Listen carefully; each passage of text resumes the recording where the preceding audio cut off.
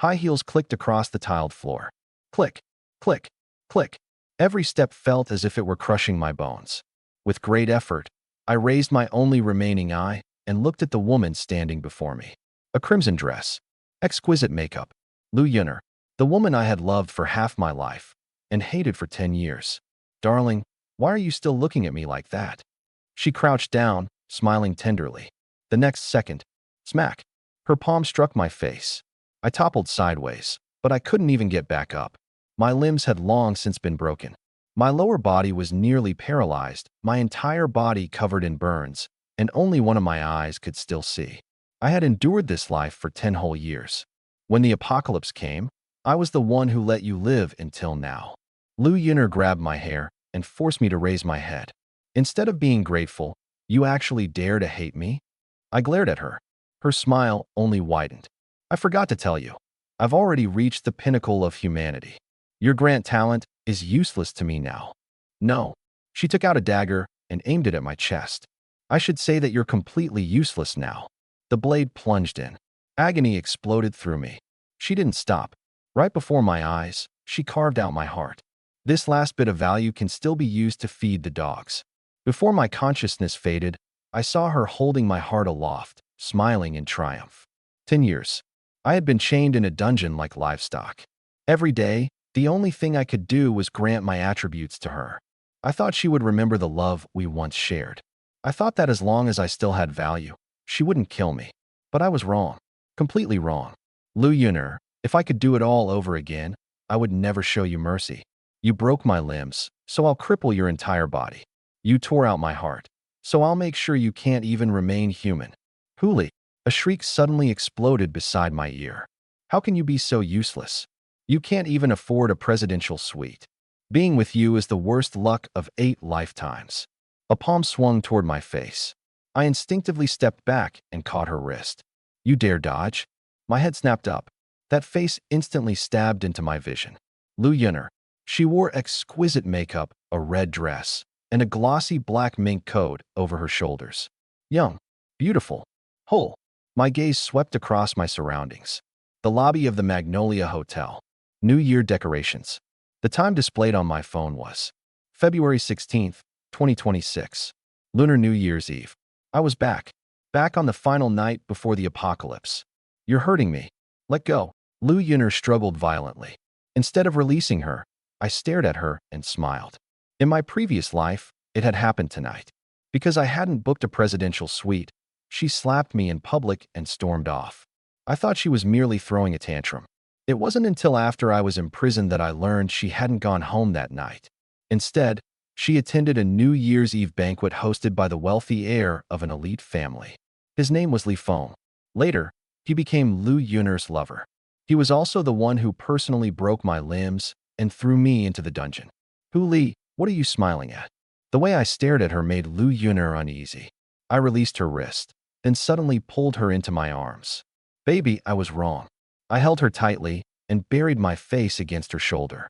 My voice was filled with remorse, but I couldn't stop the corners of my mouth from curling upward. The hotel still has 1 presidential suite available. I'll book it right now.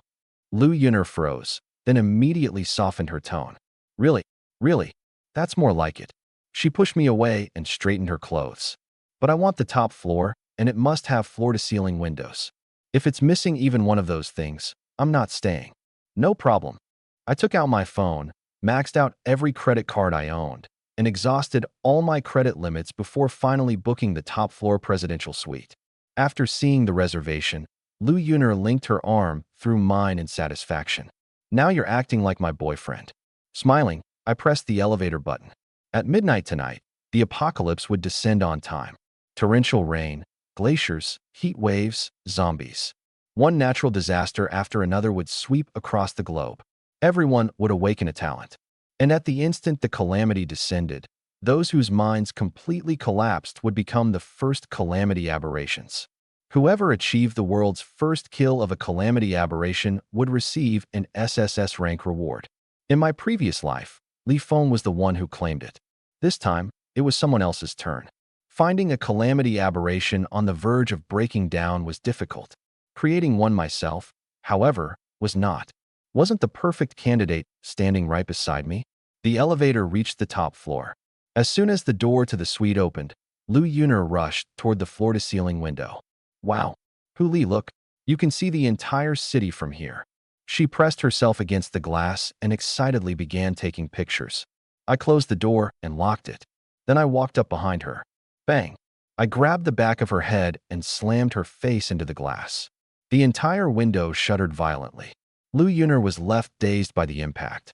Huli, I leaned close to her ear. Little Yuner, do you like the view? You hurt me. That already hurts. I seized her left arm and drove my knee upward. Crack! The sharp sound of breaking bone pierced the air. Ah! Before Lu Yuner could scream, I had already grabbed her right hand. Another crisp crack rang out. She collapsed to the floor, both arms dangling at unnatural angles. There were only a few minutes left until midnight. I had to destroy her ability to resist first. Huli, what are you doing? Tears streamed down Lu Yuner's face from the pain. Have you lost your mind? I planted one foot on her neck. Lost my mind. I stared at her and gradually increased the pressure. You ate my food, drank what I bought, and used every resource I gave you. In the end, you joined forces with your lover and locked me in a dungeon. You broke my limbs. You gouged out my eye. You tortured me for 10 years. And in the end, you tore out my heart. The more I spoke, the calmer I became. The more Lu Yuner listened, the more terrified she grew. I don't know what you're talking about. What dungeon? What lover? Huli, let me go? I won't press charges. I laughed. Even now, she still thought she could threaten me. She truly hadn't changed at all. I picked up a glass ornament and smashed it against the coffee table. Bang! Glass shattered everywhere. I picked up a sharp fragment and pressed it against her neck. Lu Yuner's entire body stiffened. Don't kill me. Whatever you want, I'll give it to you. Money? I can give you money. Do you have any? She fell silent. I crouched in front of her. As though suddenly thinking of something, she immediately dropped to her knees. Haven't you always wanted me? I'll agree to it. No, I'll beg you. As long as you spare me, I'll do anything you want. I looked up at the electronic clock on the wall. 11:59 and 50 seconds p.m. 10, 9, 8. I grabbed Lu Yuner by the hair and dragged her to the floor-to-ceiling window. You have one last chance. I pressed her face against the glass. Look at this city and think carefully about what you should say. Huli, I was wrong. She begged desperately. I'll give you anything. Please don't kill me. All right. I released her and stepped back. As long as you do what I say, I won't kill you. Tell me. I'll do anything. Turn around. She hurriedly turned to face the window. What next? Stand firmly. Lu Yuner seemed to misunderstand my intentions, and her body relaxed slightly. The next second, I raised my leg and kicked with all my strength. Boom. The already cracked floor-to-ceiling window shattered. Freezing wind and shards of glass swept into the room. Lu Yuner screamed in terror. I grabbed her hair and forced her against the broken edge of the window. The city sprawled 40 floors below us. Her entire body instantly stiffened. No. Huli, pull me back. I don't want to die. Don't worry. I leaned close to her ear. I won't let you die that quickly. I raised the shard of glass and dragged it across the face she treasured most. Blood gushed out. Lu Yuner's scream instantly changed. No. My face. She struggled frantically, but I held her down with all my strength. What did Lu Yuner care about most? Not love. Not dignity. Her face. The adoration of others. The vanity she had so carefully cultivated. If I wanted to break her, I had to completely destroy everything she took pride in. I brought the glass down again and again. Every stroke destroyed something she cherished. Cries of alarm soon rose from below. People looked up and saw Lu Yuner sprawled against the window ledge high above them. Midnight arrived. Fireworks rose into the sky. Firecrackers thundered. The entire city was celebrating the new year. But I was watching Lu Yuner's eyes. It still wasn't enough. She was terrified, but she hadn't completely broken down. I took out her phone and started a live stream. Lu Yuner was a minor internet celebrity. The moment the stream began, viewers flooded in. Come on. I pointed the camera at her. Little Yuner has a New Year's surprise for everyone. The comments exploded. Some gasped in shock. Some questioned what they were seeing. Others mocked her relentlessly. The most cutting comments came from the fans who had once worshipped her. Now, they mercilessly judged her ruined face. I held the phone before her eyes. See, your fans all love you. No. Lu Yun'er shook her head frantically. Turn it off. Please turn it off. The number of viewers continued skyrocketing. She stared fixedly at the screen, watching the ridicule and disgust scroll past. At last, her final shred of hope shattered. Don't look at me. She let out a shrill scream. At the same time, her pupils rapidly turned scarlet. Her body began convulsing. An inhuman growl emerged from her throat. It worked. A calamity aberration. Outside, the fireworks reached their peak. At the same moment, an icy voice resounded in the minds of everyone across the world. The global apocalypse has officially begun. Now, I seized Lu Yun'er by the throat and slashed with the shard of glass. Blood sprayed out. She had only just completed her transformation when all life left her body. Level 1 Calamity Aberration slain. World first kill confirmed. Congratulations to survivor Hu Li. You have received 1 random SSS rank reward. The same global announcement rang out 3 times. Immediately afterward, a new notification filled my vision. Welcome to the global apocalypse. Rule 1. The entire world will experience the same calamity at the same time. The type, duration, and level of danger will all be random. Rule 2. Any action beneficial to survival will earn points. Points may be exchanged for supplies, power, or even divinity. Rule 3. Every intelligent life form will randomly awaken 1 talent. Use it wisely. It is what you will rely on to survive. Rule 4. There is no order in the apocalypse. Or perhaps, you may become the new ordered. Looking at these familiar rules, I slowly exhaled. At last, this time, I had beaten everyone to it. Then a white light appeared around my left hand. Talent selection complete. Congratulations to survivor Hu Li. You have awakened the SSS rank talent. Grant. Effect. You may permanently grant a portion of your attributes to any life form or object. This talent can be used once per day, and your own attributes will not decrease as a result. It was still grant. In my previous life, I had relied on this talent to build Lu Yun'er into one of the strongest humans alive. Meanwhile, I could only ever be a support. In the end, I was treated worse than a dog. Suppressing my disappointment, I looked at the first kill reward. Claim. Black light abruptly coiled around my right hand. SSS rank random reward opened. Congratulations to survivor Hu Li. You have received the SSS rank talent. Plundered. Effect. When in close contact with a target, you have a chance to randomly obtain one of the target's talents, attributes, or items. This may be used on the same target up to 3 times per day. I stared at my right hand. Then I smiled. Grant could only make others stronger. Plunder would let me turn everything others possessed into my own. This time, I would no longer be anyone's support. Just then, I noticed a faint light flash across Lu Yun'er's corpse. She had completed her talent awakening too. I immediately crouched down and pressed my right hand against her body. Plunder. Black light surged into the corpse. Plunder successful. Congratulations to survivor Hu Li. You have obtained the SSS rank talent. Eye of True Sight. Effect. You may observe a target's detailed status panel, hidden attributes, hidden traits, and hidden methods of use. A burning sensation surged into my eyes. I looked up at the mirror. Dark, golden light flickered in the depths of my pupils. Eye of True Sight. My status panel immediately unfolded. Survivor, Hu Li. Survival level 1. Level progress, 0 out of 10. Constitution, 6. Strength, 6. Intelligence, 6. Agility, 6. Talents, Grant, Plunder, Eye of True Sight. It was exactly the same as in my previous life. Under normal circumstances, someone could only unlock their personal status panel after surviving the first apocalypse or reaching survival level 3. But the Eye of True Sight allowed me to see all of it ahead of time. No, there was more. My gaze fell on my talents. 3 hidden messages appeared. Hidden effect of Plunder. May be used on both living and non-living targets. Hidden effect of Grant. You may grant anything you possess to a target, including attributes, talents, and conditions. Targets may include life forms, objects, and even other talents. With the exception of attribute grants, other grants are not limited by the daily usage restriction. My breath caught. So this was the true way to use Grant.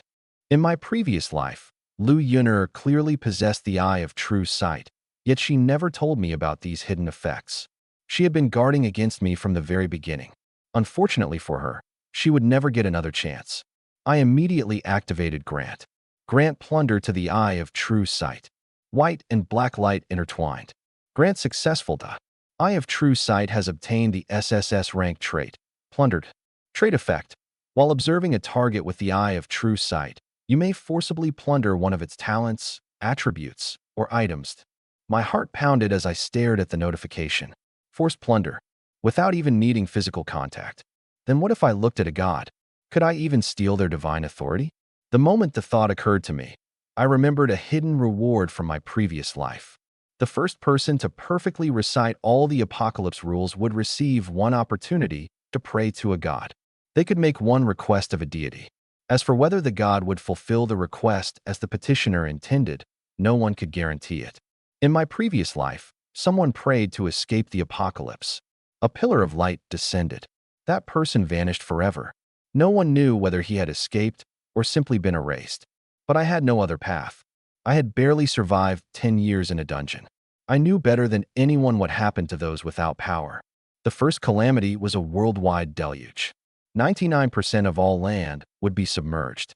The rain would continue for 49 days. Without supplies, a safe vehicle, or a means of attack, even 3 SSS rank talents might not be enough to keep me alive. A god was right before me. I would be truly insane if I didn't rob them. I closed my eyes and perfectly recited every rule and note that had just appeared. As the last word left my mouth, another global announcement rang out. Congratulations to Survivor Hu Li for being the first to perfectly recite the rules of the apocalypse. You have received one opportunity to pray to a god. This global announcement will be repeated 3 times. A public chat window immediately appeared. Messages scrolled by at a frantic rate. Li Chong. Hu Li again. Who the hell is he? Wei Changshu. He triggered 2 hidden rewards in a row. Don't tell me this guy was reborn. Li Feng Hu Li. Interesting. My eyes turned cold when I saw that name. Li Feng. In my previous life, he had joined forces with Lu Yun'er and destroyed me. His talent was an A-rank saber that could continuously grow stronger. Its rank wasn't especially high, but its potential was enormous. Once I finished what I needed to do here, he would be the first person I hunted down. Just then, raindrops struck the broken window. Splash! Torrential rain poured down without warning. Within seconds, a layer of water covered the streets. The calamity had begun. I immediately used my opportunity to pray. Divine prayer. Boom. A brilliant blue pillar descended from the sky, enveloping the entire Magnolia Hotel. Every living creature in the city dropped to its knees. Terrifying pressure descended upon me. My legs began trembling, and my bones groaned under the overwhelming weight. But I did not bow my head. I forced myself to look up at the colossal apparition within the pillar. Dark golden light glowed in my pupils. Mortal. A majestic voice reverberated between heaven and earth. Speak your wish. Suppressing my killing intent, I answered respectfully. Great deity. I desire a sanctuary that can safely withstand every calamity. Granted. A deep blue sphere of light descended from the apparition's hand. I reached out and caught it. The pillar began to dissipate.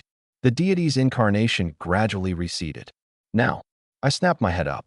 Eye of true sight. Plunder. Dark golden light pierced the divine apparition.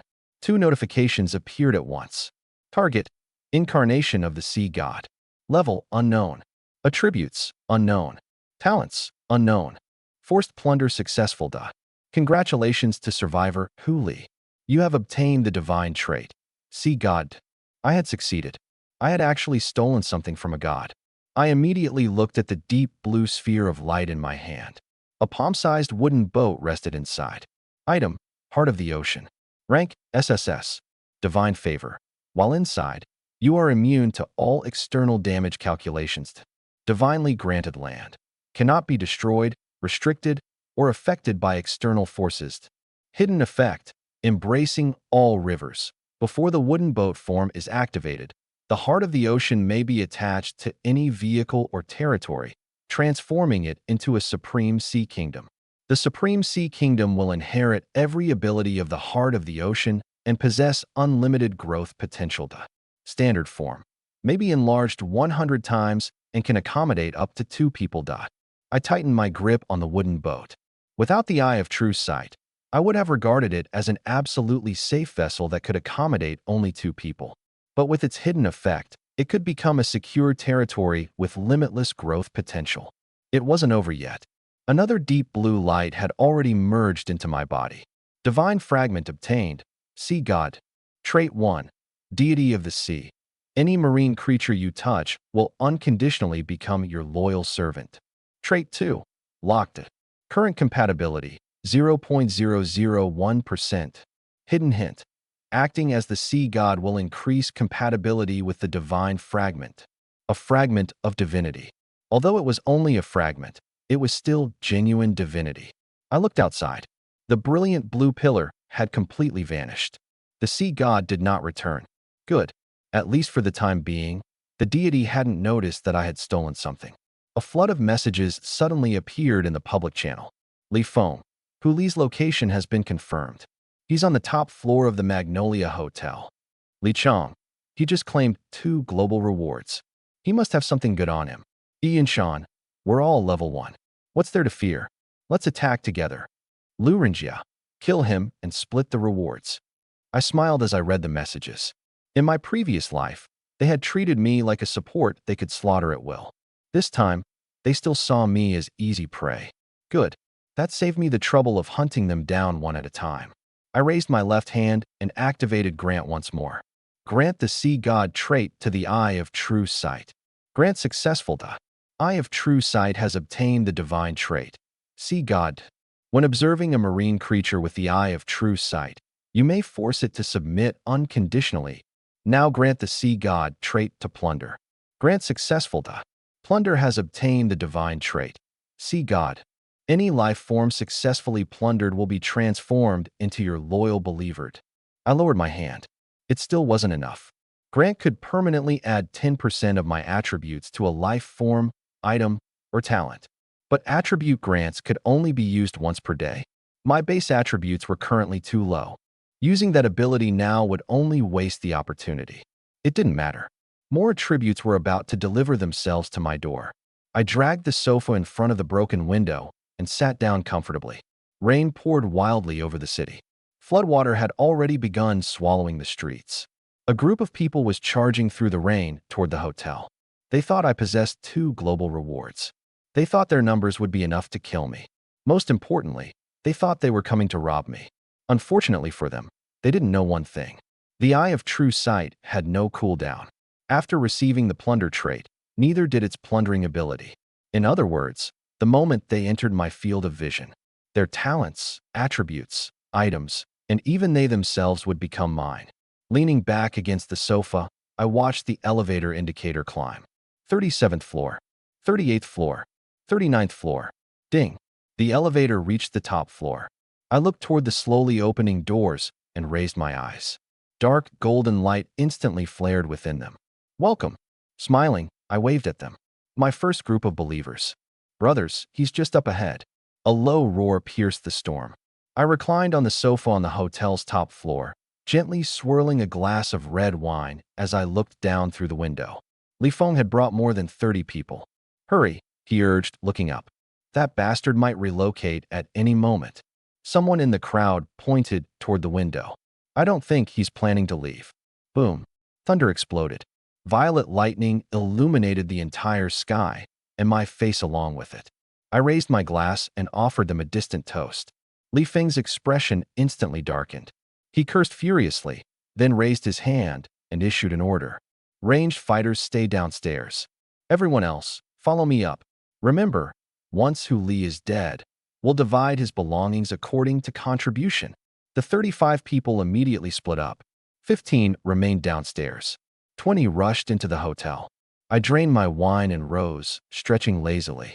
Finally, I walked toward the window, dark golden light flickering in my eyes. Eye of True Sight, Plunder. Information on all 15 people below entered my vision simultaneously. The next second, notifications erupted. Constitution +3, Strength +1, Intelligence +4, Agility +2, Mineral water ×1 obtained, Chocolate ×1 obtained, Can luncheon, meat times 1 obtained. Wave after wave of power poured into my body. I clenched my fist, unable to suppress the upward curve of my lips. 15 people. 12 successful attribute plunders. 26 attribute points in total. An ordinary survivor received only 10 free attribute points upon leveling up once. They had barely reached the hotel, yet they had already gifted me more than 2 levels worth of attributes. How generous. Unfortunately, before I could begin a second round of plundering, chaos had already broken out below. My strength is gone. I lost attributes too. Run. This guy can steal our abilities from a distance. All 15 turned and fled. I didn't pursue them. The people coming upstairs had already arrived. Bang! The door exploded inward. A black shadow was the first to charge into the room. A black panther. Its jaws opened wide, and its claws slashed toward my throat. Die, Huli. A woman's cold voice came from the black panther's mouth. A transformation-type talent? A rare find. I didn't dodge. I merely raised my right hand. Bang! The black panther slammed into my palm. Its claws stopped less than half a foot from my face, unable to move another inch. How is that possible? Her pupils contracted. Your strength. Surprised? I closed my fingers around her throat and slammed her into the floor. My original strength had already exceeded 12 points, placing me at F rank. After the attributes I had just plundered, stopping a black panther head-on was nothing. Killing her would have been easy, but I suddenly changed my mind. It would be a waste to kill such a useful shield. Black light exploded from my palm. Plunder. See God. Plunder successful. Strength +2. Survivor, Xie Qingwan, has become your believer. As your only believer, she will receive a bonus equal to 10% of all your attributes. The Black Panther struggled violently. The next second, the ferocity in her pupils rapidly faded, replaced by a deep ocean blue. She prostrated herself at my feet. Your most loyal believer greets my God. The 19 people at the doorway froze. The savage grin on Li Feng's face stiffened as well. What kind of ability is that?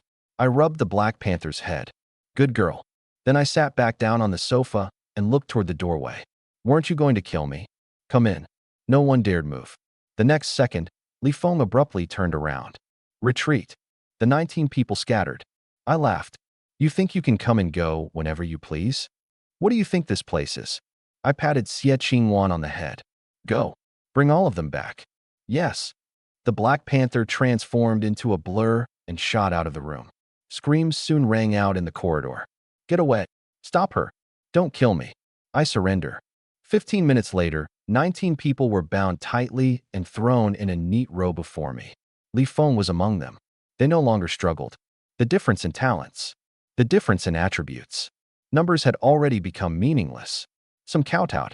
Some begged for mercy.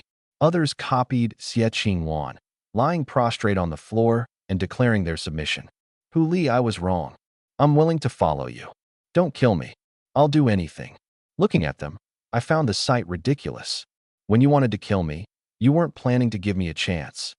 Now that you've lost, you expect to live? I bent down and patted one man's face. Since when was life so convenient? Dark golden light flashed in my eyes. Eye of true sight. Plunder.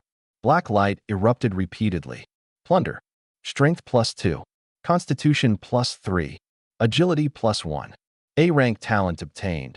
Black gold ancient saber. F rank item obtained. Exquisite suit. Human right fibula ×1 obtained. Notifications rang out one after another. I could plunder each person 4 times. 19 people. 76 attempts. Of those, Eye of true sight. Plunder was guaranteed to succeed, while ordinary plunder had only around a 30% success rate. In the end, 40 of the 76 attempts succeeded. 26 yielded attributes, giving me a total of 50 points. The remaining 14 gave me mostly useless odds and ends. The only genuinely valuable prize was the A-rank talent, Black Gold Ancient Saber. I raised my hand.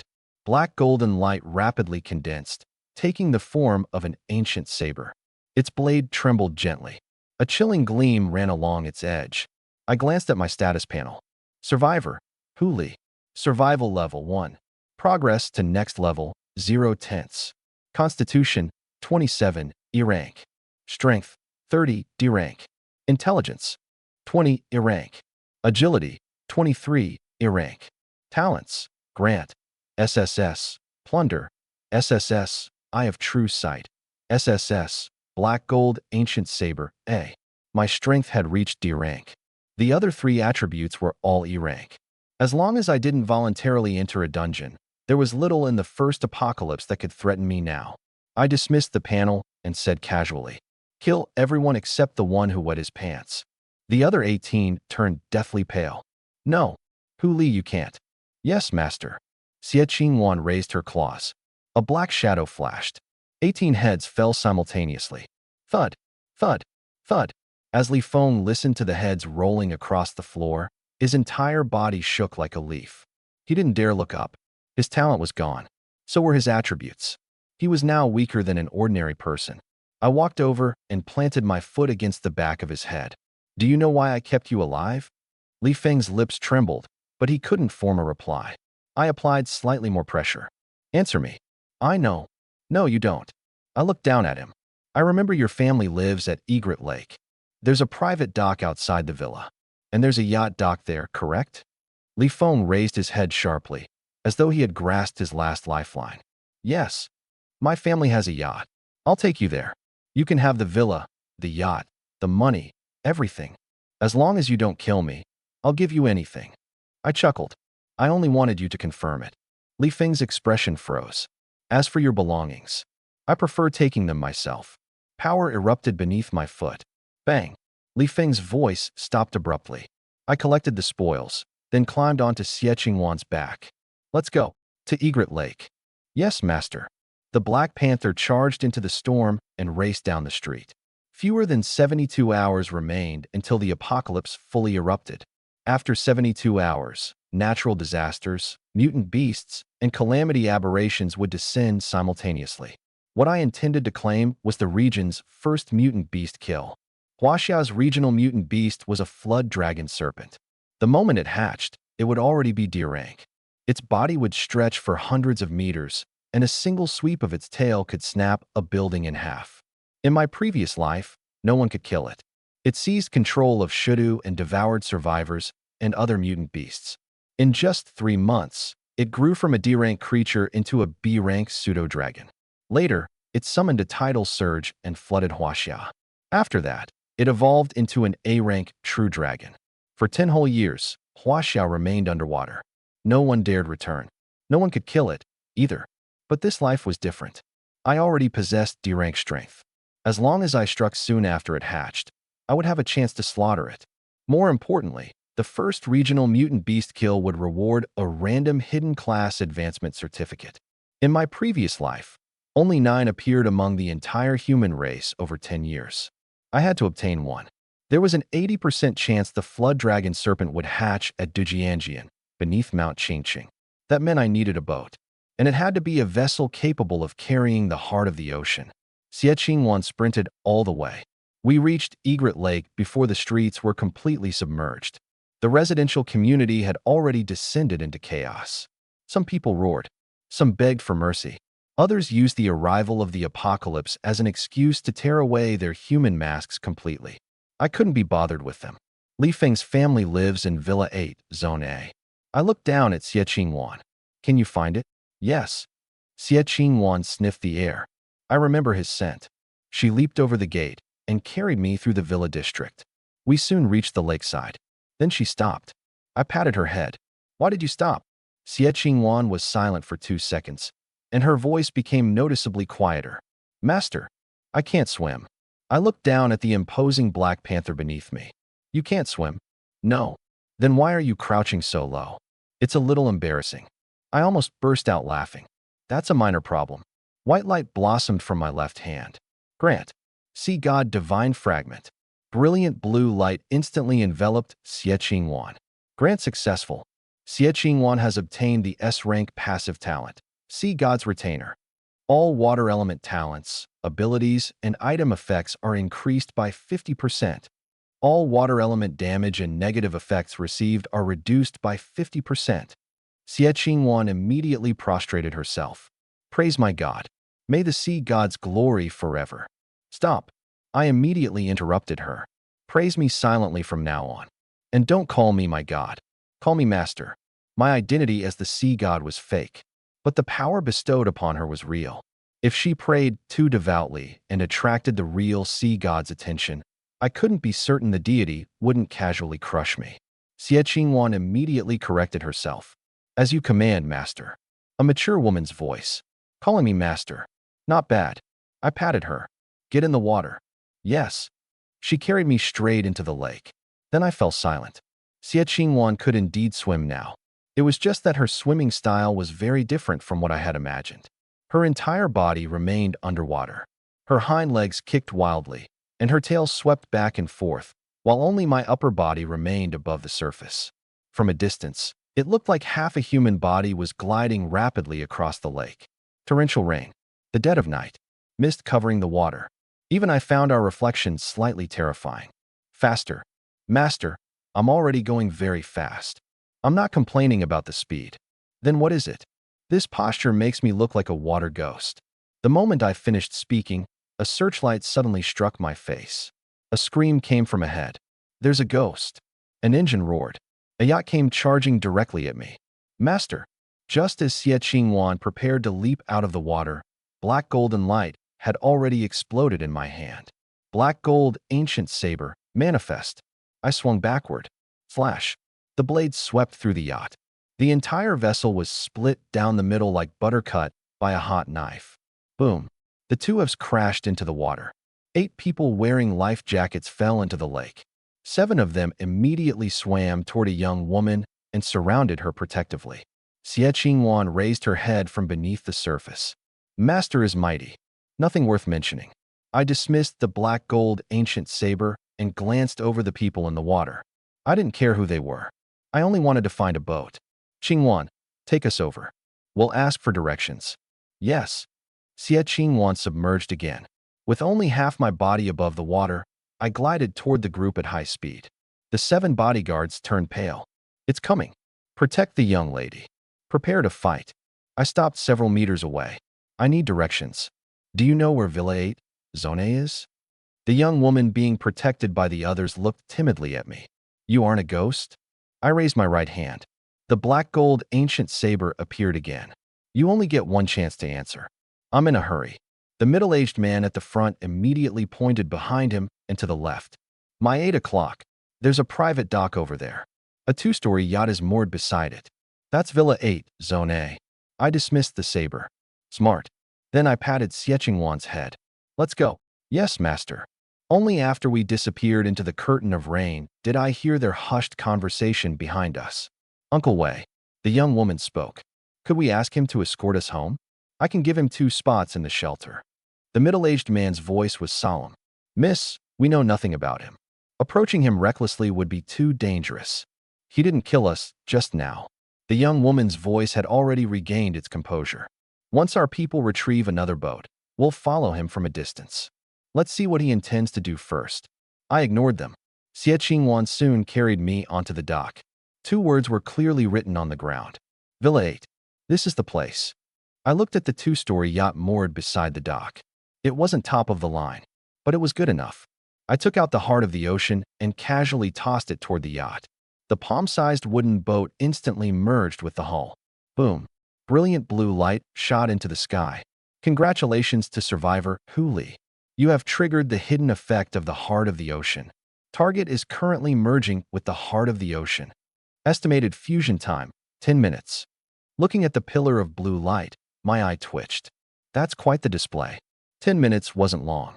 But in the darkness, this light was enough to attract everyone around Egret Lake. Under the eye of true sight, I could already sense countless gazes turning toward us. 2 of them were hidden inside Villa 8. They were probably Li Feng's relatives. Originally, I had only intended to take the boat and leave. But clearly, they had no intention of letting me depart peacefully. I summoned the black gold ancient saber. Qingwan, guard the boat. If anyone comes near it, restrain them immediately. Yes, master. I carried the saber toward the villa. Just as I reached the door, a muffled sound came from upstairs. Bang! A bullet struck me in the chest. Immediately afterward, it dissolved into mist. It wasn't a real firearm. It was a weapon created by a talent. Unfortunately, it was too weak. It couldn't even break through my defenses. I looked up. Dark golden light flowed through my eyes. Eye of true sight. Plunder. The shooter's position was instantly revealed. Third floor. Behind the window. Found you. I gripped the black gold ancient saber backward and hurled it upward. Boom. The saber pierced the wall, tore through 3 layers of concrete, and accurately impaled the shooter through the chest. Intelligence +2. At the same time, the villa's front door burst open. A middle-aged man with bloodshot eyes charged out. His body had expanded by an entire size, and he swung a kitchen knife at me. You killed my son. I'll make you pay with your life. C-rank talent, body berserk. I didn't recall the black gold ancient saber. I merely stepped forward and threw a punch. Bang! My fist punched straight through the left side of his chest. A cloud of blood erupted behind him. The middle-aged man looked down at his chest. The madness in his eyes rapidly transformed into terror. You? Li Feng wore almost the same expression before he died. I pulled my fist free. His corpse collapsed. Constitution +2. I flicked the blood from my hand and frowned. Too fragile. He hadn't even survived long enough for me to plunder him several more times. 9 minutes remained until the fusion was complete. More and more silhouettes had appeared around the dock. Flashlights swept through the rain. Some people hid inside villas. Others concealed themselves behind trees. Still others used the storm as cover to creep closer to the yacht. But for now, they were all watching. No one wanted to be the first to die. I wasn't in a hurry, either. Killing people unprovoked was no fun. I turned towards Xie Qingwan and spoke directly into her mind through the connection between a god and his retainer. Qingwan, I'm here, master. Open the announcement channel and send a message. What should I say? I looked at the growing number of eyes around us, and the corners of my mouth slowly lifted. Say this. Huli has fled while severely injured. He entered Egret Lake carrying an SSS rank item and is now seeking powerful allies. Xie Qingwan paused. Master, are you trying to lure all of them here? I'm not forcing anyone. Carrying my saber, I walked back toward the dock. If they come to kill me for an SSS rank item, then it's perfectly reasonable for me to kill them in return. Understood. The announcement was sent soon afterward. Within seconds, all of Egret Lake erupted into activity. Figures rushed out of the villas. Beams of light converged on the dock. The roar of engines even sounded in the distance. I stood before the yacht, bathed in blue light, with the black gold ancient saber pointed diagonally toward the ground. The bait has been set. Now, we wait for them to bite. Egret Lake dock. Blinding blue light erupted in the rain. My heart of the ocean was still binding itself to the yacht, while Xie Qingwan, transformed into a nearly 2-meter-long black panther, guarded it nearby. I stood a short distance away, mist swirling around my body. The bait had been set. Now I only had to wait for the fish to bite. The next second, a message suddenly appeared in the regional channel. Xie Qingwan. Huli fled here severely injured. He entered Egret Lake carrying an SSS rank item and is seeking allies. The channel instantly exploded. Chi Xiao Xiao, Huli? The Huli those people surrounded at the Magnolia Hotel. Yao E, an SSS rank item. Is that what the blue light at the dock is? Lu Renjia. He's already badly injured. What's there to fear? This is practically free loot. Ishan. Didn't you claim you participated in the attack too? Li Feng and all the others died. How are you still alive? Lu Renjia. I just didn't make it there in time. A long row of ellipses immediately filled the channel. Lu Renjia became anxious. Lu Renjia. Nobody fight me for it. I'm already at Egret Lake. I'm going over there right now to see what he's made of. I almost laughed when I saw the message. His mouth was certainly brave. Now I wanted to see whether he was brave enough to show up in person. The thought had barely crossed my mind when a dark figure suddenly charged out from behind the crowd, swinging a police baton toward the back of my neck. My upgraded eye of true sight. Plunder had remained active the entire time. The moment he moved, I locked onto him. Ding. Plunder successful. Agility +2. Not bad. I accepted the greeting gift. With my speed, I could have killed him with a single backward slash. But I couldn't do that yet. The fish hadn't all arrived. Why would I pull in the net early? The police baton swung down. I dodged sideways, deliberately twisted my foot, and fell heavily onto the dock. Bang! The wooden plank shook. He really is injured. Take the boat. Move. Several men in security uniforms immediately became wild with greed and rushed onto the dock. Unfortunately, there were only a few of them. That wasn't nearly enough. The young security guard who had ambushed me rushed over and planted one foot on my chest, laughing wildly. "So you're Huli?" I stared at him without speaking. He ground his shoe against my chest.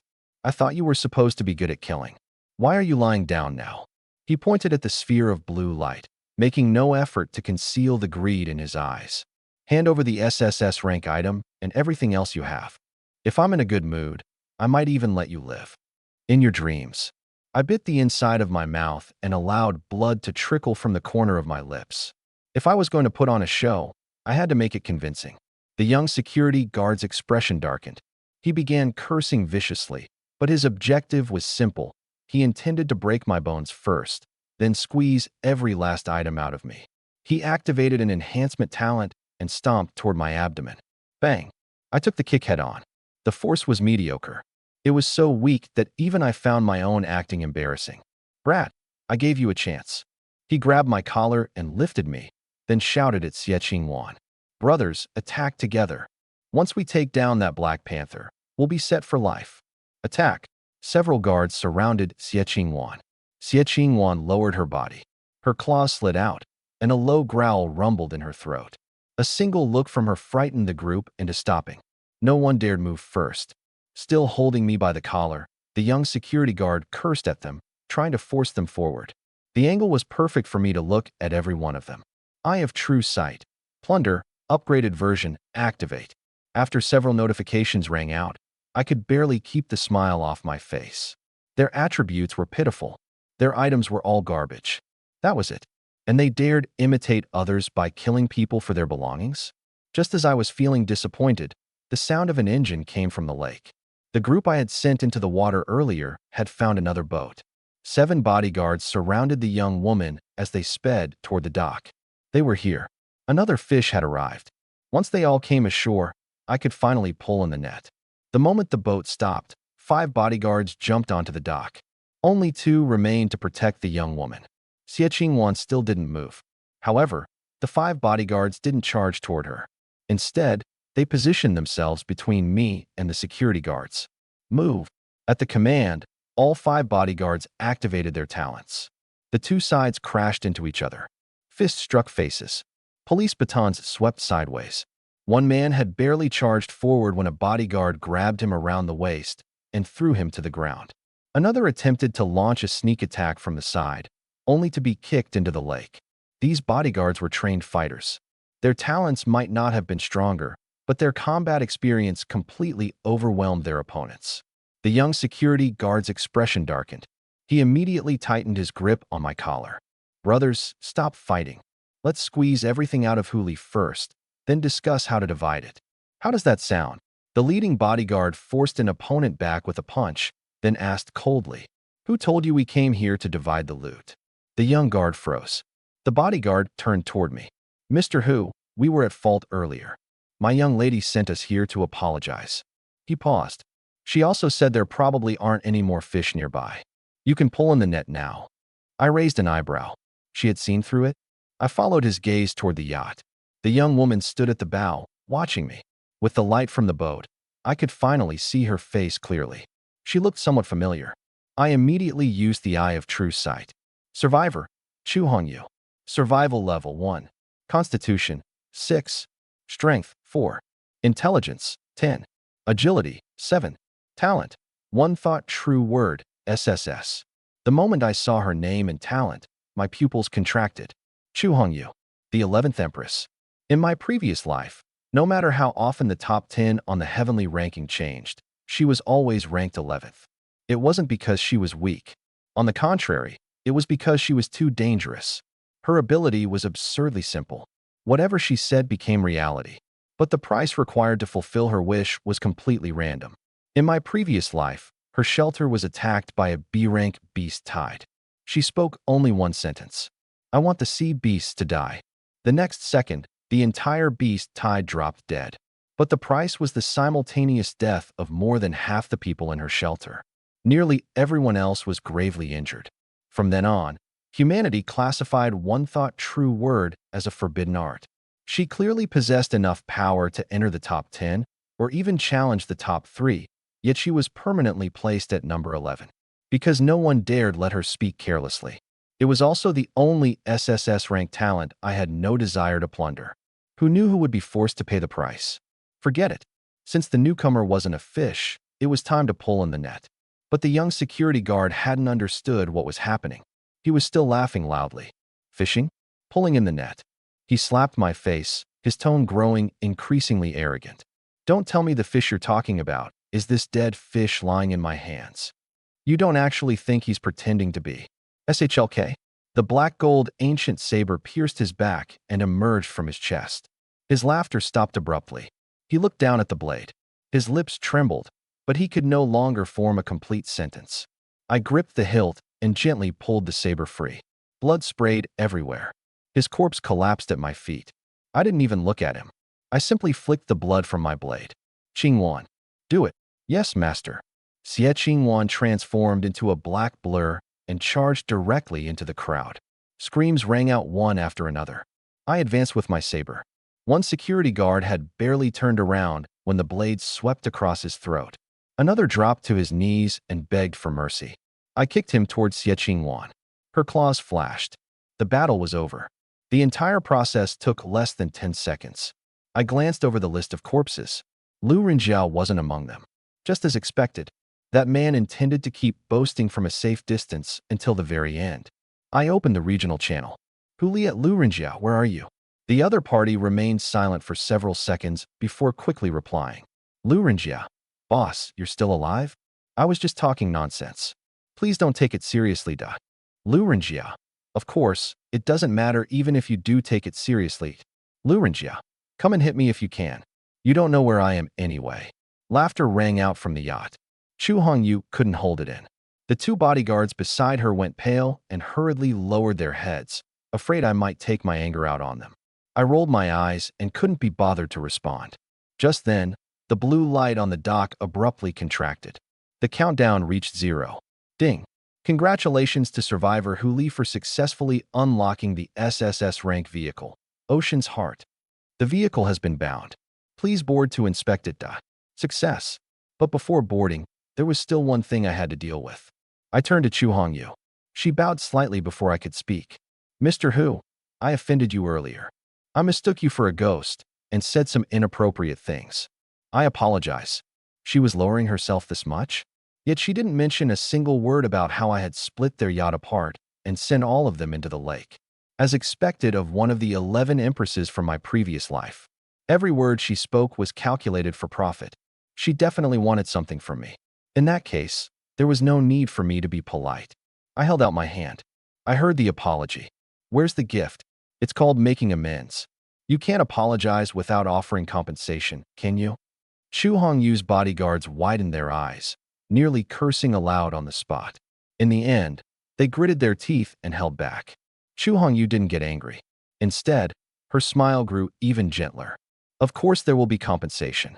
20 pounds of fresh meat, 20 cases of canned meat, and another 20 cases of purified water.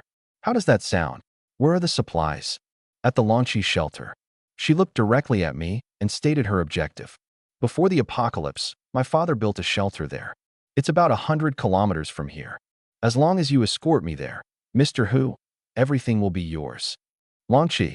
In my previous life, Chu Hongyu had indeed possessed a large shelter and taken in a great number of survivors.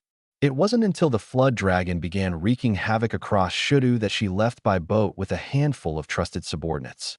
I hadn't known where the shelter was before. Now I did. Besides, I was already heading to Dujianjian. It was on the way. More importantly, there were many people in the shelter. The more people there were, the more attributes I could deprive. This deal was worth making. Fine. I looked at her. But compensation is compensation, and business is business. What do I get for escorting you to Longqi? Chu Hongyu met my gaze and parted her red lips. Anything I have. Anything you want. You may take whatever you please. The expressions of the bodyguards beside her instantly became strange. I didn't react. She was certainly beautiful. Both her appearance and temperament far surpassed those of a minor influencer like Lu Yuner. But women like her were all the more dangerous for it.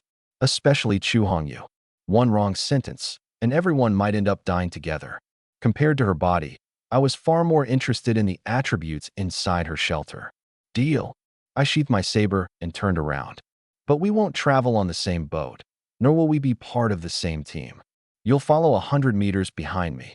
I decide the route. If we encounter danger, I'll intervene. Chu Hongyu smiled and held out her hand. No problem. To a pleasant partnership? I gave her hand a light shake. To a pleasant partnership.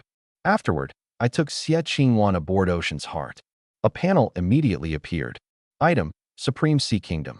Category, Vehicle. Rank, SSS. Level, 10100s. Divine Grace.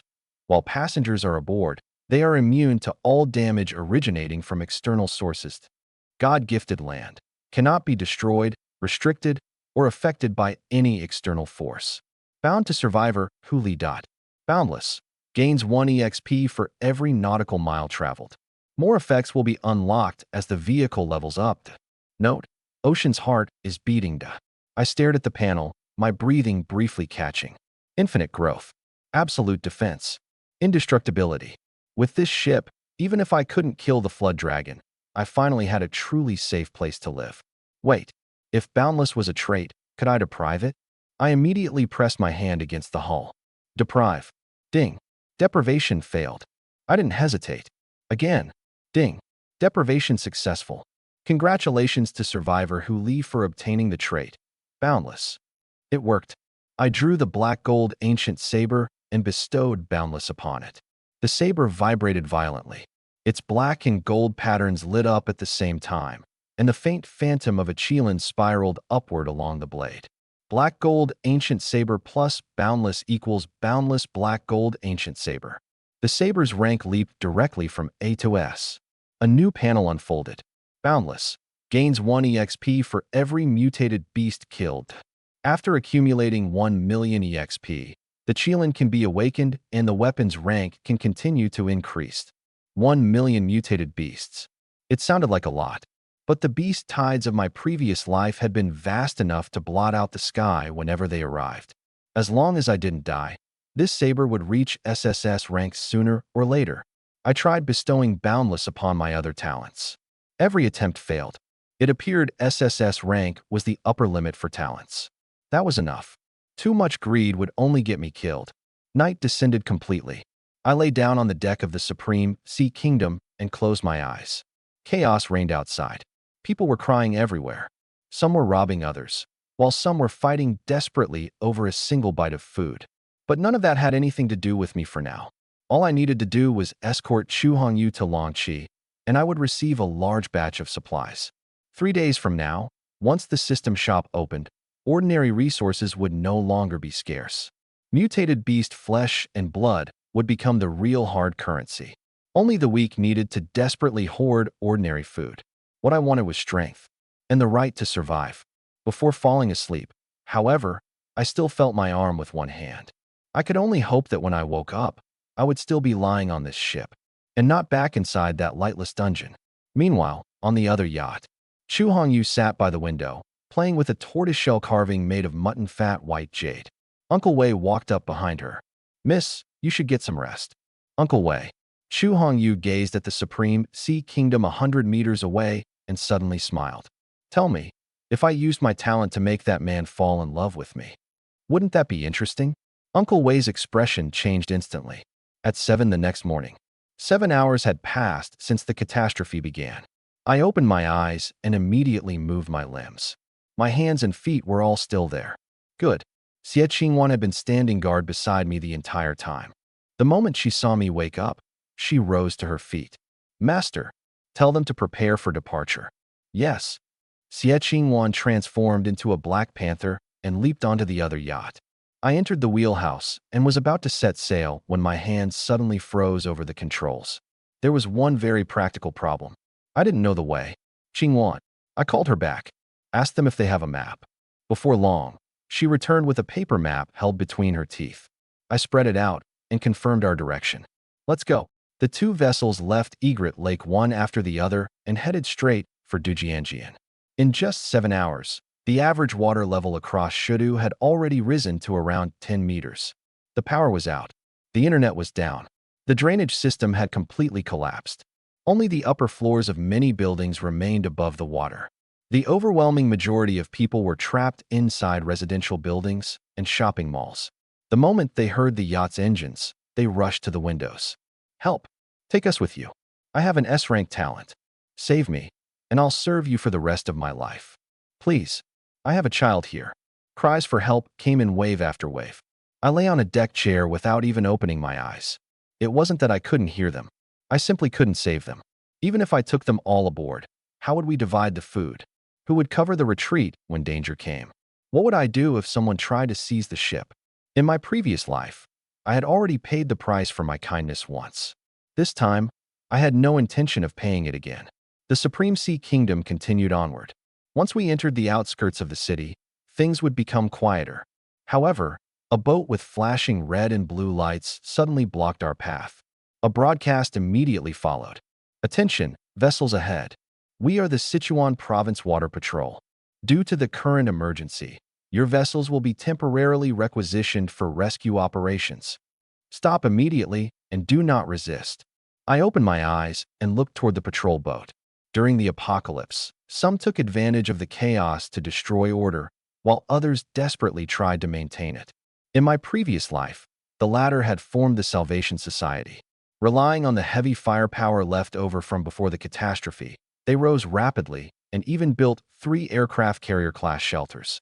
The leader of the Salvation Society had also remained 4th on the heavenly ranking for years. But right now, they wanted to requisition my ship? Dream on. Qingwan. Master, ignore them. Keep going. Yes. The Supreme Sea Kingdom didn't slow down. Chu Hongyu's yacht also remained 100 meters behind, clearly choosing to force its way through with me. The broadcast sounded again. "First warning. Stop immediately. Do not challenge our limits." I ignored it. "Second warning. If you continue forward, we will take necessary measures." The distance between the two vessels rapidly shrank. "Third warning. A woman in plain clothes stepped onto the bow, raised a pistol in both hands, and aimed at the wheelhouse. Bang! The gunshot tore through the curtain of rain. The bullet flew into the sky. I suddenly stood up. That voice. And that face. It was her. Chenyi. On the 4th day of the catastrophe in my previous life, mutated beasts had attacked Lu Yun'er and me. We had been soaking in the water at the time, with neither a boat nor the ability to fight them head-on. If Chun-Yi hadn't arrived with a patrol boat, the mutated beasts would have torn us apart. She had saved my life. Later, Lu Yun'er insisted on leaving, so we acquired a life raft and parted ways with Chenyi. After that, I never heard any news about her. Her name had never appeared on the heavenly ranking either. "Master, I'll deal with her." Xie Qingwan extended her claws, a murderous gleam flashing in her eyes. I raised my hand and knocked her on the head. Thump. "Deal with what?" She only fired into the air. She didn't shoot me. Is it reasonable to kill people at the slightest provocation? Clutching her head, Xie Qingwan stared at me with tears in her eyes. She clearly wanted to ask one question. "Master, since when did you care about being reasonable?" "Stop the ship." The Supreme Sea Kingdom immediately slowed down. The two boats eventually came to a halt less than 5 meters apart. Even through the rain and mist, I could clearly see Chenyi's face. I activated Eye of True Sight once more. There was no mistake. It was her. I stepped forward. "Hello. My name is Hu Li. It's nice to meet you." Chen-Yi had clearly heard my name before. Her eyes instantly became vigilant, but she still saluted me. "Hello, Mr. Hu. These are extraordinary circumstances. We need to requisition your vessel for rescue operations." "No." I refused with a smile. I acknowledged my debt to her for saving my life. But she wanted me to sacrifice my interests to save a group of complete strangers? Sorry. I had already raised one ungrateful wolf in my previous life. I had no intention of raising another. Chen-Yi frowned. "You? It's a misunderstanding." "This is all a misunderstanding." A man suddenly ran out of the cabin. He ingratiatingly stopped Chen-Yi, then turned and smiled obsequiously at me. "Mr. Hu, we were too rash just now. We won't requisition your ship. You may leave." I narrowed my eyes. I remembered this face as well. After Lu Yun'er and I boarded the patrol boat in my previous life, he had repeatedly hinted that Lu Yun'er should offer her body in exchange for resources. At the time, Lu Yuner still needed me as her attribute cash machine, so naturally she refused. She exposed the matter to Chun Yi. Chun Yi gave the man a harsh reprimand, and then nothing happened. After all, in Chun Yi's eyes, no matter how bad a person was, his life was still a life. She couldn't throw him off the boat. It seemed he hadn't changed at all, but that was good. I had been wondering how to repay Chun Yi for saving my life, and now he had delivered himself right to me. Ignoring the man, I looked only at Chun Yi. Miss Chun, why don't we play a game? If you win, I'll lend you my ship for your rescue operation. If you lose, you won't suffer any loss. What do you think? Chun Yi didn't hesitate in the slightest. Fine. How do we play? I took a can of luncheon meat from my storage space and waved it in my hand. Everyone on the patrol boat turned to stare. Some even swallowed involuntarily. I smiled. First, bring 10 people out of the cabin. We'll play a simple question and answer game. I opened the can. The scent of meat spread through the air. Everyone's eyes instantly turned red. I assume you're all hungry. Chun Yi frowned. She had clearly sensed something was wrong, but she couldn't quite identify it. With no other choice, she turned and entered the cabin. She knew she couldn't order around the man beside her. Thank you for giving us a chance, Mr. Hu. The man immediately approached me with an especially eager smile. My name is Xiao Chong. You can just call me Chong. It doesn't matter whether the cooperation works out. I mainly want to become your friend. What do you think? I glanced at him without answering and directly activated Eye of True Sight, Deprivation Edition. Agility +1. That was it. How stingy. Only 1 point of agility. When Xiao Chong saw that I wasn't responding, his smile froze. Unable to advance or retreat, he could only stand there and laugh awkwardly. Meanwhile, Chu Hongyu had already walked to the bow of her yacht. She watched the Supreme Sea Kingdom through the rain, her eyes full of amusement. Miss, should we go over and take a look? A bodyguard asked. Don't court death. Chu Hongyu shot him a cold glance. We agreed on 100 meters, so it will remain 100 meters. If you want to get closer, I won't stop you. Everyone immediately fell silent. Chu Hongyu looked around and muttered softly. It would be wonderful if someone attacked us right now. That would give him the perfect chance to play the hero and save the beauty. The moment she finished speaking, dark gold light flashed across her body. SSS rank talent, Word of Truth, activated. Before long, Chun Yi returned to the deck with 10 people. She had clearly explained something to them beforehand. All 10 looked nervous and didn't dare move recklessly. I stepped forward and stared at Chun Yi. Before we begin, I have a question for you. What is it? Do you think human nature is inherently good or inherently evil? I don't know, and I don't want to know. Chun Yi refused to fall into my trap and answered quickly. Some people are good, and some are evil. I only do what I want to do. Why should I concern myself with everyone else? What if someone exploits your kindness to inflict evil upon others? She fell silent for several seconds. Then it will be my responsibility. I'll bear it. Very good.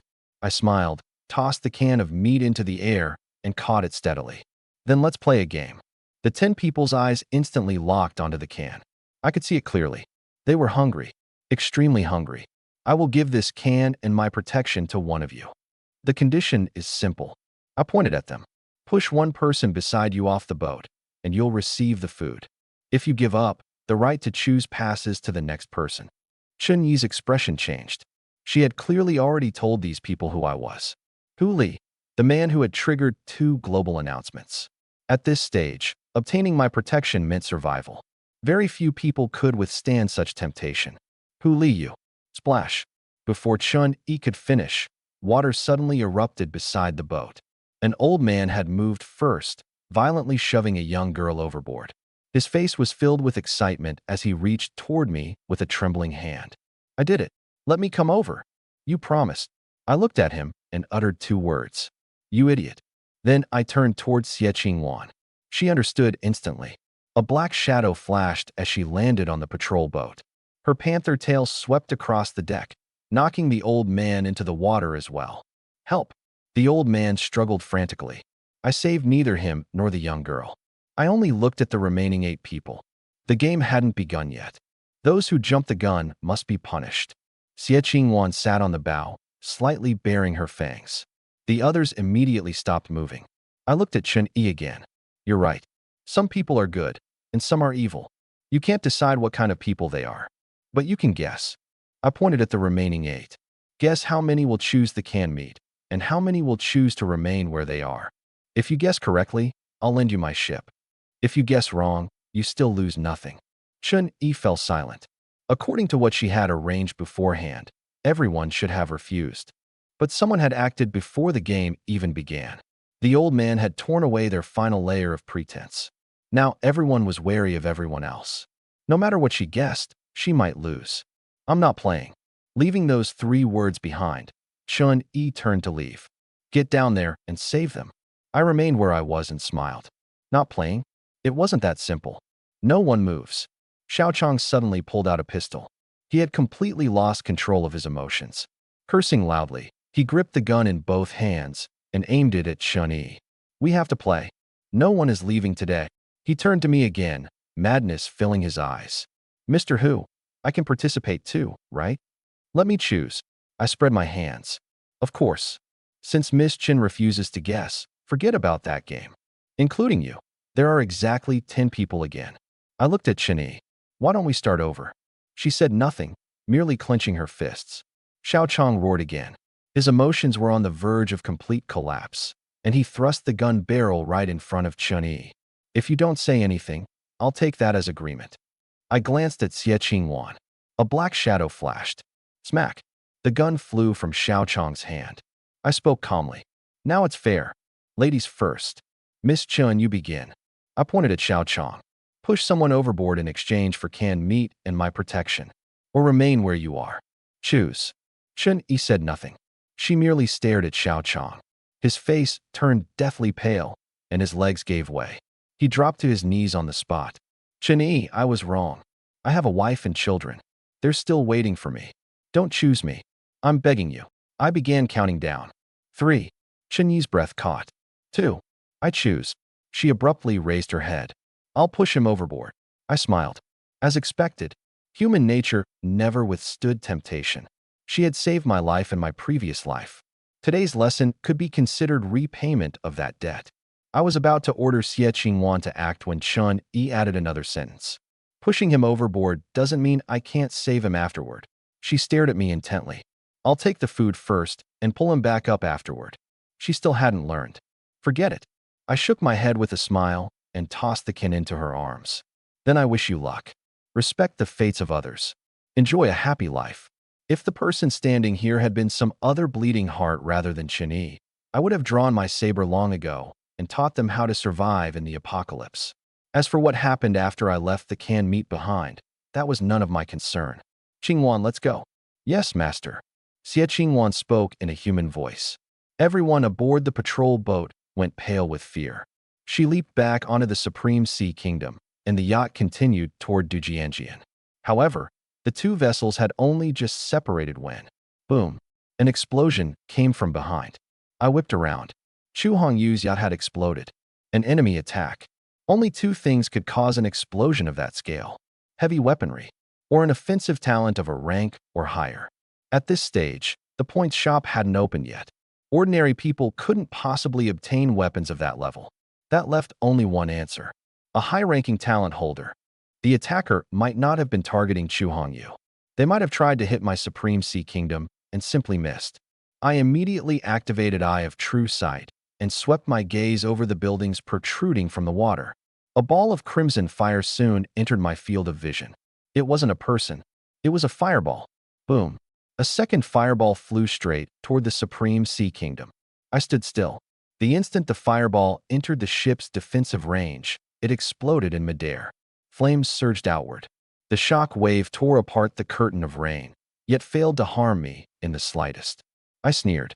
At this stage, unless someone possessed power capable of countering the Supreme Sea Kingdom's traits, even an SSS-rank talent wouldn't be able to harm anyone aboard.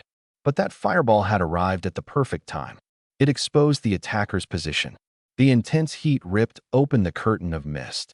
300 meters away, a patrol boat was following behind us, its red and blue lights flickering through the rain. Master, Xie Qingwan locked onto the boat, raised one panther paw, and bared her fangs. I'll kill them. Don't kill them. I stopped her. Take them all under control. I have a use for them. Yes. She leaped into the water. Last night, I had bestowed some of my attributes upon her, randomly enhancing her agility. In addition, she was my only believer and could receive 10% of my total attributes. Her agility had now reached 15 points. That was more than enough to deal with a few beginners whose attributes had yet to surpass the limits of ordinary humans. I looked toward Chu Hongyu's burning yacht and sighed. Then I removed my shirt and dove into the water. Eye of True Sight activated. I instantly locked onto the locations of 8 people. Chu Hongyu and her 7 bodyguards. I swam over quickly, pulled them out one by one, and threw them onto the patrol boat. As for the Supreme Sea Kingdom, I casually returned it to my system inventory. By the time I climbed onto the patrol boat, Xie Qingwan had already returned. She crouched calmly on the bow. Master, the mission is complete. I took clothes from my inventory and put them on. Just as I was about to enter the cabin, Chu Hongyu suddenly called out to me. Wait. I turned to look at her. She immediately got up and hurried toward me. After taking only 2 steps, her foot slipped, sending her falling straight into my arms. Her movements looked natural. Her angle was also precise. But I stepped backward. Thud. She crashed solidly onto the deck, her head coming to a stop beside my feet. I looked down at her. Did you need something? Chu Hongyu gritted her teeth and quickly climbed to her feet. Tilting her head upward, she met my gaze directly. I want the person who attacked us. That wasn't part of our deal. Leaving that sentence behind, I turned and entered the cabin. Chu Hongyu remained where she was. She looked down at her figure, then at my back. Not even a reaction to that. The more she thought about it, the more suspicious she became. In the end, she even turned her gaze toward one of the young male bodyguards behind her. Inside the cabin, I understood the situation at a glance. The can of meat I had left behind was sitting untouched on the table. Chen Yi, however, had been tied up and thrown into a corner. Her face was covered in bruises. She had clearly suffered quite a beating. Everyone else was in even worse shape. They were all lying on the floor. Even the least injured had several broken ribs. The worst off was Xiao Chong. If I had arrived any later, he might have been dead. I didn't ask what had happened. The result was written all over their faces. I picked up the can from the table and walked over to Chen Yi. Click. I opened it. Then I held the meat in front of her. New game. She raised her head, her eyes bloodshot. Take the canned meat, and I'll bring you away. But everyone else on this boat will die. Refuse it, and you'll die with them. Choose. Demon. Chen Yi stared at me. You're a demon. She knew these people would turn against each other sooner or later. But she couldn't accept that it had happened today. The canned meat I left behind was merely the spark. They were all hungry. Yet there was only one portion of food. My apparent favoritism toward Chen Yi had also shown them another possibility. Take the canned meat. Control Chen Yi. Catch up to me. Perhaps even sink both vessels and seize all our resources. Once desire opened its mouth, it only grew wider. That was why Chen Yi had been stripped of authority less than a minute after I left. 2 minutes later, she lost control of the patrol boat. 3 minutes later, they turned around and chased after us. They had even attacked Chu Hongyu. All for a vague possibility that might not have existed at all. A demon. I laughed. If everyone who crawls back from hell is considered a demon, then I suppose I am one. I moved the can slightly closer. Now make your choice. Chen Yi turned her head and looked at the others in the cabin. Groans sounded without pause. Those people had smiled at her before. They had promised her they would survive together. Yet now they had tied her up with their own hands. She closed her eyes. 2 trails of tears rolled down her cheeks. The next second, she snatched the can and frantically stuffed the meat into her mouth. Chewing, swallowing, until not a single bite remained. She raised her head, her voice trembling. I want to live. Is that so? I raised my hand. A long black and gold saber appeared in my palm. I turned the hilt toward her. Prove it to me. Half an hour later, the cabin fell silent. 31 people. Apart from Chen Yi, only 30 corpses remained. She stood in a pool of blood, gripping the saber tightly with both hands. I didn't look at her for long. Before she acted, I had already scanned everyone with Eye of True Sight, Deprivation Edition. Strength +4, Stamina +6, Agility +3, Intelligence +3. There were also plenty of miscellaneous things. Most importantly, there was an A-rank talent. Talent, Explosive Fireball. Rank, A. Effect, causes an area of effect explosion amplified according to the intelligence attribute. Cooldown, 24 hours. Note, hey catch. This was the talent that had destroyed Chu Hongyu's yacht. For an ordinary person, being able to use it only once per day meant it could serve only as a trump card. But in my hands, it was different. Bestow Boundless. Explosive Fireball transformed into Infinite Fireball. Bestow See God. Infinite Fireball transformed into Undying Fireball. Bestow Deprivation. The three traits completed their fusion. Talent: Undying Fireball, Deprivation Edition. Rank S. Effect: causes an area of effect explosion amplified according to the intelligence attribute. Simultaneously deprives the target of one talent, attribute, item, or piece of equipment. Ignores fire resistance. Cooldown: accumulates one fireball per hour, with no upper limit. Hidden effect: can advance after a total of 10,000 fireballs have been used. Note, hey catch. I stared at the talent panel, my breathing stopping for an instant. And this was only S rank. Once it reached SSS rank and gained other traits, a single fireball might become something comparable to a forbidden spell. I walked to the bow and raised a hand toward an empty stretch of water in the distance. Go! An azure fireball flew from my palm. Boom! The water exploded instantly. 100-meter column of water shot into the sky. Blue flames clung to the water column and refused to go out. Wave after wave spread outward from the impact, forcefully pushing the patrol boat backward. Chu Hongyu stared in astonishment. She recognized the talent. More importantly, she knew that before entering the cabin, I hadn't possessed this ability at all. She immediately guessed something. My talent could steal the powers of others. The way Chu Hongyu looked at me changed. The next second, she signaled to a young male bodyguard beside her. The man's expression stiffened, but he didn't dare refuse. Holding a white handkerchief, he walked toward me. "Mr. Hu, you've worked hard." He deliberately softened his voice. "Let me wipe away your sweat." A chill instantly ran down my back. Ignoring him, I looked directly at Chu Hongyu. That was the first time, and it will be the last. If it happens again, our deal is over. Come back here at once. Chu Hongyu immediately shouted. The young man looked as if he had received a pardon and hurriedly ran back. I pointed at the patrol boat. "This boat belongs to you now. I'm also leaving Chenyi with you. If she attacks you, you may kill her. But as long as she follows the rules, give her a share whenever there are extra resources." Chu Hongyu smiled and nodded. "Rest assured, Mr. Hu. I will do as you say." I summoned the Supreme Sea Kingdom and boarded again with Xie Wan. I lay back down on the deck chair. Chu Hongyu and her people followed 100 meters behind and no longer dared approach. The debt from my previous life had already been repaid the moment I gave Chun-Yi that can of meat. I had given her another chance afterward only because I saw my former self in her. If she seized the opportunity, she would be reborn. If she failed, that was her fate. Of course, I had no intention of keeping her beside me. Once we arrived at Chu Hongyu's shelter, I would leave her there. Whether she lived or died would be up to her. An hour later, the patrol boat ran out of fuel. It was only an ordinary boat, after all. It didn't possess system traits like the Supreme Sea Kingdom. But we were still nearly 30 kilometers from Dujianjian. If they tried to row there, they might not arrive even by nightfall. With no other choice, I released a tow cable and connected the two vessels. The distance between us shrank from 100 meters to less than 5. Before noon, we finally entered the waters of Dujianjian. I stood at the bow, gazing across the vast expanse of water before me as my brows gradually furrowed. In my previous life, that A-rank true dragon should have still been only a flood serpent egg at this point. The problem was, where was I supposed to find a single egg in such a vast body of water? Forget 2 days.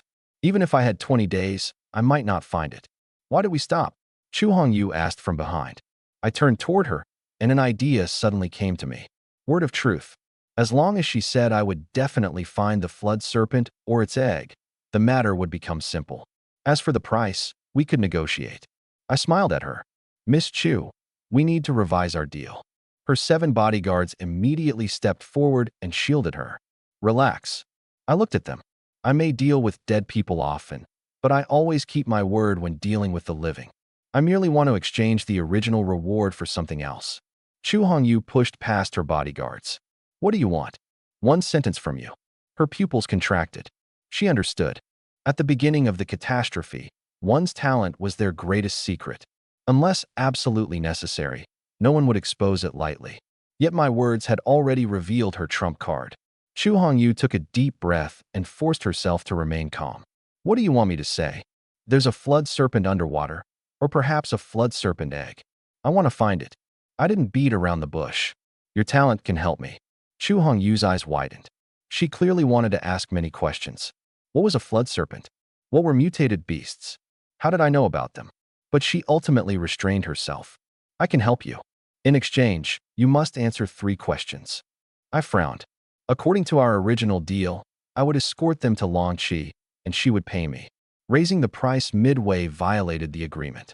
Chu Hongyu immediately explained. This will be a separate transaction. It won't affect our previous agreement. Once you deliver us to Longqi, you may still name one condition. Only then did I nod. Deal.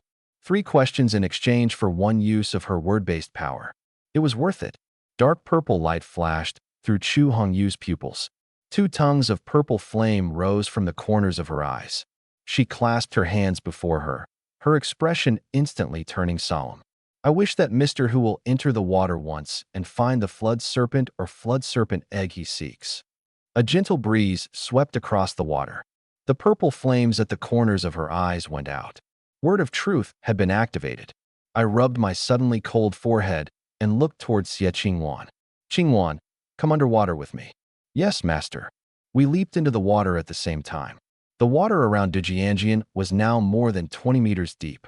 The torrential rain had left the entire area impossibly murky. An ordinary person wouldn't have been able to see even 1 meter ahead.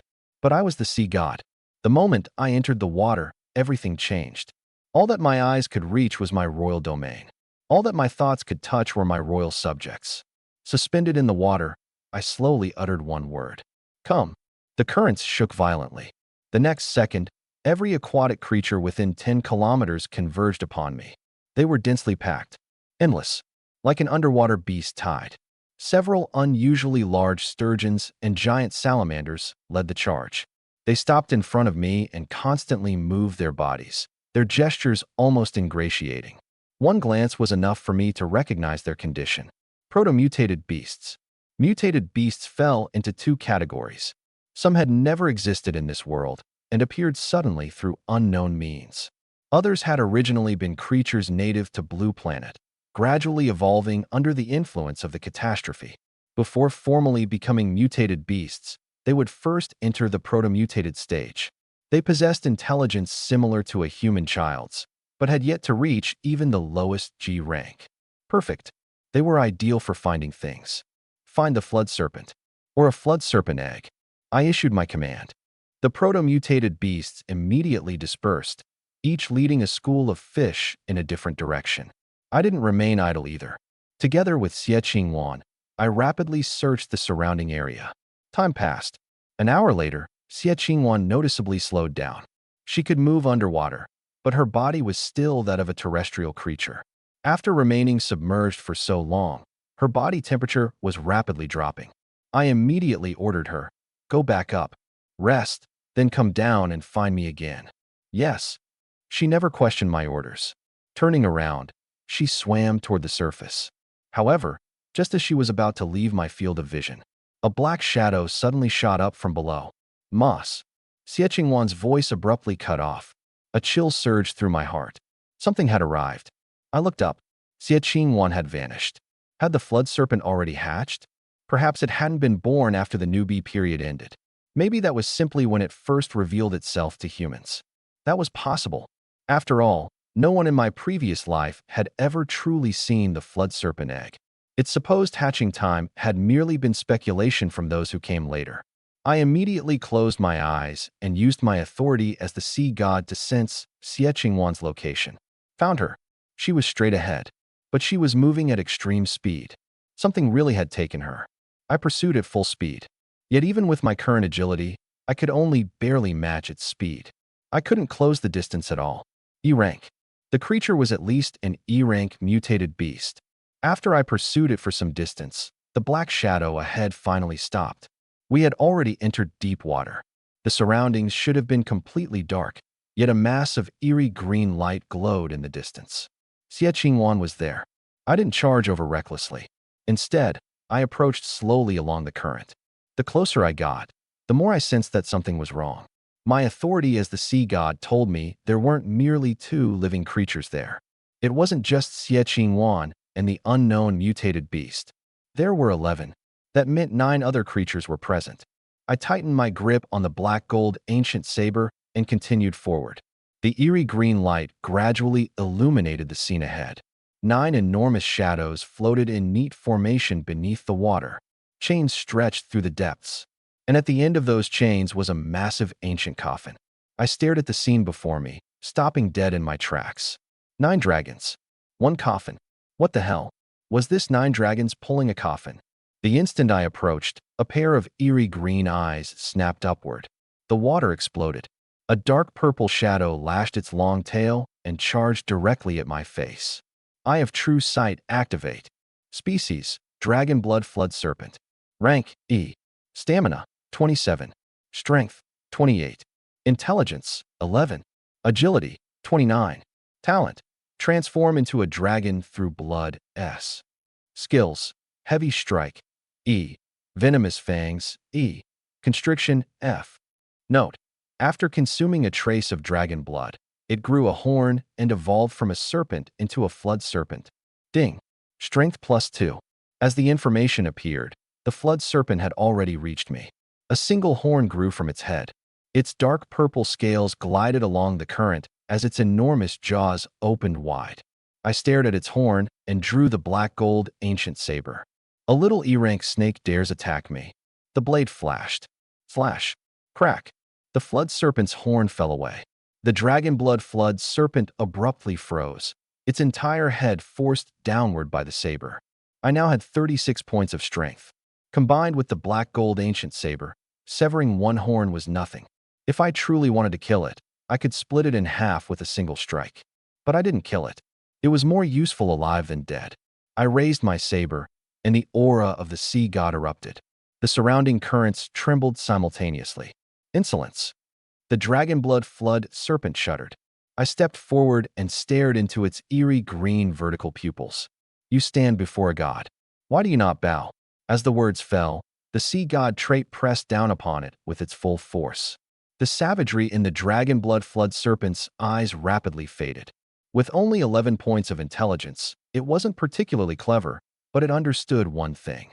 The being standing before it was not something it could resist. The next second, it lowered its body in the water, bowing its once proud head completely. Submission. I walked over and pressed a hand against its head, which was more than a meter wide. Sea God trait, triggered. Ding. Congratulations, survivor. The dragon blood flood serpent has become your servant. At the same time, my compatibility with the sea god's divinity fragment increased by 0.001%. It wasn't much, but it had definitely increased. Just as the corners of my mouth rose, a vague thought suddenly entered my mind. Great sea god, please save your most loyal subjects. I looked down at the dragon blood flood serpent. Save you. Please follow me, your majesty. It turned and swam deeper underwater. I stepped onto its head and allowed it to carry me forward. We had barely rounded a bend when I froze. 9 serpents. More precisely, 9 young serpents that had yet to grow flood dragon horns. Their bodies were entirely dark gold, and they were coiled around a 5-meter-tall stone stele. With every circle they swam, a wisp of dark gold energy emerged from the stele and entered their bodies. They were absorbing the power within the stele. Xie Qingwan was there as well. Still in Black Panther form, she lay unconscious beside the stele. The dragon blood flood serpent had clearly intended to feed her to its children. I beckoned with one hand. The current lifted Xie Qingwan and carried her directly toward the surface. She had only been frightened and wasn't in mortal danger. Leaving her here would only get in the way. The dragon blood flood serpent looked slightly reluctant as it watched the food it had already captured being sent away. I instantly detected its thoughts. Don't be reluctant. I patted its head. I won't let your children starve.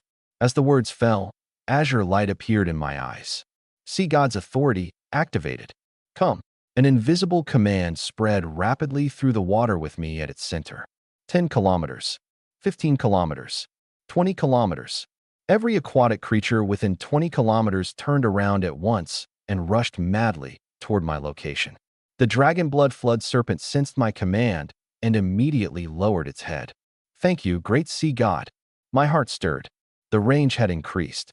Previously, I could command aquatic creatures only within 10 kilometers. Now the range had doubled. A mere 0.001% increase in compatibility had expanded it to 20 kilometers. What if I continued increasing it? 100 kilometers? 1,000? Even the waters of the entire blue planet? Only then would I become a true sea god. Suppressing my excitement, I jumped from the serpent's head and landed beside the steel. It had been submerged for a long time, and the inscriptions on its surface had become too blurred to read. Given my knowledge of ancient writing, I might not have recognized the words even if they were intact. But I didn't need to read them. Eye of true sight. Name: First Emperor Steely. Category: Item. Rank: S. Effect: contains a trace of the First Emperor's draconic energy. Remaining nearby for long periods allows one to absorb the draconic energy, greatly benefiting serpents and flood serpents. Note: the virtuous minister Li Bing's feat of controlling the waters benefited his era and will be remembered for generations to come. My gaze sharpened. So that was it. The dragon blood inside this dragon blood flood serpent had come from this steel. In other words, it had already possessed a portion of supernatural power before the apocalypse began. The catastrophe had merely quantified its existing power. That was why it had managed to become an E-rank mutated beast before the newbie period ended. But what about the D-rank flood serpent from my previous life? I remembered it clearly. Its entire body had been covered in dark gold scales, and the horn atop its head had only been the size of a palm. It looked completely different from this adult flood serpent. Instead, it looked more like. I turned toward the 9 young serpents beside the steel. Every one of them was dark gold. Could the D-rank flood serpent from my previous life have been one of them? Great sea god. The dragon blood flood serpent's voice entered my mind again. Please kill me. I whipped my head around. What did you say? It raised its head and stared intently at me with its eerie green pupils. Please use my dragon blood to nourish my children. I will open a path to the heavens for the serpent race. A path to the heavens? I frowned. In my previous life, one of these 9 serpents had indeed succeeded in transforming into a dragon. Becoming a true dragon could naturally be considered ascending to the heavens. But I didn't know exactly how it had done so. When I remained silent, the dragon blood flood serpent immediately explained. The draconic energy inside the steel is nearly exhausted. When the final wisp appears, I will make my 9 children fight one another. The last survivor will receive all the draconic energy. It looked at the 9 young serpents, its voice remarkably calm. Afterward, please kill me, your majesty. Crush my flesh, blood, dragon horn, and beast core, then feed them all to the survivor. The draconic energy and my dragon blood are everything I can give it. As for whether it can step onto the path to the heavens, that will depend on its fate. I looked at the 9 young serpents circling the steel. 9 would fight. Only 1 would survive. Brutal and direct. The dragon blood flood serpent opened its mouth and spat out a fist-sized sphere of eerie green light. As long as your majesty agrees, this item will be my offering. I activated the Eye of True Sight. Name: Flood Serpent Beast Core. Category: Item. Rank: A. Effect: contains most of a mutated beast's power. After consumption, strength, agility, stamina, and intelligence each increase by 10 to 15 points. Hidden effect: collect 9 different A-rank beast cores to unlock the advancement quest for an S-rank hidden class. Note: prepare water before swallowing. No responsibility will be taken if you choke to death. My eyes lit up. This was effectively 1/9 of a certificate for an S-rank hidden class.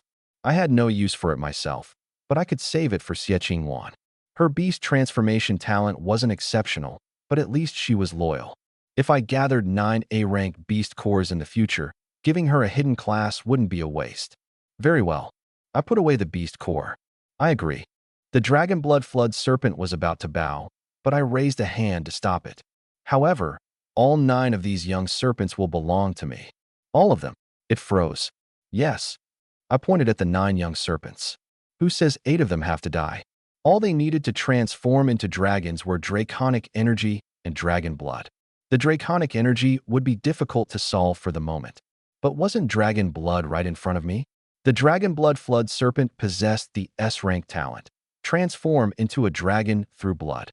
As long as I deprived it of that talent and bestowed it upon each of the 9 young serpents, all of them would have the potential to transform into dragons. If it worked, I would have 9 true dragons pulling my ship in the future.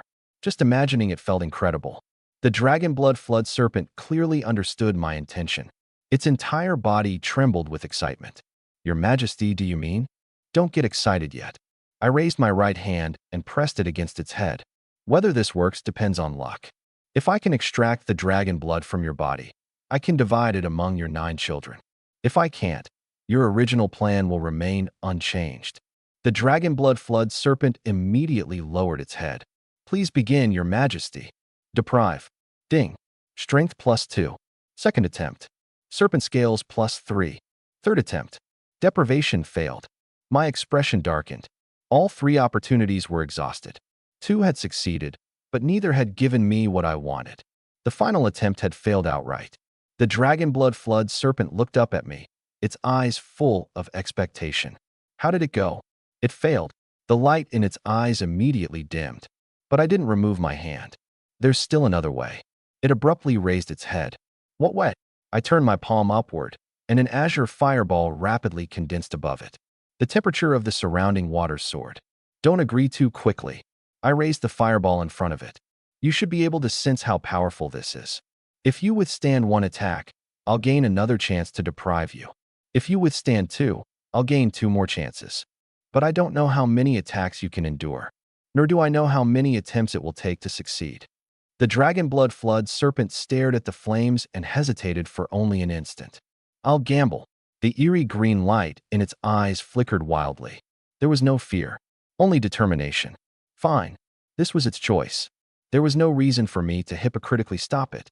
I first went to the steel and converted all 9 young serpents into my dependents. Then I sent them into the swimming pool on the deck of the Supreme Sea Kingdom. Next, I tried moving the steel. It didn't budge.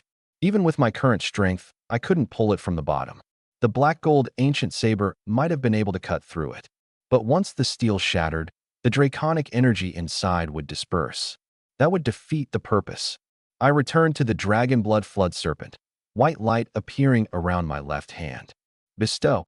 I temporarily bestowed 10% of my attributes upon it. Apart from intelligence, all its attributes exceeded 30 points. Its rank was forcibly raised from E to D. Meanwhile, the aquatic creatures I had summoned were driven into shallower water. They were food for the 9 young flood serpents. I couldn't allow the coming explosions to kill them. Once everything was ready, I raised my right hand. "Here it comes. Please strike, Your Majesty." The fireball left my hand. Boom. Azure flames erupted violently underwater. A savage shock wave blasted outward, making the entire body of water tremble. If talent-based attacks couldn't avoid harming their users, an explosion at this range would have left even me severely injured. Ding. Agility +2. It wasn't transformed into a dragon through blood. I stared into the surging flames. Several seconds later, the dragon blood flood serpent raised its head again. Large patches of its scales had shattered, and blood poured from its wounds. Yet it said only 2 words. "Again." "Fine." A second fireball condensed. Without hesitation, I hurled it forward. Boom. The explosion overturned the currents once more. Ding. Intelligence +3. Still wrong.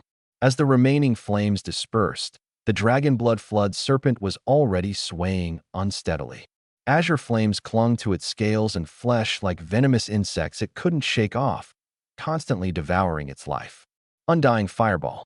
Once it made contact, it wouldn't be extinguished easily. Even though the serpent had temporarily entered D rank, it wouldn't survive a 3rd fireball, and I had only 1 fireball left. This is the last chance. I stared at it. It wasn't that I didn't want to wait for it to recover before continuing. It simply wouldn't survive long enough. The 2 masses of undying flame would continue burning until it died. The dragon blood flood serpent understood that as well.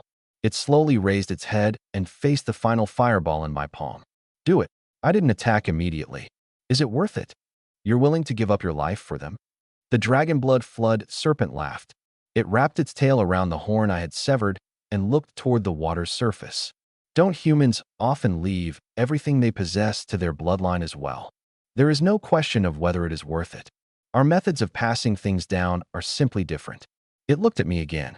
Please take care of them from now on, Your Majesty. I tightened my grip on the fireball. I will. The flames left my hand. The third undying fireball struck it directly in the head. Boom. The dragon blood flood serpent was completely engulfed by azure flames. The next second, a system notification exploded in my ears. Congratulations to Survivor Huli for successfully depriving the S-rank talent. Transform into a dragon through blood. Success. Immediately afterward, a rapid series of notifications followed. Regional announcement. Congratulations to Survivor Huli for successfully killing the first mutated beast. Rewarded with 1 random S-rank prize. Congratulations to Survivor Huli for killing the D-rank mutated beast, Dragon Blood Flood Serpent. EXP plus 100, points plus 1,000. Congratulations to Survivor Huli for successfully leveling up. Free attribute points plus 10. Please allocate them promptly. Survivor Huli has reached level 2. The system shop has been unlocked. Reward after reward came pouring down, yet I couldn't bring myself to feel happy. Although the Dragon Blood Flood Serpent had temporarily advanced to D rank, it wasn't a regional boss. As a result, it triggered only a regional announcement, not a global one. Otherwise, I would have received more than a random S-rank reward. I would have obtained a hidden class reward. Still, only an idiot would reject something free. A massive prize wheel appeared before me. Every prize on it was S-rank. I was just about to spin it when a bold idea suddenly occurred to me. What if I used Eye of True Sight, Deprivation Edition on the wheel? Everything on it was an S-rank item. No matter what I deprived, I would profit enormously. However, to avoid violating the system's rules, the draw and deprivation had to happen simultaneously. I raised my hand and pressed it against the wheel. Draw. Dark gold light erupted from my eyes at the same time. Deprive. The wheel spun rapidly. A flash of purple light appeared, and the pointer stopped on a black robe. Ding. Congratulations to Survivor Huli for obtaining the S-rank item, Dark Abyss. Congratulations to Survivor Huli for obtaining the S-rank item, Contract Scroll. A black robe and a scroll landed in my hands simultaneously. As I stared at them, my heart began pounding. It really worked. As long as it was a reward wheel I had triggered, I could use deprivation to take an extra reward. Regional rewards could be doubled. Then what about global rewards? If it were a hidden class prize wheel, wouldn't I be able to take 2 hidden classes at once? I nearly laughed aloud at the thought. However, now wasn't the time to study them. 9 true treasures were still waiting for me on the ship. I swiftly returned to the surface. The moment I boarded the Supreme Sea Kingdom, Xie Qinghuan knelt at the bow in her Black Panther form. Master. She lowered her head, her voice filled with self-reproach. I was useless and held you back. Get up. I walked past her. You survived this time, so learn from it. As long as it isn't a mistake that requires another lifetime to correct, it isn't a serious problem. Xie Qinghuan raised her head, visibly stunned. I paid her no further attention and looked toward the patrol boat behind us. Miss Chu, we'll depart in 10 minutes. Any objections? None. Chu Hongyu responded immediately. We'll follow your arrangements, Mr. Hu. She didn't rush to ask the 3 questions I owed her. The woman was clever. I had secured another first kill and triggered a regional announcement. Naturally, she intended to save those 3 questions for the most critical moment. The Supreme Sea Kingdom started moving again, heading toward Longqi. I quickly walked over to the swimming pool on the deck. 9 dark gold serpents were swimming inside. They were merely the lowest F-rank mutated beasts, and their intelligence was low. After becoming my dependents, they trusted me almost instinctively. The moment I crouched and placed my hand in the water, they eagerly crowded around and rubbed their heads against my palm. I turned towards Xie Qinghuan. Get in the water. There's a flood serpent's corpse beside the steel, along with a severed horn. You may eat 1/10 of it. Bring the rest back to me. Yes, master. Without wasting any words, Xie Qinghuan turned and leaped into the water. I looked at the 9 young serpents again. White light appeared around my left hand. Bestow. S-rank talent. Transform into a dragon through blood. All 9 young serpents froze simultaneously. Crack. The scales atop their heads split open one after another, and horns as thick as little fingers emerged. They had transformed into flood serpents. With just one talent, they advanced from F rank to E rank. Their attributes still couldn't compare to those of the adult dragon blood flood serpent, but any one of them could easily wipe out everyone aboard the patrol boat behind us. Chu Hongyu excluded. But this was only the beginning. Since dragons could breathe fire, naturally they needed that ability as well. I bestowed the power of Undying Fireball upon them. S-rank talent, Undying Fireball, has fused with the Dragon Blood Flood Serpent bloodline. S-rank talent obtained, Undying Dragon Flame. An azure flame pattern appeared on the scales of all 9 young flood serpents. Each of them could accumulate 1 mass of dragon flame inside its body every hour. The current maximum was 9. As their levels increased, that limit would likely continue to rise. Next came the true centerpiece. Deprive. Bestow. Dark gold light descended. SSS rank talent, Deprivation, has fused with the Dragon Blood Flood Serpent bloodline. SSS rank talent obtained, Devour the Heavens. All 9 young flood serpents opened their eyes simultaneously. Their pupils changed from eerie green to dark purple, and black light appeared across their scales. The black light passed through the water's surface, refracting into a rainbow-colored halo. I immediately checked the talent's information.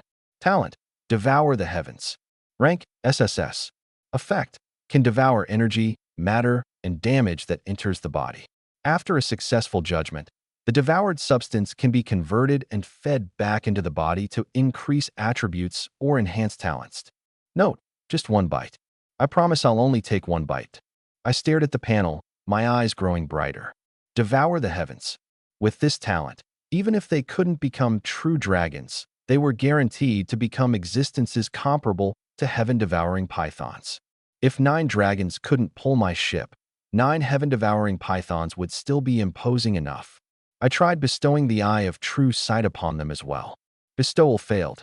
It appeared the Eye of True Sight conflicted with mutated beast bloodlines. That didn't matter. Devour the Heavens alone was already absurdly powerful.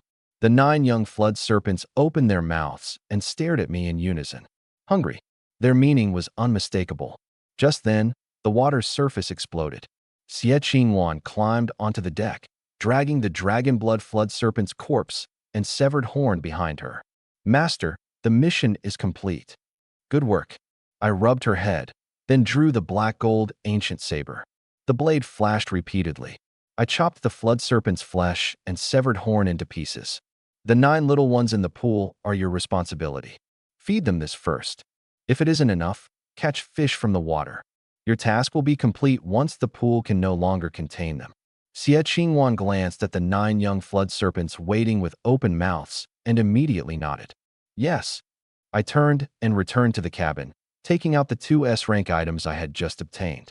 Dark Abyss was a defensive item capable of blocking mental attacks below S rank. The contract scroll was even more interesting. Name: Contract Scroll. Category: Item. Rank: S. Effect: converts 1 mutated beast of S rank or below into a contracted beast. Once the contract is formed, both parties will share a mental connection, and the contracted beast will obey all commands unconditionally. Hidden effect: can simultaneously contract up to 10 mutated beasts of the same species. Upon success, the scroll will advance into Contract Scroll, Clan Edition. Note: you found a cat by the roadside, the kind with the character King on its forehead. I turned around and walked straight out of the cabin. An ordinary contract scroll wasn't particularly useful to me.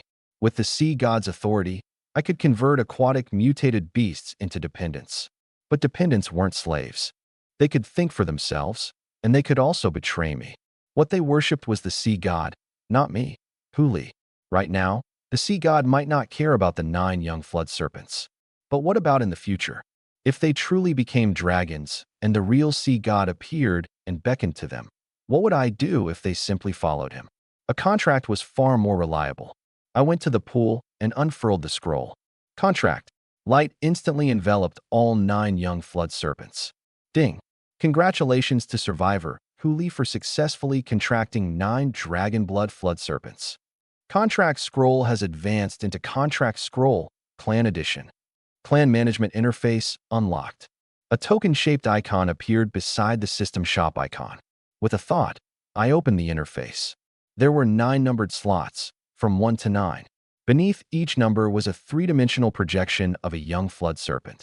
Their attributes, skills, talents, and current conditions were all visible at a glance. There was also a conversation panel in the center. I could use it to issue commands to the entire clan or command a particular flood serpent individually. Likewise, I could see their thoughts. After taking only one look, my expression darkened. The sea god is so handsome.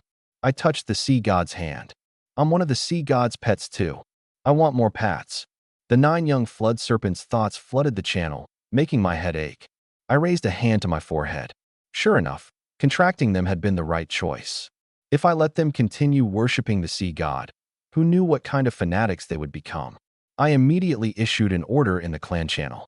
Huli, shut up and eat. The channel instantly fell silent. The 9 young flood serpents lowered their heads in unison and began devouring the adult flood serpent's flesh. Much better. I returned to the cabin and opened the system shop. In my previous life, the shop hadn't opened until the newbie period ended. But because I had reached level 2 ahead of time, it had also been unlocked early. The shop was divided into 6 sections: daily necessities, materials, skills, items, talents, and trading. The daily necessities section contained food, fresh water, and various household goods. There were even a few things like disaster survival packs mixed in. The materials section randomly refreshed 5 products every day. If I was lucky, an SSS rank Phoenix tail feather might appear. If I was unlucky, it might offer nothing more than the claw of a G rank mutated beast. The items section worked the same way. The talents section had only 1 slot. It might refresh a talent, or it might remain empty. Even the lowest G rank talent cost 10,000 points. The highest SSS rank talent cost 10 trillion. Throughout the entire 10 years of my previous life, I had seen only 3 talent books appear in the shop. Either their ranks were too low to be useful, or they were so highly ranked that I couldn't have afforded them even if I sold myself. After all, among things of the same rank, classes were the most valuable. Talents came second. Skills and items came after that. That was because whenever a new catastrophe descended, items, skills, and survivors' attribute ratings would collectively drop by 3 tiers. The S-rank items in my possession right now might be rated only C rank during the next catastrophe. After one more, they might even fall to F rank. Attributes work the same way. Right now, 30 points in an attribute was enough to reach D rank. 40 points was D+. 50 points allowed someone to step into C-. But during the next catastrophe, 50 points would count only as D-, and even 100 points might not exceed D rank. Only classes and talents would never depreciate. SSS rank would always remain SSS rank. Mutated beasts were even more troublesome.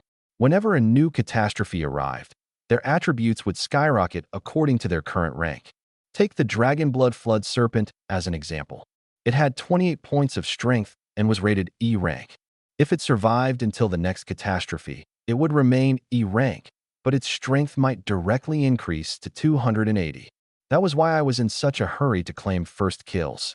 In the early stages of the catastrophe, I had my memories and an advantage in information. The longer I delayed, the smaller that advantage would become. I had to seize everything worth taking before everyone else could react. I glanced at the trading section. Since I was currently the only one who had unlocked the shop, it was naturally empty. Neither the materials nor items sections had refreshed anything worth buying. I had only 1,000 points. It wasn't much. I couldn't spend them recklessly. After escorting Chu Hongyu to the shelter, I still needed to make a trip to Chang'an. If Dujianjian had a stele containing the first emperor's draconic energy, a place like Chang'an might possess something similar. The first emperor's mausoleum was somewhere I absolutely had to investigate. I would also need to purchase supplies for the journey from the shop. Every point saved counted. After keeping busy all morning, I lay down in the cabin and slept for half an hour. When I opened my eyes again, a vast mountain range had appeared in the distance. Longqi was close. I walked onto the deck. Xie Qingwan had already finished feeding all the flood serpents' flesh to the young ones. The 9 young flood serpents in the pool had grown from the thickness of an arm to approximately 5 meters long. The horns on their heads were now the size of palms. The swimming pool could barely contain them anymore. I opened the clan channel. Hu Li, enter the water. Hunt freely. Splash after splash rang out. The 9 young flood serpents leaped into the water and began devouring the schools of fish following the Supreme Sea Kingdom. After obtaining Devour the Heavens, they were like 9 bottomless pits that could never be filled. Fortunately, this was an ocean apocalypse. If there was one thing the world didn't lack, it was aquatic mutated beasts. An hour later, the setting sun pressed against the water.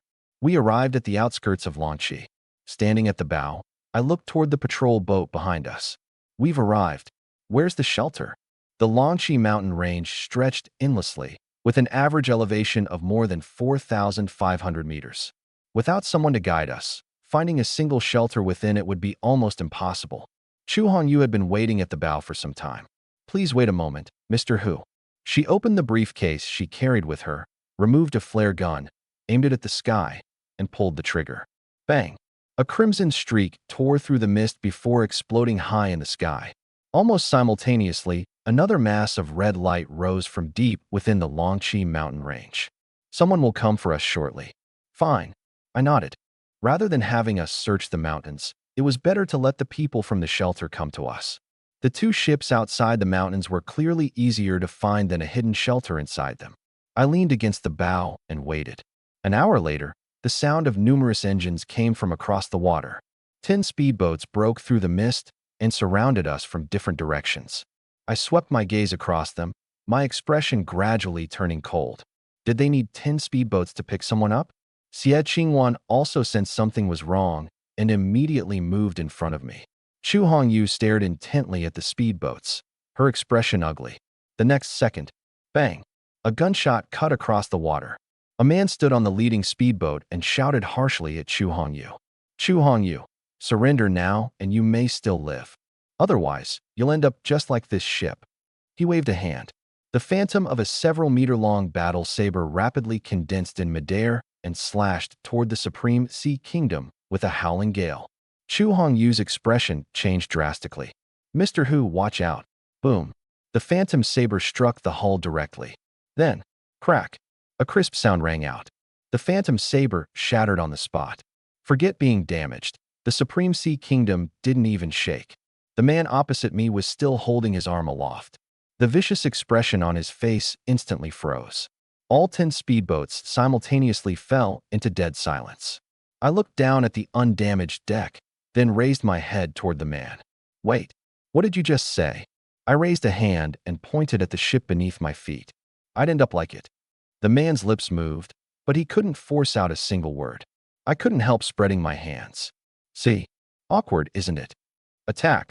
After his first strike failed to destroy my ship, the middle-aged man froze for only half a second before immediately issuing an order. All 10 speedboats scattered simultaneously.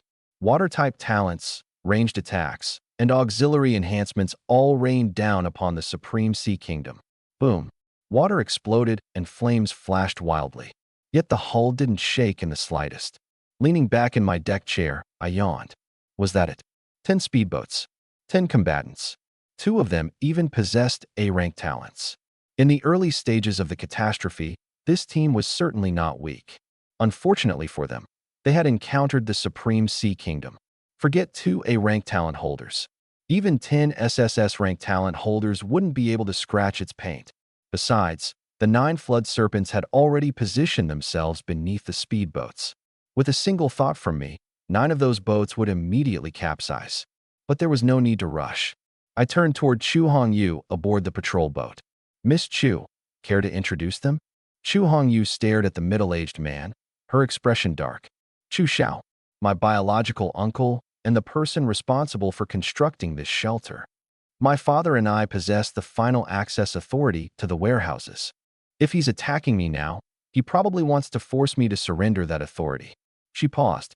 As for my father, she didn't finish. I understood. Something had most likely happened to him. But that was strange. Although Chu Hongyu had been one of the 11 empresses in my previous life, she had never been the shelter's director. The person who truly held power had always been her father.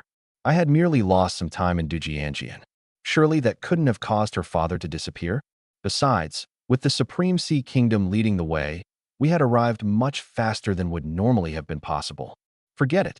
Once we entered the shelter, we would naturally find the answer. Understood. I looked at her. A deal. A deal. Chu Hongyu nodded without hesitation. Please help me capture Chu Xiao alive, Mr. Hu.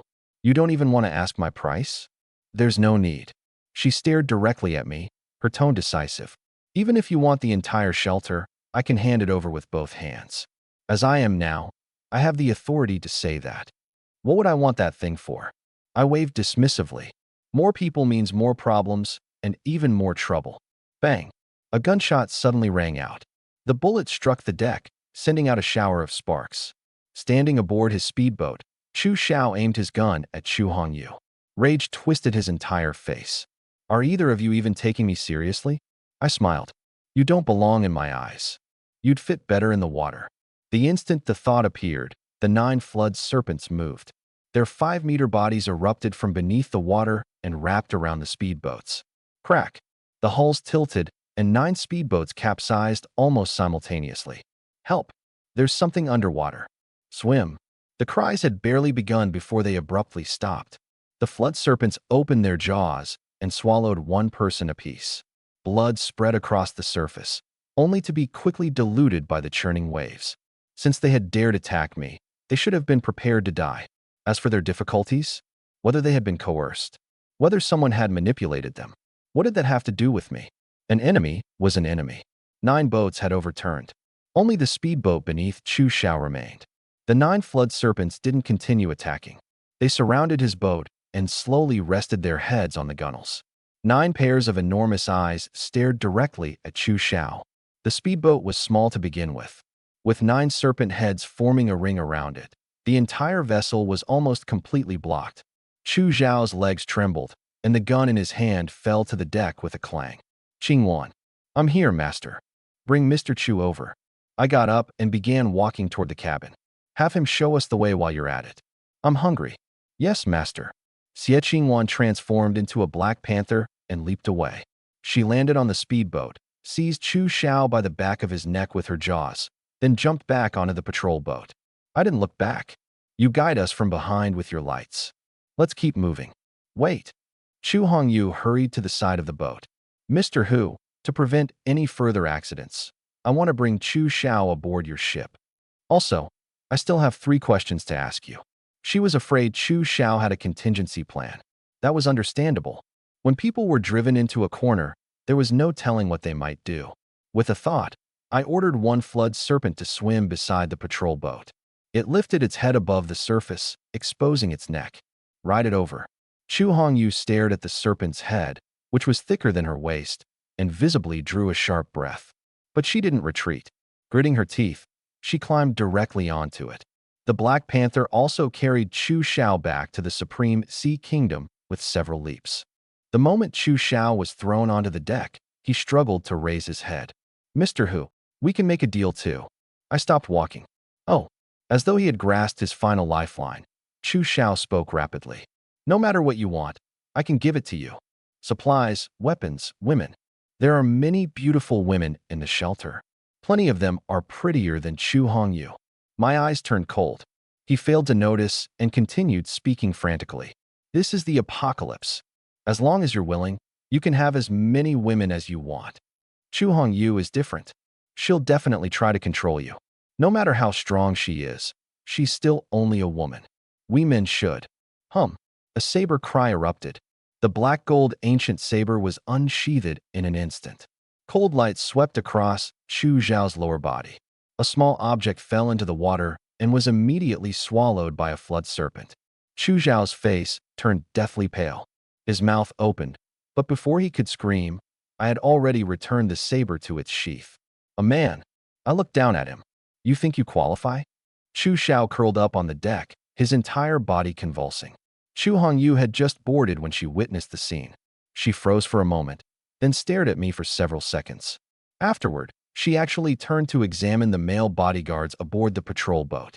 There was something extremely strange about the way she looked at them. I frowned. Had she misunderstood something? What are you standing around for? I turned and entered the cabin. Didn't you have questions to ask? Coming. Chu Hongyu immediately followed. This was her first time entering the Supreme Sea Kingdom, and she observed her surroundings the entire way. The cabin's structure looked no different from that of an ordinary yacht. But after witnessing the earlier attacks, she clearly wouldn't mistake it for an ordinary vessel. I sat down on a sofa in the lounge. Do you want to ask about the ship? No. Chu Hongyu sat beside me and casually opened the small refrigerator built into the armrest. Her eyes lit up. Inside were 2 wine glasses and a bottle of chilled red wine. She picked up the bottle and examined the label. A 2005 Petrus. Mr. Who has excellent taste. Would you mind treating me to a glass? I looked at her. Does that count as your first question? Chu Hongyu froze. She choked on her own saliva and began coughing before immediately putting the wine back. The refrigerator door slammed shut. First question. She straightened her posture. How did you know what my talent was? A talent. Her lips twitched. Second question. How did you know there was a flood serpent underwater? A talent. She glared at me as though she wanted to pounce over and bite me. She had activated Word of Truth in exchange for these 3 questions and was still suffering from a weakened status. Yet I had answered her twice with the same 2 words. She certainly hadn't gotten her money's worth. But that was her problem. Third question. Chu Hongyu stared closely at me. What exactly does this talent of yours do? I didn't answer. I merely looked at her. The temperature inside the cabin seemed to plummet instantly. Chu Hongyu stiffened. She finally realized that she had crossed a line. After the catastrophe, asking about the exact effects of another person's talent was no different from asking them to reveal their trump card. In more severe cases, it was equivalent to a declaration of war. But the catastrophe had only just begun. She didn't yet know about that taboo, so it was understandable. I withdrew my gaze. Ask something else. Fine. Chu Hongyu didn't try to push her luck. She raised a hand and tapped the refrigerator. Can you give me that bottle of wine? No. Understood. She stood and walked away. Her movements were so decisive that it seemed her head would leave her shoulders if she remained for even one more second. Once she reached the deck, she immediately vented her frustration on Chu Xiao. Uncle, it truly has been a long time. Chu Xiao clutched his wound, his face deathly pale. Chu Hongyu, I. Thud. Chu Hongyu stomped down. Chu Xiao's body went rigid. A string of muffled curses burst from his mouth, his voice rising several octaves. Chu Hongyu continued exerting force with her foot while smiling. Uncle, what did you say? I couldn't hear you. Chu Xiao didn't last long. Before losing consciousness, he revealed the route into the shelter. We traveled deeper into the Longqi mountain range. Before long, lights appeared on a distant mountainside. They weren't flames. They were electric lights. An independent power supply was the foundation that allowed a large shelter to operate over the long term. The moment our 2 ships reached the shore, people descended from the mountain to receive us. But when they saw Chu Xiao dangling from the Black Panther's jaws, there was no joy on their faces. Only fear. It's the Chu family. The director has been captured. Get back to the shelter. Raise the alarm. Full alert.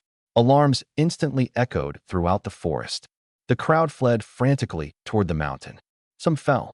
Some trampled others. Some even shoved their companions down the slope just to clear a path. Forget organizing a counterattack. They couldn't even flee properly. Standing on the deck, I swept my gaze across them. More than 1,000 people. If I killed them all and used deprivation to extract their attributes, I could probably harvest more than 100 points. Those were all valuable attribute points. I looked at Chu Hongyu. Need help? You can handle the bodies afterward. Chu Hongyu immediately understood what I meant. She smiled and shook her head. There's no need to trouble you, Mr. Hu. I can handle this minor problem myself. I'll merely have to ask you to wait on the ship for a while. Once I've taken control of the shelter, I'll personally come back and invite you up the mountain. It's no trouble. I walked directly off the ship. I've been aboard long enough. I could use some exercise.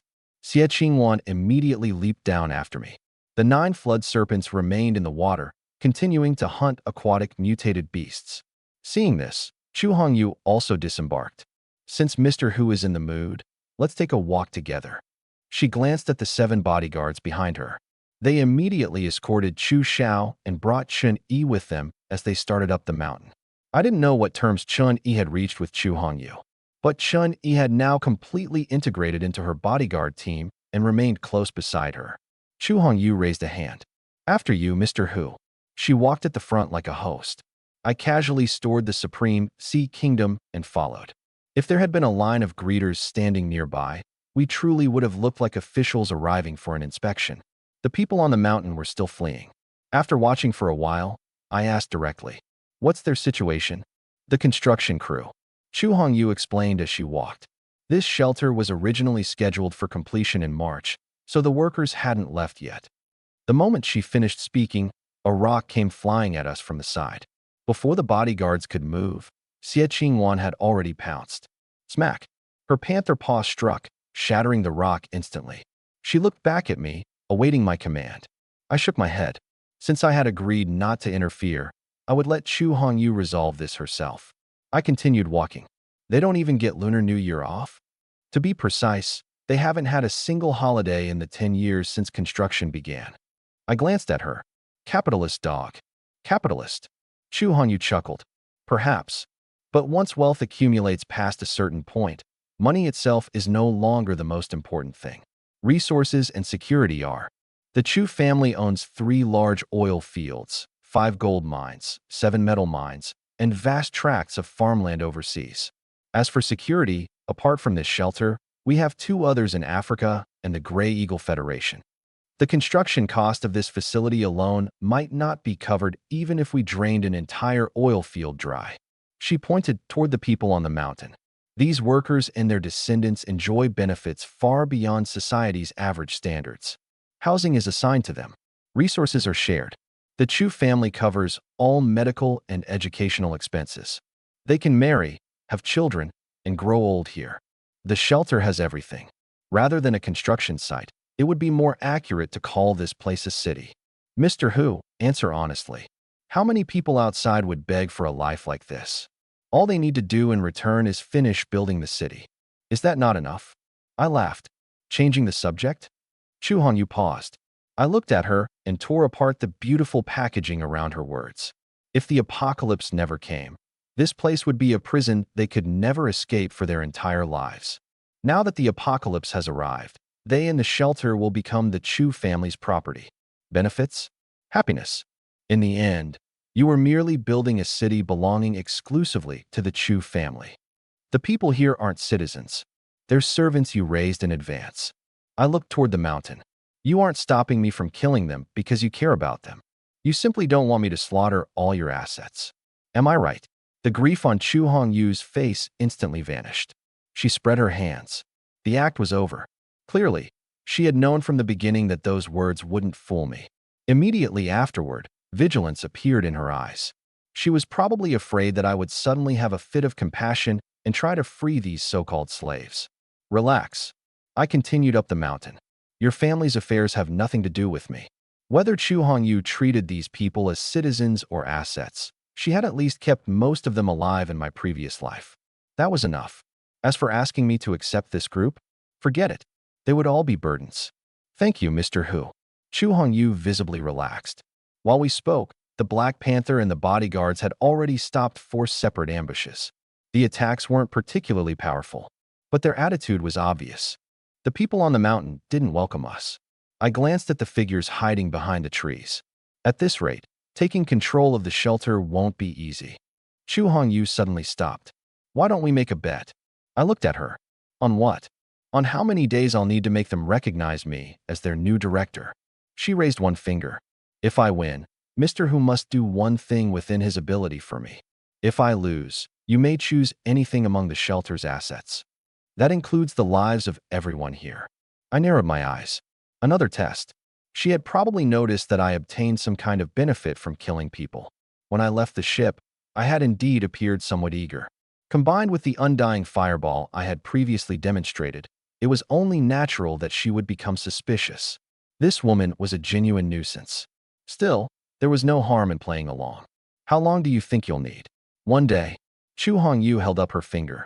I need only 1 day to make them willingly elect me as director. No coercion and no bribery. I was somewhat surprised. Chu Hongyu possessed the final access authority to the warehouses. That was her greatest bargaining chip for winning the people's loyalty.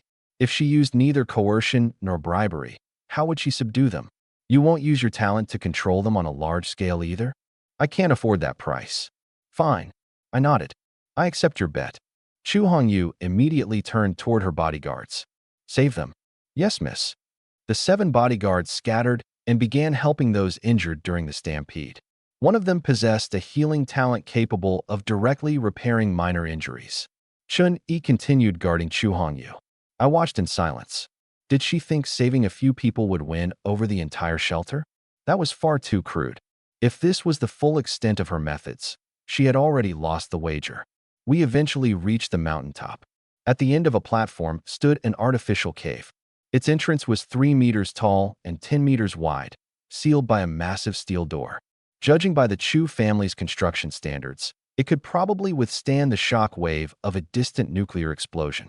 Chu Hongyu approached the control panel. Palm print, voice print, iris scan, password. After all 4 layers of verification were passed, the screen lit up.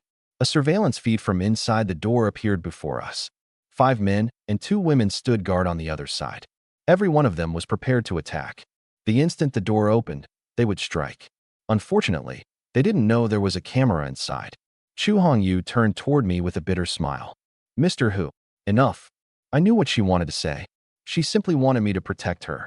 Since I had promised to escort her into the shelter, there was no reason to stop at its entrance. I took out the S-rank item, Dark Abyss, and casually tossed it to her. Put it on. You go first. Chu Hongyu caught Dark Abyss, and her pupils suddenly contracted. An S-rank item? I'm lending it to you. She looked at the item, then looked at me. The suspicion in her eyes deepened. If I could casually lend someone an S-rank item, she had probably begun wondering whether my talent was also SSS rank. Thank you. Chu Hongyu put on Dark Abyss and pressed the button to open the door. Rumble. The steel door slowly rose. The next second, 7 attacks flew toward her simultaneously. Fireballs, ice spikes, and wind blades all struck Chu Hongyu. A black barrier instantly unfolded. The attacks caused quite a spectacle, but not one managed to harm her. We can't hurt her. Retreat. Get deeper into the shelter. Destroy the elevator. The 7 people behind the door turned and fled. A wisp of purple flame ignited at the corner of Chu Hongyu's eye. Freeze. The moment the word fell, all 7 bodies went rigid. Word of truth activated. Chu Hongyu walked up to them, then looked back at me. Mr. Hu, please kill them for me. Leave their heads intact. Killing to establish authority. Simple and direct. I scanned them with eye of true sight, deprivation edition. They had no valuable talents. I signaled to Xie Wan. A black shadow flashed. Squelch. 7 heads fell simultaneously. Blood sprayed across the walls and flowed along the floor into the passage. Killing people on land was troublesome. There was too much blood, and the smell was strong. I had long since grown accustomed to it. Chu Hongyu, however, clenched her fingers and forcibly suppressed her discomfort. The bodyguards behind us didn't have time to examine the corpses. They were restraining the 13 survivors they had just rescued. Chu Hongyu turned around.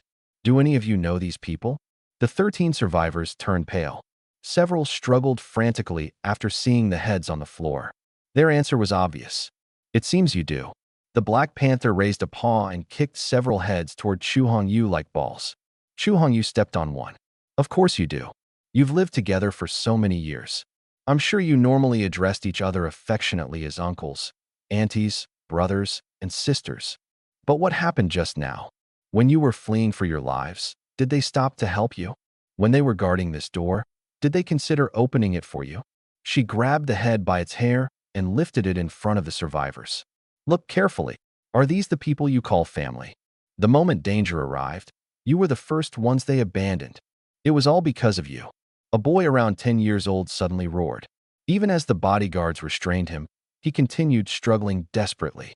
If you hadn't come, Uncle Lee wouldn't have abandoned me. Chu Hongyu crouched in front of him. Because of me? She sneered. If I hadn't come, he would never have abandoned you. Child, this is the apocalypse. There will be aquatic mutated beasts, starvation, and even more terrifying disasters. If it wasn't me today, it would be something else tomorrow.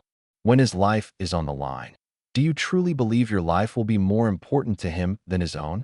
The boy opened his mouth but couldn't answer. He was young, but he wasn't stupid. The others were the same. They all knew the answer. Do you know why I killed them? Chu Hongyu rose to her feet. Because they were stupid. She pointed beneath them. The shelter is directly below us. Even more people are hiding inside. Those people sealed the elevator and left these 7 here to die. But what did these 7 do? They still tried to stop me on behalf of the people who abandoned them. What will happen if I don't go down? The warehouses remain locked, and the food and medicine can't be distributed. Within 30 days, the people below will begin killing one another. And those left in this corridor won't survive even 7 days. She stepped forward. Her voice suddenly rose. Listen carefully. No one's life is more important than your own. Only mine. Only I can unlock the warehouses. Only I can protect your lives. And only I can keep everyone inside this shelter alive. The corridor fell completely silent. Chu Hongyu raised a hand. The bodyguards released the survivors. Now I'll give you 2 choices. First, follow me below and accept my rule. Second, turn around and descend the mountain. The ship below will be yours. No one moved. Only the boy raised his head, his eyes filled with hatred. What gives you the right? This is our home. We built it with our own hands. What gives you the right to take it away? Your home. Chu Hongyu walked over to him. She discarded the head in her hand and placed her blood-stained palm atop the boy's head, slowly sliding it down to his neck. The next second, she abruptly tightened her fingers. The boy's feet left the floor. He struggled desperately, his face rapidly turning red. Just as he was about to suffocate, Chu Hongyu released him. Thud! The boy fell to the floor and coughed violently while clutching his throat. Chu Hongyu looked down at him. I could have taken your life at any moment just now. Now I've returned it to you. From this moment onward, your life belongs to me. The boy raised his head and glared at her. Hatred nearly spilled from his eyes. But he no longer argued. Chu Hongyu didn't kill him either. She turned toward the others. What is your choice? Of the 13 people, not one chose to descend the mountain. Very good. Chu Hongyu returned to my side and gestured ahead. After you, Mr. Hu. I nodded. Lead the way. We walked at the front. The Black Panther followed us, with the 7 bodyguards, Chen Yi, and the 13 survivors behind her. At the end of the corridor stood a control pillar 1 meter tall. Behind it was a massive vertical shaft. I looked down. It was nearly 100 meters deep. Scattered lights glimmered at the bottom, faintly revealing an enormous underground space. Even I couldn't help pausing. The Chu family had hollowed out the entire mountain. This wasn't a shelter. This was clearly a subterranean city. No wonder it had taken 10 years to build. No wonder the Chu family had poured such terrifying resources into it. Chu Hongyu completed the access verification. A rumbling sound came from the bottom of the shaft. An enormous elevator capable of carrying more than 100 people slowly rose and stopped before us. There was no one inside. Chu Hongyu and I looked at each other and smiled simultaneously. If an intact organization still existed below, if its people still possessed the courage to resist, this elevator shouldn't have been empty. It should have been packed with people prepared to fight to the death. The fact that no one had come up could mean only one thing. Chaos had already consumed the shelter below. You stay here. Chu Hongyu turned and instructed her bodyguards. Then she looked at me. Mr. Hu, would you mind accompanying me below? When in someone else's home, one follows the host's wishes. I entered the elevator. The Black Panther followed close behind. Chu Hongyu also stepped inside and pressed the button to close the doors. The doors slowly shut. Only Chu Hongyu, the Black Panther, and I remained inside. I leaned against the elevator wall. Was that speech rehearsed? As expected, nothing escapes you, Mr. Hu. Chu Hongyu smiled. Part of it was. I'll need to repeat it to the people below later. If they heard it twice, it wouldn't be nearly as effective. What about the boy? I'll let him live. She answered without the slightest hesitation. No organization can ever be completely free of opposition. Rather than letting the voices of opposition hide in the shadows, I would prefer to cultivate one personally. Anyone dissatisfied with me will naturally approach him. That way, every dissenter will remain under my control. I glanced at her. As expected of one of the future 11 empresses. The boy believed Chu Hongyu had spared him because she didn't dare kill him. In reality, from the moment he spoke against her, he had already become one of her chess pieces. However, Chu Hongyu changed the subject. There may still be resistance below. When the time comes, I'll have to trouble you to protect me, Mr. Hu. That's a minor matter. I spoke calmly. I said I'd escort you into the shelter. I won't stop at the entrance. Ding. The elevator came to a stop. The doors slowly opened. I had already prepared myself for an attack. But after seeing the scene outside, I froze. There were no fireballs, no blades or guns, nor were there people charging forward to fight for their lives. Outside the elevator, a vast crowd knelt on the ground. There were so many that I couldn't see the end. Even Chu Hongyu froze in place. I turned to her. Is this how the people here begin their rebellions? By kneeling? A dense sea of people covered the ground. Thousands of them stretched as far as the eye could see, and not a single person was standing. Anyone who didn't know better might have thought Chu Hongyu was about to ascend the throne. But the problem was, this was far too strange. We had merely crossed a corridor and taken an elevator ride. Had every one of these people suddenly come to their senses? Mr. Hu, someone in the crowd suddenly shouted. Please save us, Mr. Hu. The next second, thousands of people spoke simultaneously. Please save us, Mr. Hu. Their voices crashed through the shelter, leaving my ears ringing. I instantly understood. They had recognized me. 2 global announcements. 1 regional announcement. In their eyes, I resembled a savior far more than Chu Hongyu did. As for Chu Hongyu, Chu Xiao had already ruined her reputation. She was allegedly ruthless, heartless even toward her own family, and vicious beyond measure. If they followed her, they feared she would settle old scores with them. If they followed me, they could at least gamble on a future. These people weren't kneeling so neatly out of loyalty. They wanted to use me as a weapon and borrow my hand to eliminate Chu Hongyu. It wasn't a bad plan.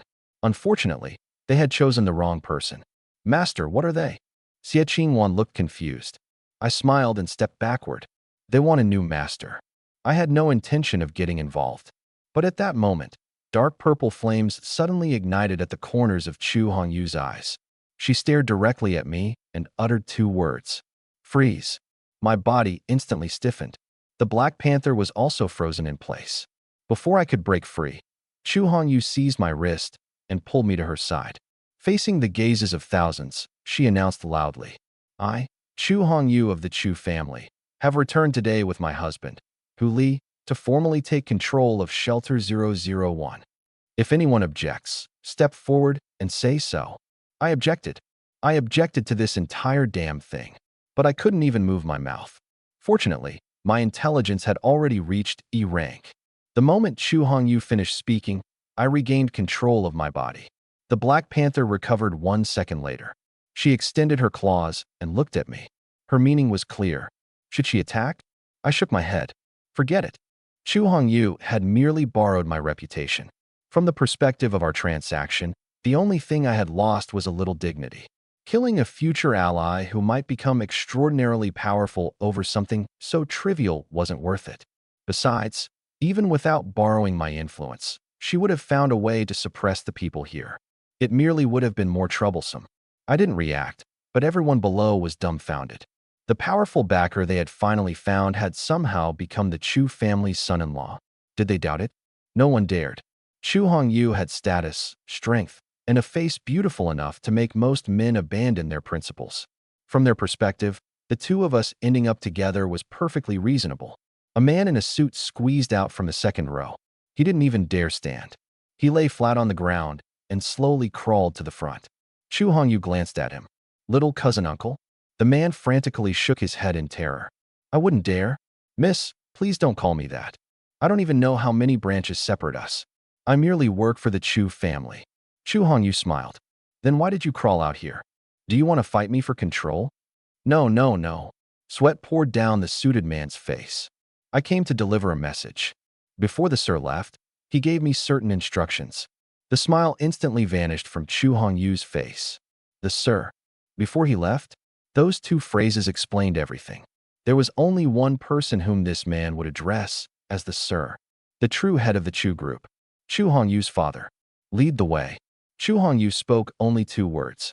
The suited man hurriedly got up and told the crowd to clear a path. I patted the hand Chu Hongyu was still using to grip mine. You go ahead. I'll handle things here for you. No. Her grip tightened. She looked at me, and for the first time, her tone softened. Come with me. Consider it a request. I stared at her. Will it count as your stake in our wager? Yes. Fine. It was only one favor within my ability. I was curious to see what had happened. Lead the way. I said. Of course. Miss, young master, this way. Young master? The corner of my eye twitched. It seemed my new identity had been thoroughly established. The roads inside the shelter were narrow, with passages of less than 3 meters between buildings. The suited man found 2 electric scooters for us. I drove while Chu Hongyu sat behind me. As for Xie Qingwan, she had to deliberately slow down for the scooter to barely keep pace with her. Before long, we reached the center of the shelter. A 9-story building stood there. We entered, took an elevator, and descended directly to basement level 1. The moment the doors opened, cold air struck us. It was a morgue. Chu Hongyu pushed the door open. I followed close behind. A middle-aged man lay on an operating table. His face was pale. He was already dead. Chu Hongyu stopped at the entrance, her voice terrifyingly cold. What is the meaning of this? The suited man shrank back. Mr. Chu Xiao arranged it. Miss Chu, as you know, there is still a reserve warehouse inside the shelter that hasn't been opened. So, get out. Chu Hongyu roared. The suited man shuddered, turned, and fled. I understood. The reserve warehouse required biometric authorization. Chu Xiao hadn't preserved the corpse, so Chu Hongyu could see her father one last time. He had done it to squeeze out every last bit of value. Fingerprints, irises, even other biological tissue. Anything usable would be used. Chu Hongyu stood in place without immediately approaching the corpse. She turned and closed the door. Mr. Hu, would you mind staying alone with me for a while? I looked at the Black Panther preparing to enter. Guard the door. The Black Panther immediately stopped. I entered the morgue. Bang. The door closed. Chu Hongyu approached the operating table and gently touched her father's cold face. Mr. Hu, you already know what my talent is. But would you like to know its limits? My heart skipped a beat. Wait, what are you trying to do? Dark purple flames ignited once more at the corners of her eyes. I want to know as well. I want to see whether this word of truth truly can accomplish anything. She stared at the corpse and issued her command one word at a time. Come back to life. Dark purple flames surged upward. Then they vanished instantly. The man on the operating table didn't react. Had it failed? I was about to speak when Chu Hongyu suddenly burst into laughter. Ha! I understand now. Her laughter was almost deranged. I immediately stepped back and activated the Eye of True Sight. I needed to make sure she hadn't somehow resurrected her father inside her own body. Only after confirming that the woman before me was still Chu Hongyu did I relax. Immediately afterward, purple flames appeared at the corners of her eyes again. If I can't resurrect him directly, then restore his heartbeat. Thump! A quiet sound broke the deathly silence.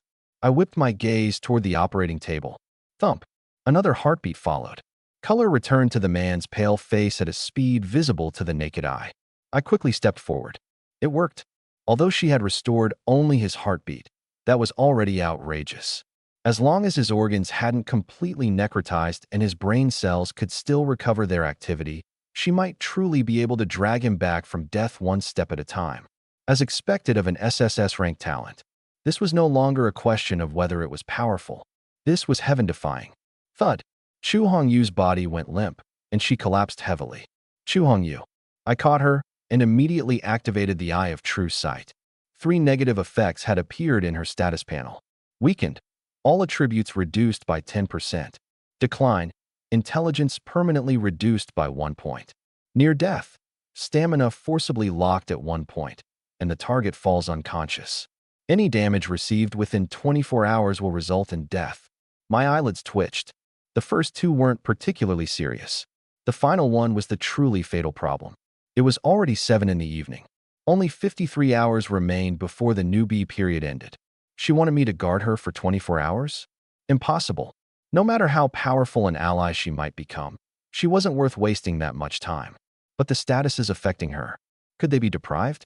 I looked down at the unconscious Chu Hongyu and directly activated the Eye of True Sight. Deprive. Black light emerged from her body and condensed into a mass in my palm. Success on the first attempt. I had deprived her of near death. Chu Hongyu's stamina returned to normal, and her breathing gradually stabilized. The good news was that the black light hadn't entered my body directly. The bad news was that I needed to find a vessel for it immediately. I couldn't put it back inside Chu Hongyu. As for her father, the man's heart had just begun beating again. If I gave him the near-death status, Chu Hongyu would probably try to kill me the moment she woke up. Seeing her eyelashes begin to tremble, I immediately opened the system shop. 10 points. Purchase. G-Rank Mutated Beast Whisker. I grabbed the whisker and pressed the black light into it. The black light dispersed. The whisker instantly advanced from G rank to F rank. It also gained a special attribute. Near death, level 1. Because the vessel was an inanimate object, the duration disappeared entirely, becoming permanent. Success. I immediately stuffed the whisker into my pocket. If this item worked on high-ranking mutated beasts, it was no ordinary item. It was an instant kill card. Chu Hongyu opened her eyes. She looked at me, then glanced around. Mr. Hu, don't tell me you guarded me for an entire day. She knew she had triggered the near-death status. I released her and allowed her to stand on her own. What are you imagining? Why would I waste an entire day on you? I merely removed your near-death status. Chu Hongyu froze. Removed it? Yes. I spread my hands. But you'll have to pay the price for that. You've practically sold your entire shelter to me already. I genuinely can't think of what you have left to settle the bill. Chu Hongyu instantly smiled. She rose and moved half a step closer to me. This humble woman has no way to repay you except by offering herself in marriage. I turned toward the operating table. You received a favor and still want to take advantage of me? In your dreams. She laughed, then returned to a more serious demeanor. I looked at the man on the operating table. Let's discuss the important matter. Your method is incomplete. I know. Chu Hongyu placed her hand on her father's wrist. Restoring his heartbeat is already the limit of my current power. As my attributes continue increasing, I'll be able to restore his other organs. His heart, lungs, liver, and brain. One at a time. As long as there's still hope, I won't stop. Her motivation was straightforward. She wanted to save her father, no matter the cost. I nodded. At the very least, he isn't completely dead anymore. Correct. Chu Hongyu suddenly looked at me. Our previous transaction has been completed. I'll have the promised supplies prepared immediately. Beyond that, what else do you want? Before I could answer, she continued. You seem to be in a hurry. I'll accompany you. I raised an eyebrow. You? Yes. She smiled as though it were perfectly natural. Give me 12 hours to make arrangements for the shelter. Then I'll accompany you wherever you need to go. Once the matter is finished, you can bring me back. Or, she stared at me. You can stay. This place can become your home. I smiled and shook my head. An attempt at recruitment. And one that carried another implication as well. But I wasn't interested right now. Chu Hongyu could be an ally. As for becoming my woman, that could wait. My affairs are complicated. You can't involve yourself. I walked toward the door. Have the supplies ready within an hour. As for your other promise. I opened the door and glanced back at her. Don't worry. I'll come to collect eventually. Chu Hongyu mobilized the supplies faster than I expected. Half an hour. Fresh meat, canned food, and purified water were all delivered in twice the quantities we had agreed upon. The only strange thing was that every person responsible for moving the supplies was a man, and each was more handsome than the last. There were cold and aloof types, cheerful types, rugged types, and refined intellectual types. This wasn't a moving crew. It was clearly a male model audition. I looked at Chu Hongyu. Standing in the distance, she smiled meaningfully. I couldn't be bothered to explain. News of our engagement had already spread. Compared to that, this misunderstanding was nothing. The supplies were loaded aboard. I boarded the Supreme Sea Kingdom again. Using the map Chu Hongyu had provided, I set a course. Destination, Chang'an. I needed draconic energy. If the 9 flood serpents were to continue evolving, draconic energy was indispensable. If the energy inside the steel had truly originated from the first emperor, then there was one place I absolutely couldn't miss. The first emperor's mausoleum. More importantly, an S-rank dungeon was hidden there. The Underworld Kingdom. Once the newbie period ended, special dungeons would appear across different regions of Blue Planet. Items, skills, points, experience.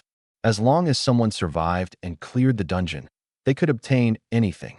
But if the main quest failed or the dungeon timer expired, there was only one outcome: death. In my previous life, a powerful member of the Salvation Society had cleared the Underworld Kingdom. That person had even publicly released a complete guide. It was one of the extremely few S-rank dungeon guides to be fully disclosed in the following 10 years. I remembered the guide. I also remembered the rewards. In this life, it was my turn to enter first. The first emperor's mausoleum was more than 600 kilometers away. Traveling entirely by water would take at least 13 hours. If the water level became too shallow along the way, we would have to switch to land travel. But for now, there was something more important I needed to do: sleep. During my 10 years in the dungeon, I had almost never enjoyed a single peaceful night's sleep. Now I had the Supreme Sea Kingdom, 9 E-rank flood serpents escorting me, and the Black Panthers standing guard. Anyone who dared approach would die. I fell asleep the moment my head touched the bed. When I opened my eyes again, it was already 7 in the evening on February 18th. Exactly 2 days had passed since the catastrophe began. 29 hours remained in the newbie period. The Supreme Sea Kingdom had already entered the Chang'an region. "Master, you're awake." Xie Qingwan immediately approached. I rubbed my aching temples. I had slept far too deeply. "What happened?" Xie Qingwan raised her panther head, her expression solemn. "I'm hungry." I fell silent for 2 seconds. "Then eat. Aren't there canned food, fresh water, and meat over there?" She answered quietly. I didn't dare touch anything without Master's permission. I pointed toward the supplies aboard the ship. "From now on, you may freely use anything on the ship." Xie Qingwan's eyes instantly lit up. "Thank you, Master." She immediately transformed into her human form, grabbed 2 bottles of water, dragged a large slab of meat from cold storage, and hurried toward the kitchen. My spirits rose. She knew how to cook? I hadn't expected this 19-year-old delusional girl to possess such a practical skill. I immediately followed her. The moment I entered the kitchen, I stopped. Xie Qingwan had already transformed back into a Black Panther. She picked up a long strip of raw meat with her jaws, tilted her head back, swallowed it, then drank some water. She looked incredibly satisfied. Standing at the entrance, I felt completely numb. Of course, before the apocalypse, she had been a pampered young lady from a wealthy family. Expecting her to cook was less realistic than expecting the Black Panther to shave its own fur. She picked up another strip of meat and looked at me. "Master, would you like some?" "You eat it." I opened the system shop and spent 100 points on a rice cooker, rice, vegetables, and seasonings. I would cook for myself. An hour later, the meal was ready. Xie Qingwan waited beside me, nearly drooling on my face. "Master is amazing. Carry the dishes." Right away, she transformed into her human form and rushed toward the dining room with 1 plate in each hand. The moment I followed her inside, I stopped. There was another person in the dining room. More precisely, it was a human-shaped mass of darkness. Only the outline of her figure could be seen. It was a woman. She looked at the food on the table, then turned toward me. Can you set an extra place?" The cabin instantly fell silent. Xie Qingwan's body tensed, ready to transform into a Black Panther at any moment. I immediately used the Eye of True Sight. There was no response. This woman's talent could block my inspection. The black gold ancient saber appeared in my hand. I stared at her. "Deactivate your talent. Otherwise die." "Hey." The woman immediately backed away. "It's just 1 meal. If necessary, I'll trade you something for it." Despite what she said, she made no attempt to deactivate her talent. There was nothing left to discuss. I charged with my saber. But the instant I took a single step, lightning flashed across her body. Whoosh! She vanished. The next second, her voice came from outside the ship. "Fine, I won't eat." Stingy. I charged onto the deck. A mass of darkness rapidly merged with the water and disappeared in the blink of an eye. Wind, shadow, lightning, and water. She had switched between 4 elements in succession without the slightest pause. I knew this ability. SSS rank talent, 9 sovereigns. Metal, wood, water, fire, earth, shadow, light, wind, and lightning. 9 elements that could be switched at will. Of the 10 people who had participated in the siege of the B-rank mutated beast in my previous life, only 2 had survived. She was one of them.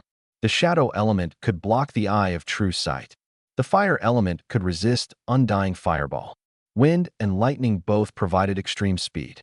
As I was now, her abilities practically countered mine in every possible way. If I could deprive her of 9 sovereigns. The instant the idea appeared, I suppressed it. At least for now, it was impossible. As long as she didn't actively provoke me, I had no reason to fight her to the death. I sheathed my saber and returned to the cabin. The moment I entered, my face darkened. Xie Qingwan had been frozen into an ice sculpture. The 2 dishes in her hands were still steaming. Meanwhile, the woman who had supposedly fled was sitting in my seat, using my chopsticks, holding my bowl, eating my food. When she saw me, she froze. Lightning flashed. She ran away again. The food was good. Consider this a favor owed by Li Qianhua. The frost melted. Xie Qingwan regained her movement and immediately lowered her head. Master, I'm sorry. I raised a hand to interrupt her. It has nothing to do with you. No one can do much when faced with a hooligan like that. Li Qianhua, she had played the role convincingly enough. Unfortunately, I knew her real name. Lu Xiener. I opened the Chang'an regional chat channel and directly posted a message. Hu Li, 1 piece of classified information in exchange for Lu Xiener's location. Standing bounty, no expiration date. The channel fell silent for an instant. Then it completely exploded. Zhou Xiangjuan. Am I seeing things?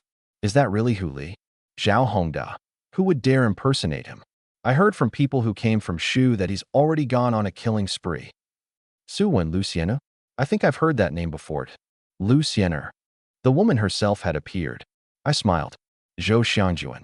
The person in question is here. Tell us. How did you offend Boss Hu Li? Lu Xiener, I don't know. I just woke up.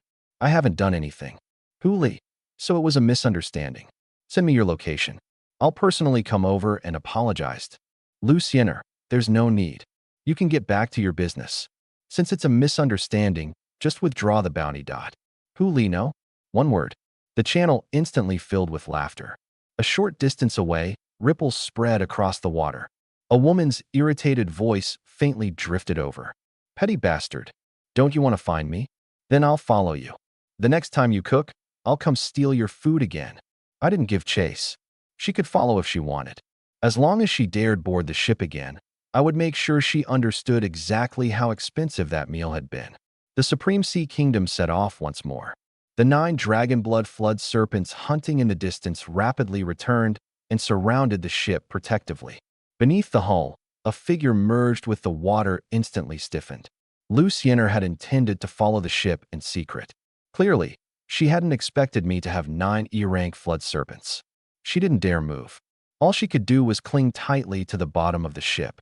Unfortunately for her, the flood serpents showed no intention of leaving. They escorted the ship the entire way, carrying her along with us. I stopped paying attention to the regional channel. There was no hurry to catch Lu Xiener. The dungeon was more important. If a dungeon could be triggered before the newbie period ended, I would have another chance to increase my strength before the regional mutated beasts refreshed. It was best to be prepared. The Supreme Sea Kingdom advanced at full speed. By the time Xie Qingwan and I finished eating, we had arrived at Mount Li.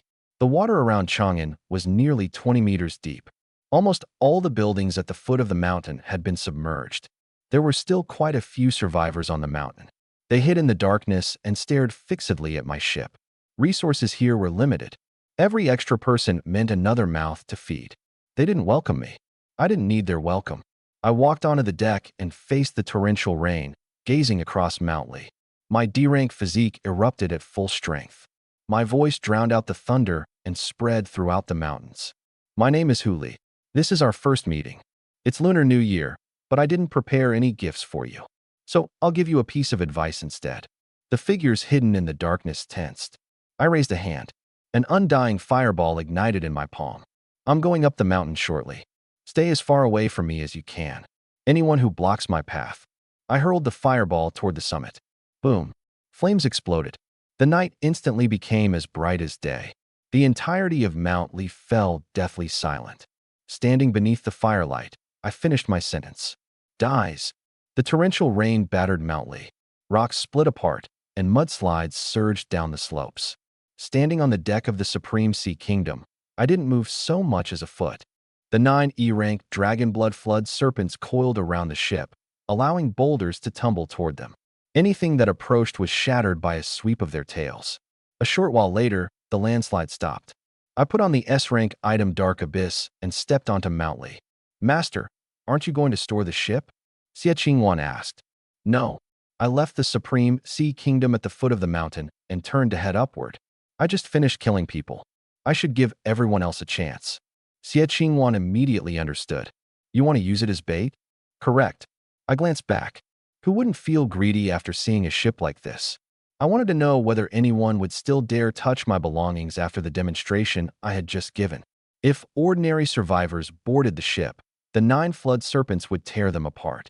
Even if Lu Xiener came, she wouldn't be able to sail it away easily. If she dared board, I would make sure she stayed. The torrential rain continued. But before the rain could touch me, it was repelled by dark abyss. At the same time, the regional channel completely erupted. Lu Yiru. Did all of you see the fire at Mount Lee's summit just now? Could the classified information Huli mentioned be hidden at the top? Zhang Yuanzong. I've been to the summit before. I didn't find anything. Zhou Xiangjuan. It's classified information. Do you think you could discover it with a casual glance? The first emperor's mausoleum is beneath Mount Lee. Nothing that appears here would be strange. Wang Bei. Too bad I don't know Lu Xiener's location. Otherwise, I would have sold the information to Hu Li and then shared the secret with everyone. Lu Xiener. Hu Li. Can I sell you information about myself? Tell me the secret first. I nearly laughed when I saw that message. She was exactly as I remembered. The catastrophe had lasted 10 years in my previous life. Lu Yun'er stole my items, crushed my dignity, and imprisoned me in a place that never saw the light of day, using me as a tool to obtain resources. The only thing she couldn't steal was my talent. At the time, aside from the system shop, the chat channels were the only thing I could access.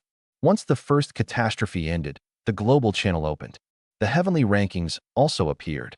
Every member of the top 10 was mysterious and elusive. There was only one exception. Lu Xiener. With her SSS rank Talent 9 sovereigns, she firmly occupied 3rd place on the heavenly rankings. But when it came to chatting, stirring up trouble, and watching drama unfold, she was unquestionably number 1.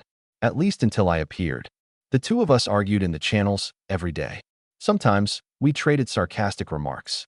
Other times, we cursed each other so viciously that we wished we could crawl through the chat channel and strangle one another. Yet after arguing for so long, we somehow became friends. Some of the secrets I knew had been secretly revealed to me by her. She was also partly why I never committed suicide in my previous life. I always thought that perhaps she might find me. Even if someone else used me as a tool, it would still have been better than remaining in Lu Yun'er's hands. Unfortunately, she never came before I died. Our previous encounter had been the first time the two of us had truly met across both lifetimes. Her irritating personality hadn't changed in the slightest. I replied directly in the channel. Hu Li, fine. If you dare appear in front of me, I'll tell you. Lu Xiener. Isn't that raising the price on the spot? You only wanted my location earlier.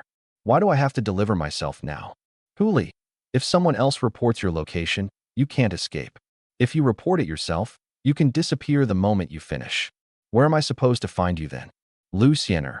Heaven created me for a purpose. Zhu Xingjie. What does that mean? Lu Xiener.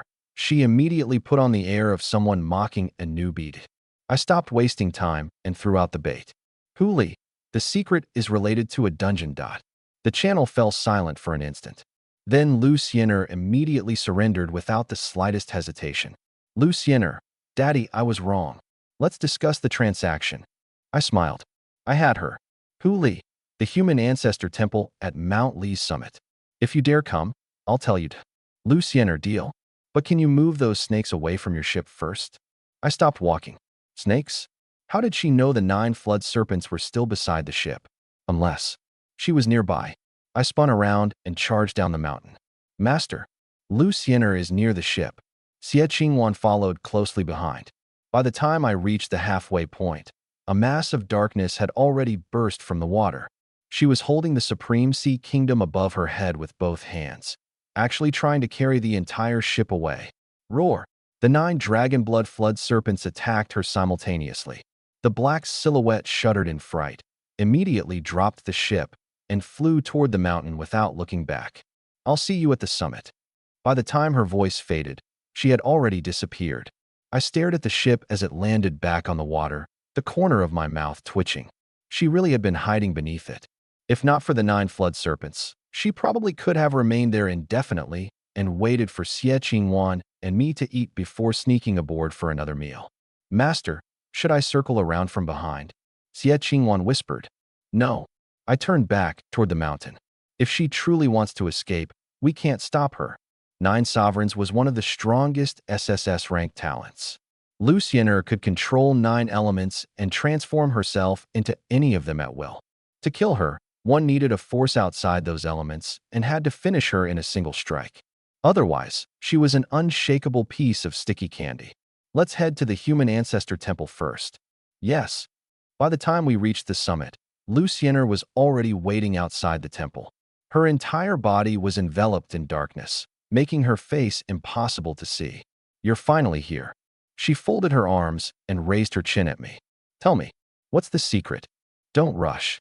I activated the Eye of True Sight and swept it across the Human Ancestor Temple. For people were hiding inside. They had probably seen the chat logs and come here to try their luck. They were quite courageous. In a catastrophe, people like that often died the fastest. Yet the people who seized opportunities were usually the same type. I looked at Luciener. The secret is meant for only one person. There are 4 extra pairs of ears inside. Are you dealing with them, or am I? Luciener didn't answer immediately. Although I couldn't see her expression, I knew she was trying to guess my trump cards. A detection ability, an ancient saber, a fireball, the Supreme Sea Kingdom, 9 flood serpents, and Xie Qingwan, who could transform into a Black Panther. Anyone would become suspicious after seeing so many things concentrated around one person. Stop daydreaming, I urged. If you don't act, I'll find someone else. Luciener immediately stepped aside. If the boss has spoken, I'll obediently watch the show. Fine. I looked at Xie Qingwan. Drive them out. Yes, master. Xie Qingwan instantly transformed into a Black Panther and charged into the temple. Before long, she forced 4 people outside. 2 men and 2 women. After a single glance, my eyes locked onto one pair of siblings. Wei Shu, the future 7th-ranked expert on the heavenly rankings and an elder of the Salvation Society. He was also the one who had cleared the S-rank dungeon Underworld Kingdom and published its complete guide in the global channel. I immediately scanned him with the Eye of True Sight. Wei Shu possessed the S-rank talent 100-fold tempering. Any attack that failed to kill him in one blow would strengthen his body. It was a typical growth-type talent. But 100-fold tempering alone didn't seem enough to support his future position as 7th on the heavenly rankings. I looked at the young girl beside him, Wei Xiaoqing. She looked about 7 years old and closely resembled Wei Shu. S-rank talent, aura perception. By observing auras, she could determine whether someone was dangerous and sense nearby objects that would be useful to her. The other 2 were nothing special. One was a middle-aged hunter with a B-rank shooting talent. The other was a woman wrapped in fur. She appeared to be trembling in fear, but her eyes constantly wandered toward me. The moment I looked at her, her legs gave way and she deliberately fell into my arms. It was far too obvious. I drew my saber. The blade flashed. Her head flew away and rolled down the mountainside before falling from the cliff. Ah! Wei Xiaoqing screamed in fright. Wei Shu immediately covered her mouth, shielded her behind him, and stared fixedly at me. I sheathed my saber and kicked the corpse down the mountain. Don't be nervous. I have an illness. When women touch me, I feel uncomfortable. When I feel uncomfortable, I want to kill someone. Wei Shu's expression became even uglier. I smiled at him. Of course, under normal circumstances, I don't kill people casually. Now let's discuss a transaction. What are you prepared to offer in exchange for your lives? Wei Shu didn't answer. Wei Xiaoqing remained hidden behind him and said nothing. The old hunter, however, glanced around before suddenly drawing a dagger and charging at Xie Qingwan. He was fast. He was also experienced. Compared to ordinary survivors, he could be considered an expert. Unfortunately, he had chosen the wrong opponent. Xie Qingwan brought down a paw. Bang! The old hunter was smashed into the stone tiles. Countless bones broke, and his dagger flew away. Xie Qingwan pinned his chest beneath her paw and turned toward me. If I nodded, she would immediately bite through his neck. I had intended to kill him, but Wei Shu was here. In my previous life, Wei Shu had been everything I wanted to become but never could. He helped others without seeking compensation. People like him were rare. They were also worthy of respect. I shook my head. Only then did Xie Qingwan withdraw her paw. I'll give you a chance to survive. I pointed toward the Human Ancestor Temple. A dungeon. You saw it mentioned in the channel. This dungeon requires 5 people to open. I pointed in turn to myself, Xie Qingwan, and Lu Xiener. 3. Then I pointed at Wei Shu and Wei Xiaoqing. With the 2 of you, that makes 5. The price is simple. Everything you obtain after entering the dungeon belongs to me. Refuse, and you die? Wei Shu immediately said, I'll go with you. Let my sister leave. I frowned. They truly were siblings. But Wei Shu had never mentioned Wei Xiaoqing in my previous life. Given how much he valued his sister, that shouldn't have been possible. Unless Wei Xiaoqing hadn't lived long enough for me to hear of her. Brother, don't speak. Wei Shu tightly gripped her hand and stared at me. That old man on the ground can still move. With him, there are 5 people. My sister is useless. Lu Xiener suddenly spoke. Take her with us. Wei Shu abruptly turned toward her. Lu Xiener's tone was casual, but her words were direct. If you leave her here, she'll die even faster. That was true. Once the dungeon opened, the entire region would receive an announcement. Everyone would know we had come to the human ancestor temple. The moment we entered the dungeon, other survivors would rush here. Leaving a 7-year-old girl alone would be no different from throwing a piece of meat into a wolf pack. Wei Shu was still hesitating, but Wei Xiaoqing grabbed his hand. Brother, I'll go with you. Wait. I interrupted them and pointed at myself. Am I the one in charge here? Both of them fell silent. Why are the 2 of you discussing this among yourselves? I crouched and beckoned to Wei Xiaoqing. Little girl, come here. Wei Shu's entire body tensed, and he held his sister tightly. But Wei Xiaoqing voluntarily pulled free and ran over to me. She wasn't afraid. Her aura perception told her that I wouldn't hurt her. My name is Hu Li. I looked at her. What's your name? Wei Xiaoqing. I'm older than you. What should you call me? Big brother. Good girl. I rubbed her head. You'll enter the dungeon with us. I was about to deal with the old hunter when the sound of shattering stone came from behind me. The hunter had gotten back up. Gripping his dagger, he charged straight toward Wei Xiaoqing. Was he trying to take a hostage? I flicked my wrist. The ancient saber tore through the air. Squelch. The blade pierced his spine and nailed his entire body into the stone tiles. The old hunter struggled twice before dying on the spot. I walked over and pulled out my saber. I told you that when women touch me, I want to kill someone. Why does no one believe me? I took Wei Xiaoqing's hand and walked into the human ancestor temple. Wei Shu and Lu Xiener remained outside, staring at me as though they had seen a ghost. I turned around. Let's go. They continued staring at the hand holding Wei Xiaoqing's. I lowered my gaze and finally understood. Oh, this. My illness is intermittent. Sometimes it flares up. Sometimes it doesn't. Lu Xiener couldn't hold back. You really can make up anything on the spot. Do you have a problem with that? No. She immediately entered the temple. Your illness makes perfect sense. Wei Shu wasn't in the mood to argue. He quickly caught up, took Wei Xiaoqing's other hand, and positioned his sister between us. The 5 of us entered the main hall. Stone statues of Nuwa and Fuxi stood in the center. I bowed respectfully. Seeing this, the others followed suit. Afterward, I immediately began searching for the token. According to the guide Wei Shu had published in my previous life, the key to opening Underworld Kingdom was hidden inside the main hall. The problem was that the newbie period hadn't ended yet.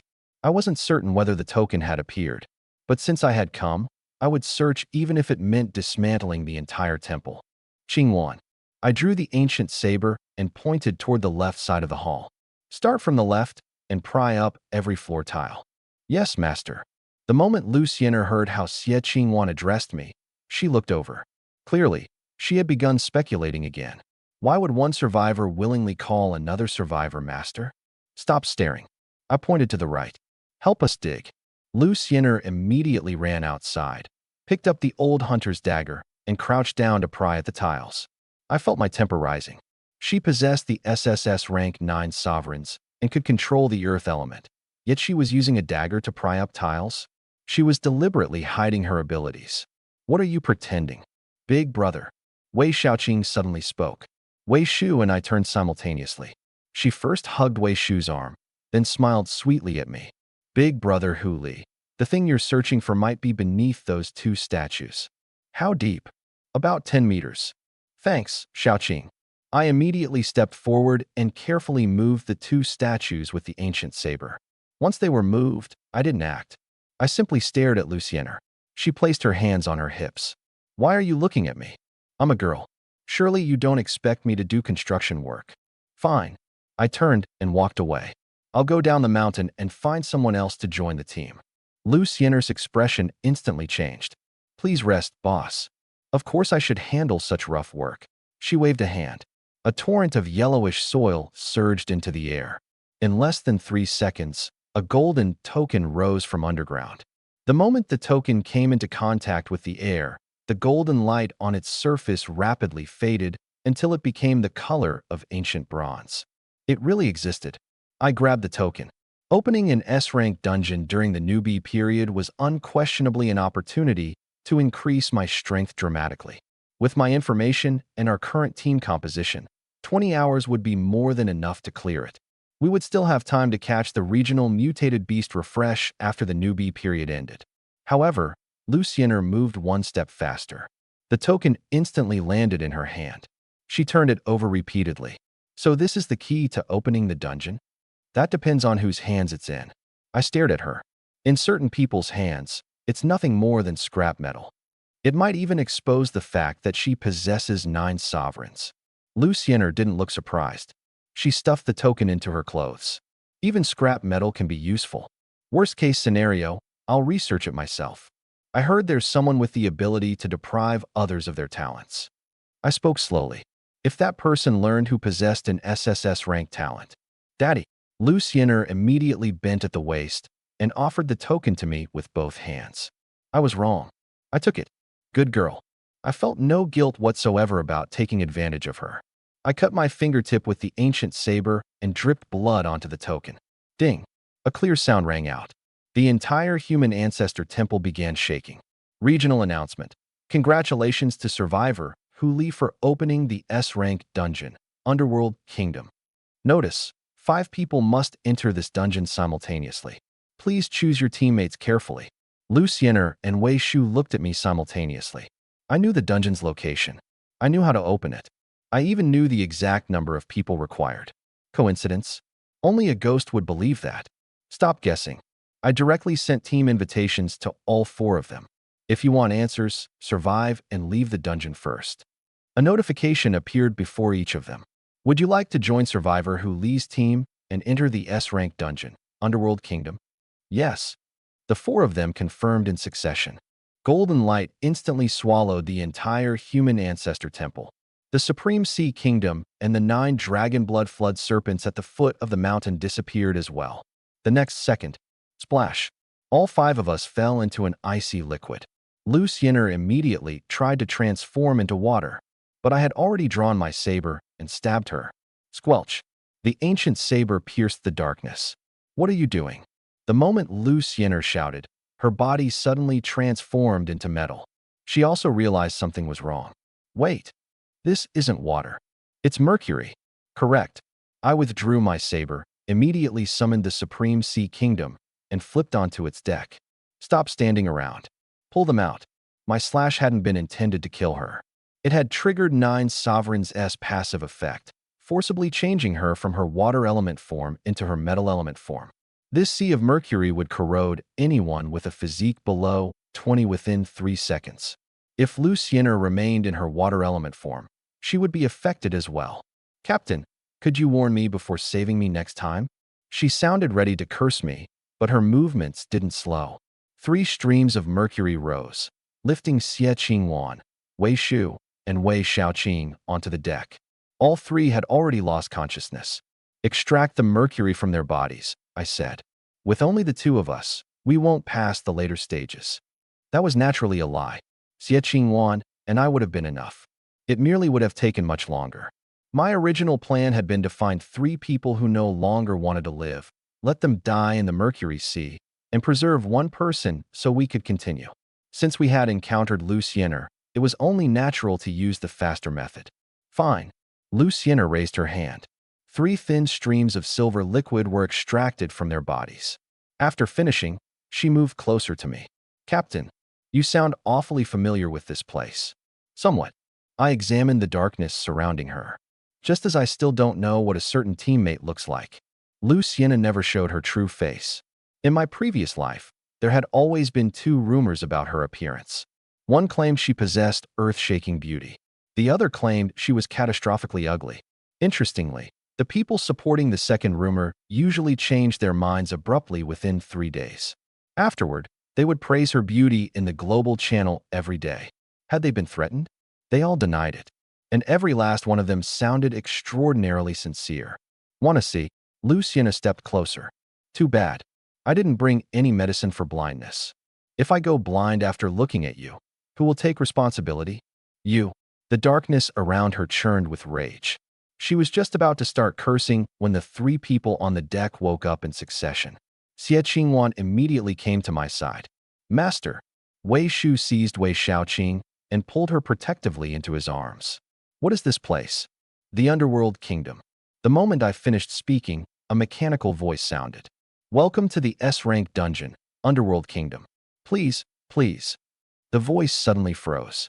The next moment, a deep, imposing voice drowned out the system notification. It exploded around us like thunder. "Those who come for an audience, why do you not kneel?" The voice faded. All 5 of us remained standing on the deck. Not one person knelt. I raised an eyebrow. Those words would normally impose the submission status on anyone with an intelligence below 15. Once someone knelt, all their attributes would be reduced by 5% for the duration of the dungeon. But no one had been affected. The Supreme Sea Kingdom had probably blocked the judgment. "Heh." The voice sounded again.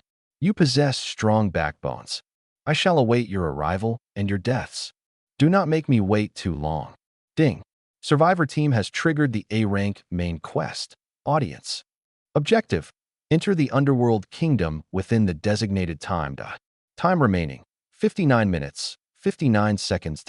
Quest rewards will be calculated cumulatively. Penalty for failure: erasure. Erasure. Wei Shu's expression darkened. Luciana was no longer in the mood to bicker. I smiled. Now we truly are grasshoppers tied to the same rope. "You knew this would happen?" Wei Shu demanded. "I knew some of it." "Exactly how much do you know?" "Enough to keep all of you alive." The moment I finished, a series of bubbles appeared across the Mercury Sea. Gurgle. Gurgle. It sounded as though something was about to emerge from below. Luciana immediately raised her hand. "There's something underwater." "Not underwater." I raised my head. A pale blue fireball had already condensed in my palm. Above us. Boom. The fireball shot upward and struck the ceiling. Flames instantly exploded. Blue fire rained down, illuminating the entire Mercury Sea. Everyone looked up simultaneously. Countless eerie green eyes opened in the darkness. There were at least 1,000. Wei Xiaoqing clung tightly to Wei Shu. "What are those?" "Mutated beasts." I gripped the black gold ancient saber. F-rank silver bats. 1 experience point and 1 point for every kill. How much you obtain will depend on your abilities. Experience. Luciana's eyes instantly lit up. Wei Shu also released his sister and assumed a combat stance. No one capable of reaching the heavenly rankings would let this opportunity pass. "Brother, be careful," Wei Xiaoqing hurriedly reminded him. "Stay behind me." The silver bats had already begun diving. Their sharp shrieks merged into a deafening chorus. Luciana stepped forward and unleashed a sea of fire with a wave of her hand. Boom. The silver bats at the front were instantly reduced to charcoal and fell into the Mercury Sea like dumplings dropping into boiling water. She became increasingly enthusiastic as she killed, but she didn't forget to call out to me. "Captain, you can rest. Leave this rough work to me." I held the ancient saber, but didn't move. I merely watched the Mercury Sea gradually bulging behind the flames. Luciana thought the silver bats were the first wave of enemies. But if the dungeon contained nothing more than this, what right did it have to be called an S-rank dungeon? The next second, a gigantic pale hand broke through the Mercury Sea. Boom. It seized the entire Supreme Sea Kingdom. The smile on Luciana's face instantly froze. I stepped forward with my saber. "Forget resting. The real monster has arrived." Xie Qingwan reacted the fastest. The moment the silver bats descended, she transformed into a black panther, leaped from the roof of the Supreme Sea Kingdom, and sent 2 flying with a single swipe. Wei Shu also pulled Wei Xiaoqing forward. They both understood. Points could be given to me. Equipment could be taken away. But no one could steal their experience. This was the benefit they had to seize. "Xiaoqing, Yes. Wei Xiaoqing immediately turned toward me. Big brother Hu Li, what is it? Catch. I tossed the black gold ancient saber to her. She hurriedly extended both hands and barely caught it. The weapon was almost as tall as she was. Its weight made her stagger, and she could only grit her teeth and rest it on her shoulder. Big brother Hu Li, this is... I'm lending it to you. She looked at the saber, then at Wei Shu. Can I lend it to someone else? As long as you don't lose it, do whatever you want. Thank you, big brother Hu Li. Go. Although Wei Shu didn't understand my intentions, he still took her onto the ship's roof.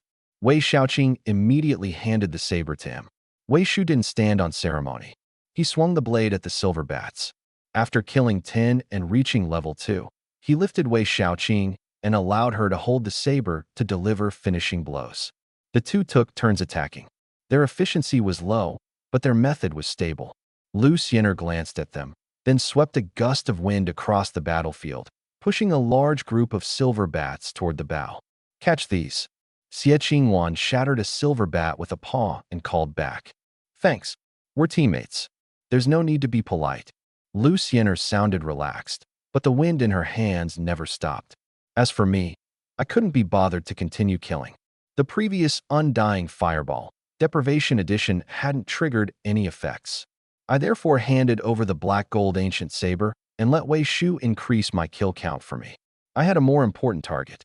Standing at the bow, I stared at the bubbles constantly rising from beneath the Mercury Sea and activated the Eye of True Sight. This was the ceiling of the underworld kingdom. Mercury formed the seas, while the stars formed the heavens. The true imperial capital lay beneath the ceiling. There were 3 ways into it. The first was to kill 10,000 silver bats and draw out the silver bat king. Killing it and taking both of its eyes would open the imperial capital's main gate. The second was to locate the solar golden coffin or lunar jade coffin within the Mercury Sea. Either one would lead directly to the first emperor's burial chamber. The final method was to find the core of the Mercury formation. If we controlled it, not only could we enter the imperial capital, but we could also weaken its tomb guardians. In my previous life, Lu Yuner had often used the Eye of True Sight to search for formation cores. She succeeded approximately 6 times out of 10. Unfortunately, I didn't find the core this time, but I saw something even more valuable. At the center of the Mercury Sea, 2 coffin-shaped shadows circled each other like the twin fish of Yin and Yang. The solar golden coffin, the lunar jade coffin, both had appeared simultaneously. Hidden quest, sun and moon share the heavens. This situation might not occur even once in 1,000 dungeon runs. As long as we simultaneously took the golden eye and jade eye, we would trigger the quest. The price was that every enemy in the imperial capital would receive a 20% attribute increase. But if we cleared the dungeon, the 2 first emperor's eyes would become S-rank items. How could I possibly let such an opportunity pass? The stronger the enemy's attributes, the more enjoyable it would be to deprive them. At worst, we would clear the dungeon more slowly. But those items had to be mine. Everyone on the ship, hold on. I instantly increased the Supreme Sea Kingdom to maximum speed. Boom. The ship surged forward. Everyone staggered, but Wei Shu didn't even raise his head. He continued swinging the saber and killing silver bats. Lu Xiener simply stopped attacking and walked over to me. Why the hurry? Did you find the entrance? More or less. I glanced at her. Level 5. She immediately straightened, deliberately adopting the posture of someone awaiting orders. Captain, please command Xiener however you wish. Raise your physique to 31st. Distribute the remaining attributes however you want. I turned toward the others. The same applies to all of you. Reach level 5 as quickly as possible. Wei Shu's movements paused. His and Wei Xiaoqing's killing efficiency was far too low. It was impossible for each of them to kill more than 1,000 silver bats in a short time. Xie Qingwan also stopped. Master, I might not be able to kill that many. What kind of thing is that to say? Lu Xiener placed her hands on her hips and marched to the bow. We're all teammates. Saying that means you look down on me, doesn't it? She spread her fingers.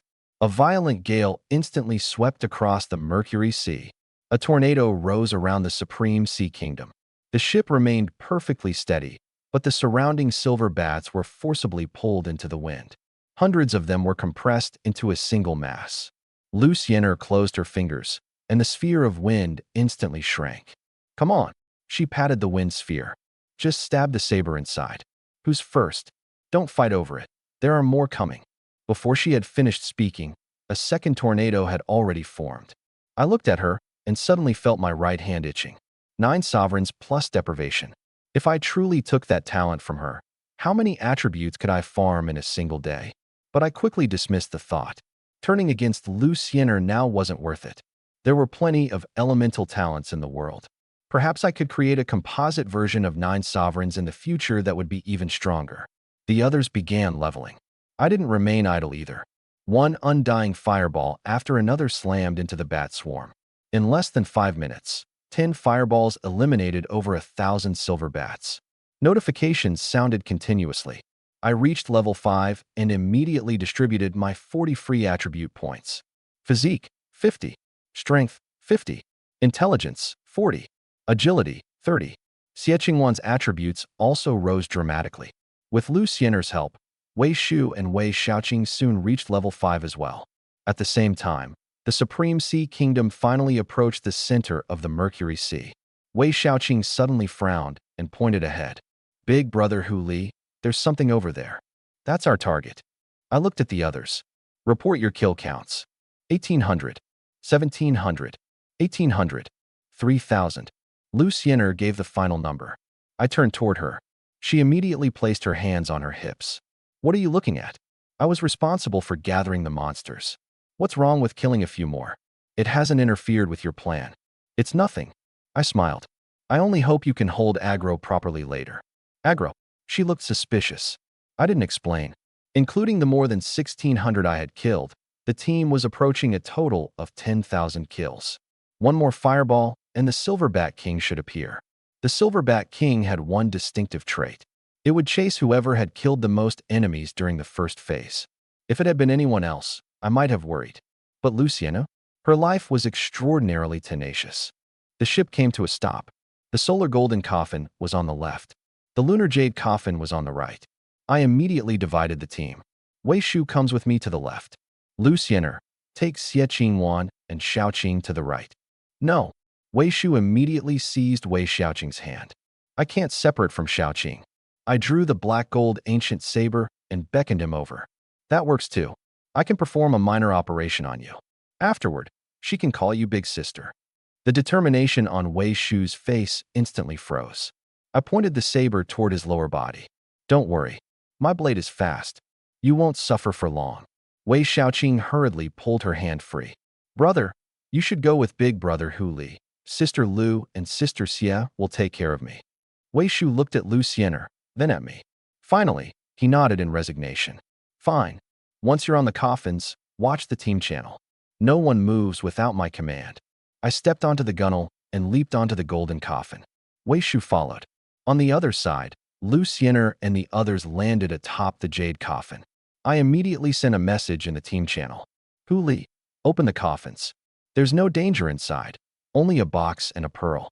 Don't touch the pearl. Lu Xiener, understood. Despite agreeing so readily, she didn't act immediately. She stared at my side first. She was cautious enough. I signaled to Wei Shu and raised the lid of the golden coffin. There was no corpse inside, only a golden box. Within it lay a golden eye. Immediately afterward, the jade coffin was opened. Hu Li, do you see the jade box and the pearl? Lu Xiener, I see them. What next? Hu Li, kill monsters. I flicked my hand. A blue fireball soared into the air and exploded directly among the bat swarm. More than 100 silver bats were instantly reduced to ashes. A notification followed. Team has cumulatively killed 10,000 silver bats. D-rank mutated beast, Silverbat King, has descended. A flash of silver passed overhead. Boom. The Mercury Sea began churning violently, and both coffins shook. What's happening? Lu Xiener nearly fell into the coffin. She raised her head and shouted at me. Captain, you tricked me again. Why are you panicking? It's only a D-rank enemy.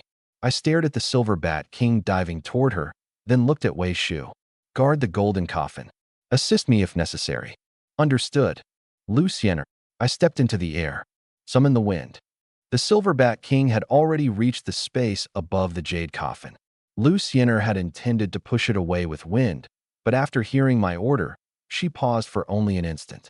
The next moment, a powerful wind lifted my body. Buff obtained. Wind riding LV1. I stepped through the air, taking 3 strides before appearing directly behind the Silver Bat King. Eye of True Sight, Deprivation Edition, activated. The black-gold ancient saber fell simultaneously. The notification appeared before the blade landed. Deprivation successful. Obtained D-rank talent. Silver Bat King Wings. My heart trembled. I really could deprive mutated beasts of their talents. The saber struck next, splitting the Silver Bat King's spine. Squelch. It was severed into 2 halves on the spot, and its corpse crashed into the jade coffin. But I didn't fall. An intense itch spread from my shoulder blades. Rip. My clothes were torn apart. 2 silver bat wings, each 2 meters long, unfurled from my back. The wings beat gently. Holding my saber, I hovered in the air and looked down at everyone. Silver light flowed across the Mercury Sea. D-rank mutated beast, Silver Bat King killed. Experience plus 100. Points plus 1,000. I ignored the rewards and glanced back at my wings. As expected, deprivation didn't work only on survivors' talents. It could also steal those of mutated beasts. Take the eyes. I looked at Luciener. Dig them out and throw one to me. Luciener was still staring at my wings. Even her gaze had changed. Clearly, she had guessed that I was the person capable of depriving others of their talents. Her body tensed. Her face practically displayed the words, "Once we leave this dungeon, I must stay far away from him." But her hands didn't slow. A wind blade condensed into a dagger. With a single cut, both silver eyes were removed. Catch! She threw one over. I caught the silver eye and flew back to the golden coffin. My wings folded and sank into my back, transforming into 2 silver patterns extending from my shoulder blades to my waist. I immediately issued an order through the team channel. Huli, everyone hold hands. After you hear 3 metallic chimes, simultaneously take the eye from your box and crush the silver eye dot. Wei Shu held the silver eye in his left hand and gripped my wrist with his right. On the other side, Luciener and the others also prepared themselves. I reversed my grip on the black gold ancient saber and struck the golden coffin with the back of the blade. Hum. The first chime. Hum. The second. Hum. The third. I seized the golden eye. Wei Shu crushed the silver eye simultaneously. Silver light also erupted from the jade coffin. The 2 silver eyes transformed into 7 streams of light. 5 fell onto us. The remaining 2 plunged into the Mercury Sea, instantly creating an enormous vortex. The golden and jade coffins began shaking simultaneously, as though they wanted to escape the vortex and travel deeper into the underworld kingdom. My eyes lit up. Success. We had triggered 2 methods of progression simultaneously. We had obtained the golden eye and jade eye while preserving our ability to enter through the imperial capital's main gate. I grabbed Wei Shu and leaped from the coffin. Jump. We plunged directly into the mercury vortex. Brother. Wei Xiaoqing had barely shouted when Xie Qingwan jumped after us. Lu Xiener cursed furiously but didn't dare delay. She pulled Wei Xiaoqing into the vortex with her. My vision went dark. When it returned, I was standing outside the imperial palace. Black walls, golden tiles, half-open palace gates. Beyond the gates were 1,000 stone steps. Golden armored soldiers stood on every step with spears in their hands. Higher up, 12 9-meter-tall golden colossi stood on either side. Behind the colossi were 9 enormous shadows shaped like colossal cauldrons. Farther beyond them stood the imperial palace. After more than 2,000 years of silence, the imperial city had finally welcomed the living. Lu Xiener and the others appeared behind me in succession. A notification appeared. S-rank hidden quest triggered. Sun and moon share the heavens. All hostile creatures in the imperial capital receive a 20% attribute increase. Quest rewards. S-rank item. Golden eye. S-rank item. Jade eye. Penalty for failure. The holders of the golden eye and jade eye will be erased. Immediately afterward, the main quest refreshed. A-rank main quest completed. Audience. A-rank main quest activated. Ascend the steps. Objective. Defeat the Imperial Palace's defending army. Time remaining. 59 minutes, 59 seconds. Penalty for failure. Erasure. I smiled.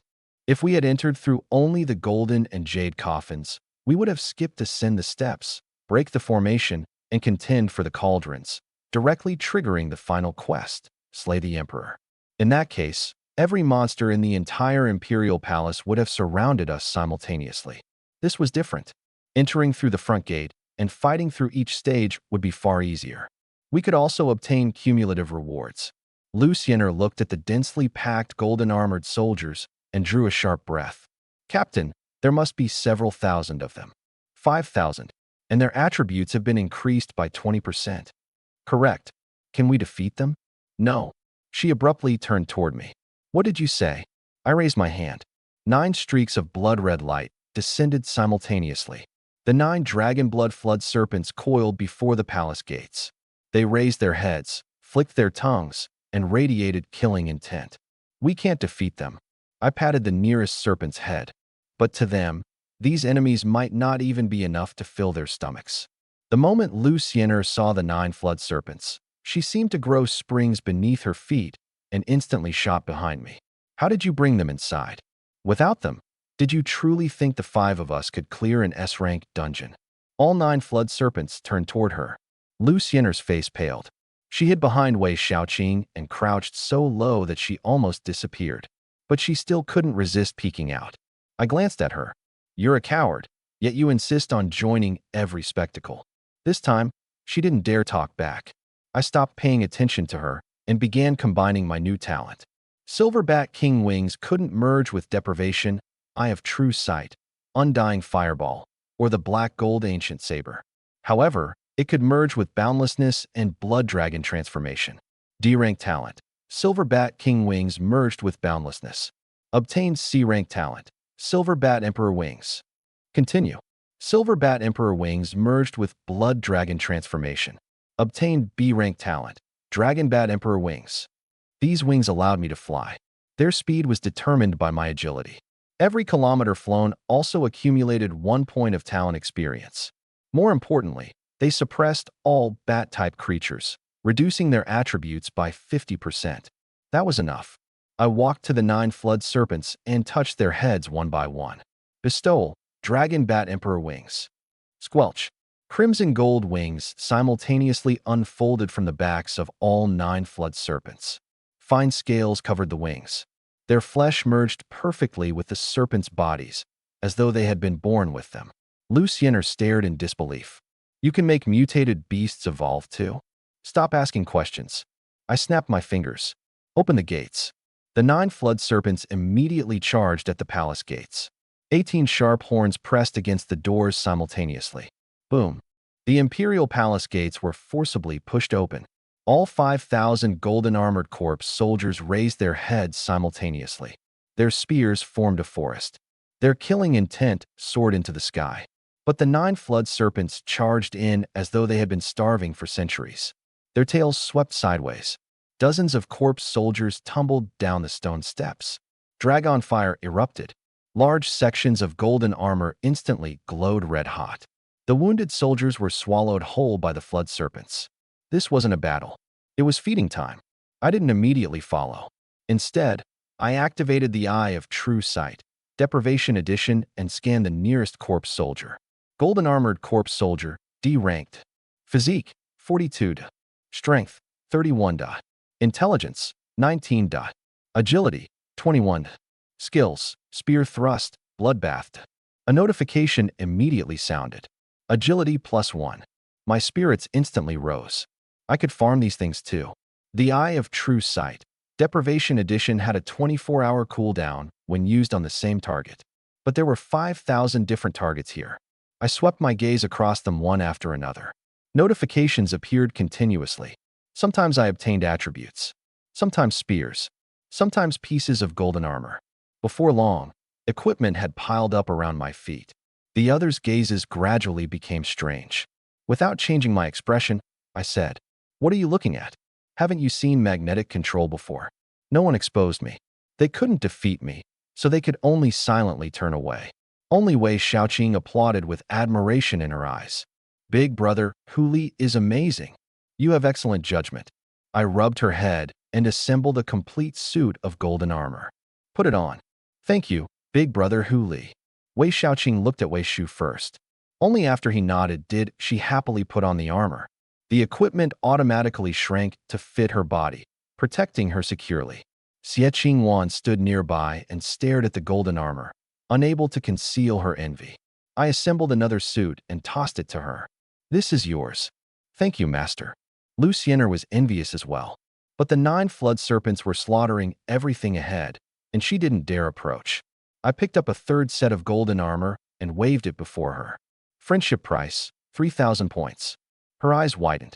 Why don't you just rob me? My smile became even brighter.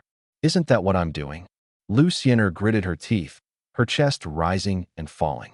In the end, she transferred all 3,000 of her points to me. She had only one life. At this stage, D-rank armor could genuinely save it. Thank you for your business. I tossed the armor to her, then assembled a 4th suit and held it out to Wei Shu. He was about to thank me when I raised a hand to interrupt. This one is a loan. You'll return it after we leave. I also threw him a spear. This too. Wei Shu accepted them with a bitter smile. Understood. Thank you anyway, Captain. Stop wasting time. Put them on. I listed all the remaining weapons and armor pieces in the system shop. D-rank spear, 3,000 points. Main armor piece, 3,000. Pauldrons, bracers, greaves, helmet, and armored skirt, 1,000 each. A complete set cost at least 11,000 points. Selling one to Lu Xiener for 3,000 genuinely was a friendship price. After all, she only had 3,000. In less than 40 minutes, the 1,000 stone steps had been cleared. Not one of the 5,000 golden armored corpse soldiers remained. I had managed to scan only 2,000. The remaining 3,000 had either been swallowed by the flood serpents or smashed to pieces by their tails. Even so, I obtained 125 attribute points from those 2,000 targets. That was equivalent to leveling up 12 times. I immediately distributed them. All 4 attributes reached C-. My physique and strength were only a single step away from C rank. And this was only my first dungeon. The newbie period hadn't even ended yet. I was tempted to leave and slaughter the regional mutated beasts across the other 8 provinces as well. Besides the attributes, I had obtained a massive amount of D-rank equipment. If I sold everything, it would be worth at least 1,000,000 points. Unfortunately, we were pressed for time. Otherwise, I would gladly have farmed here for over a month. Even if my eyes began burning, I would continue until my attributes were completely maxed out. The 9 flood serpents were already waiting at the top of the stone steps. They didn't continue devouring the remains of the golden armor. Instead, they stared fixedly at the barrier to the next stage, impatiently sweeping their tails. Beyond the barrier stood 12 golden colossi. Farther behind them were 9 enormous, cauldron-like shadows. Something there was attracting the serpents. Let's go. I took the lead up the steps. Xie Qingwan followed closely behind. Wei Shu guarded Wei Xiaoqing in the middle. Lu Xiener remained at the back, solemnly declaring, I'm guarding the rear. I couldn't be bothered to expose her. As we approached the top, I looked back and warned her. The next stage depends on the 2 of us. If you slack off again, everyone will die. Lu Xiener immediately protested. What do you mean, slack off? Did I have any opportunity to act just now? Your snake stole all the kills. Then your opportunity has arrived. I stepped onto the final stair and immediately scanned the 12 golden colossi with the eye of true sight. Deprivation Edition. One of the 12 golden colossi, C-ranked. Physique, 149. Strength, 149. Intelligence, 50. Agility, 50. Skills, trample, golden body. A notification followed. Strength +2. My eyes lit up. I could still farm them. I immediately scanned all 12 colossi. I didn't obtain many attributes, but a pile of ancient weapons cast inside their bodies fell onto the ground. Every one was D-rank. Without even examining them, I listed them all in the system shop. The instant everyone stepped onto the platform, the main quest refreshed. A-rank main quest, break the formation. Objective, destroy the 12 golden colossi formation. Time remaining, 59 minutes, 59 seconds. Penalty for failure, erasure. Boom. All 12 golden colossi opened their eyes simultaneously. Their heavy footsteps fell, causing the entire palace to tremble. They began attacking indiscriminately. The 9 flood serpents immediately took flight, and evaded. One colossus raised its foot and stomped. Bang! The ground instantly caved in. The flood serpents might have evolved to D rank, but against colossi whose physique and strength had both reached C+, a single stomp would kill them. Wei Shu Qingwan. I drew my saber and charged into the formation. Protect Shaoqing and retreat outside the formation. Understood. I turned and shouted. Lu Xiener act. Got it. Lu Xiener brought her hands together. The metal element instantly covered the battlefield. All 12 golden colossi stiffened simultaneously. But they were too powerful. Even under the control of 9 sovereigns, they could still forcibly move their limbs and continue attacking. I can't hold them for long. That's enough. I rapidly moved between the colossi's feet. I had cleared this stage many times before. The 12 golden colossi appeared frightening, but their weak points were fixed. By striking specific locations in order with the golden eye, I could break the formation directly.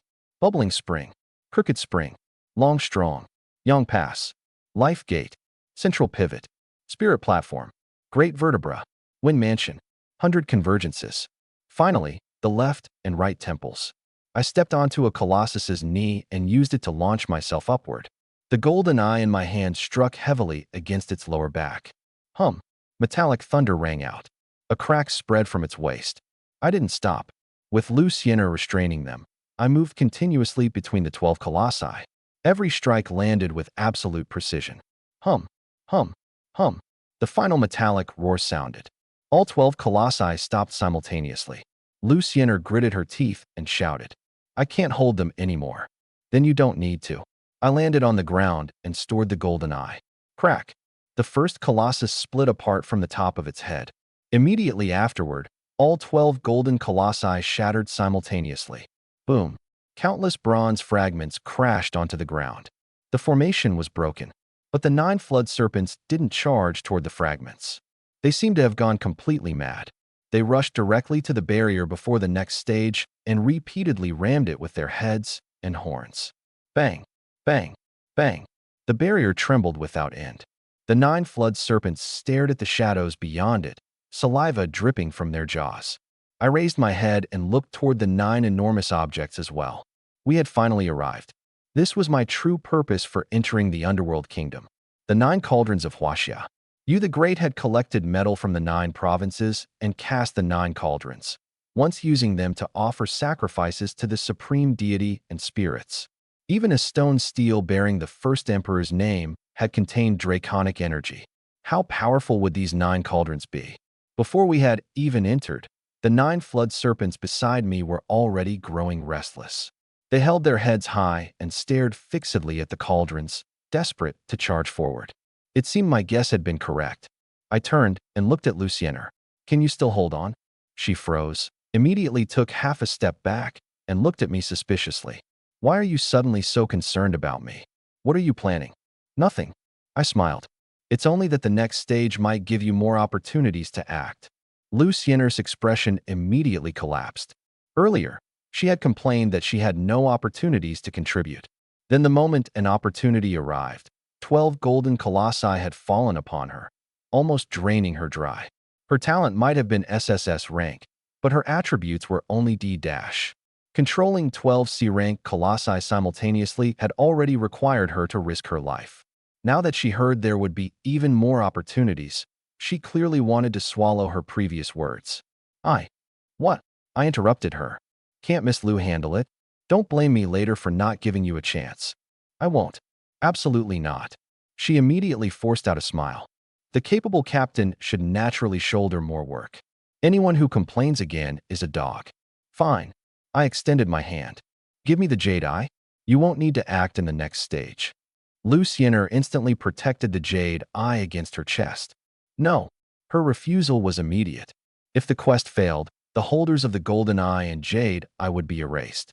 Yet despite knowing that, I hadn't discarded the golden eye and had even used it to break the 12 golden colossi formation.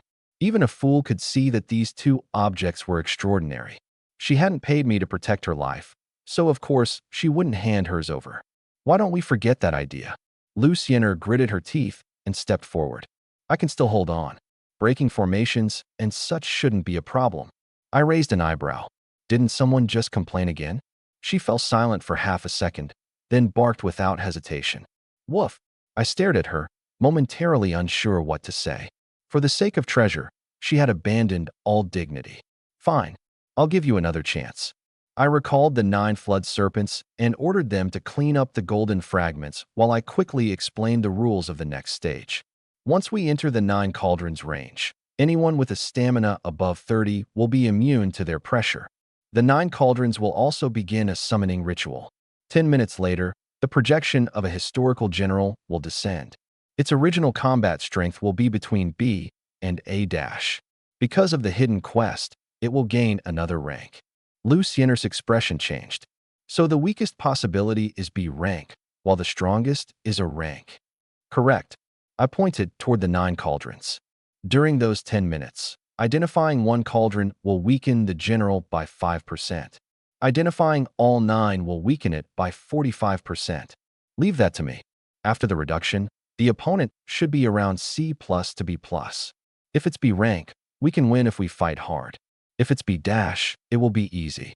Luciener pressed. What if it's B+? I looked at her. Then we trust our luck. I wasn't trying to frighten her. In my previous life, I had cleared the underworld kingdom many times, but I had encountered a B+ projection only once. The god of slaughter, Bai Qi. 3 of us died in that battle. In the end, Lu Yun'er and I had used an S-rank escape scroll to save our lives. With our current team composition, if we encountered Bai Qi, it wouldn't be a 50-50 battle.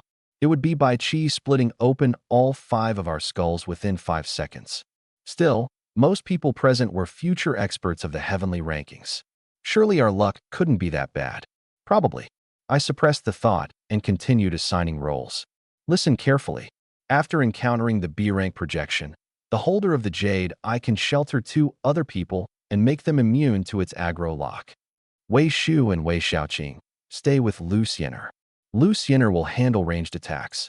Qingwan and I will fight in close combat and provide control. The 9 flood serpents will move around the battlefield and occasionally breathe dragon fire. Luciener, enhance them when that happens. Does everyone understand? They nodded simultaneously. Among the 5 of us, only Xie Qingwan, Luciener, and I could truly fight. Wei Shu and Wei Xiaoqing merely needed to survive. Only then did Luciener realize I had tricked her again. It had never been possible for her to hand the jade eye to anyone else. She was the only one who could attack from range, and therefore the most suitable person to hide in the rear with the Wei siblings. She glared at me. I didn't give her a chance to complain and turned around. Move out. I stepped into the 9 cauldrons range. All 9 cauldrons vibrated. Their sound exploded in my ears like thunder. Pressure of the 9 cauldrons detected. Evaluating. Stamina exceeds 30. Evaluation successful. You are immune to the pressure. Immediately afterward, another notification appeared. A rank main quest. Contend for the cauldrons. Description. One who wishes to claim the throne must first contend for the cauldrons.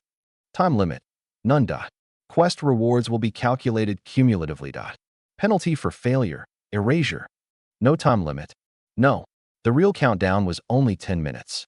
If we failed to identify all 9 cauldrons within 10 minutes, every unidentified cauldron would summon an additional general.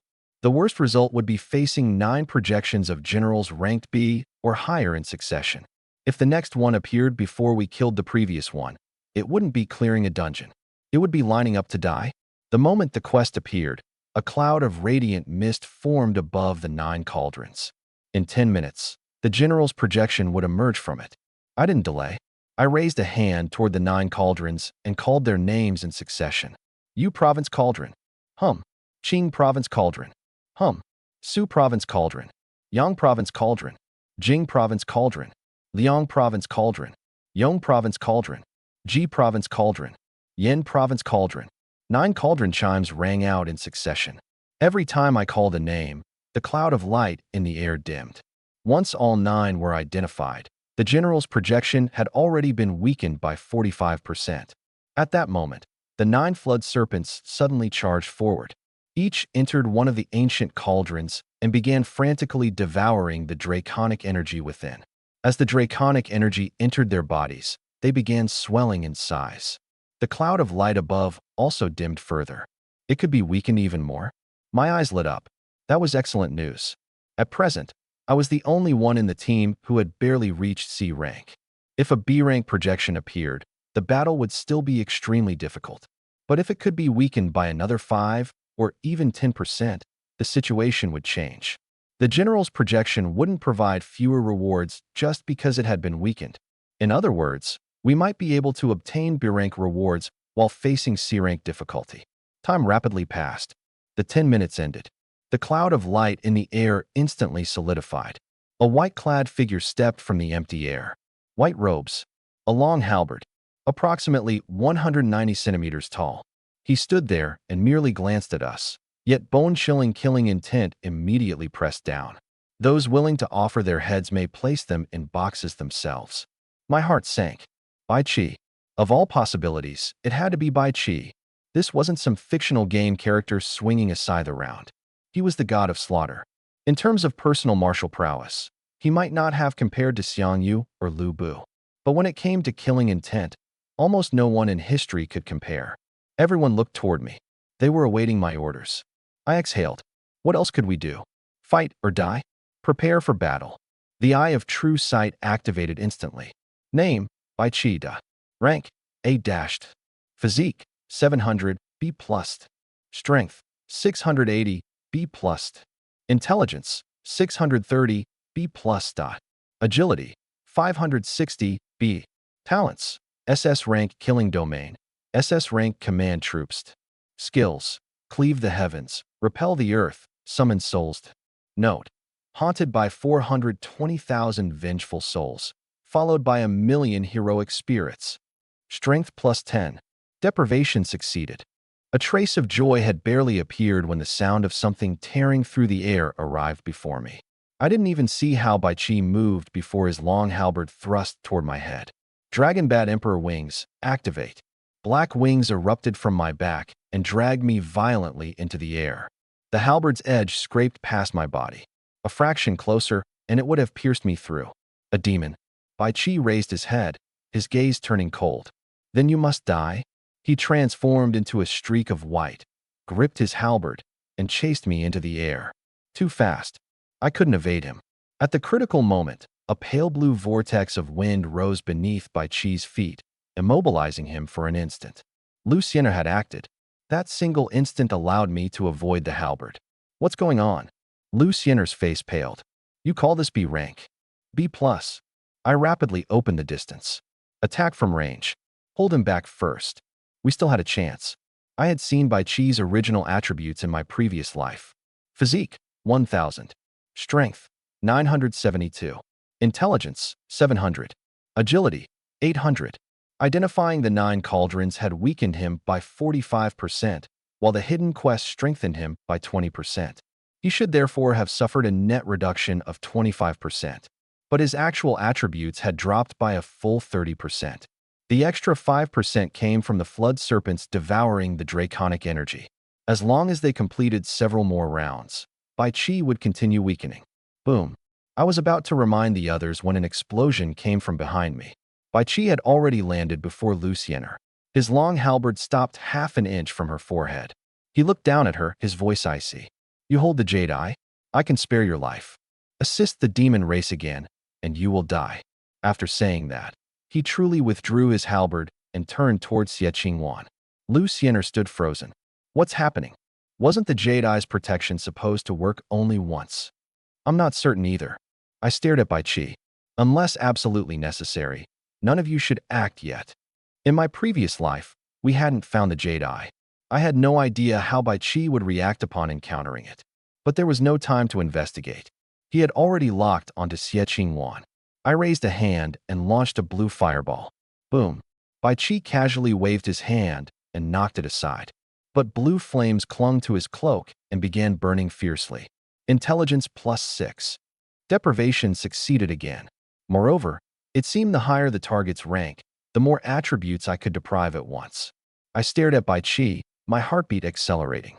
If I survived, I was going to strip him completely bare. Take these. I hurled 5 fireballs in succession. Boom, boom, boom. Bai Qi stood in place without even attempting to dodge. Notifications rapidly appeared. Agility +7. S-rank item, Tiger Tally +1. Physique +10. SS rank talent, Killing Domain +1. I obtained something valuable. I immediately stored the Tiger Tally inside my clothes. Xie Qingwan used the opportunity to escape Bai Qi and rapidly moved beside me. The flames dispersed. Bai Qi's cloak had been burned to tatters, but he himself was unharmed. His 700 physique was no decoration. With my current intelligence, the damage I inflicted was almost negligible.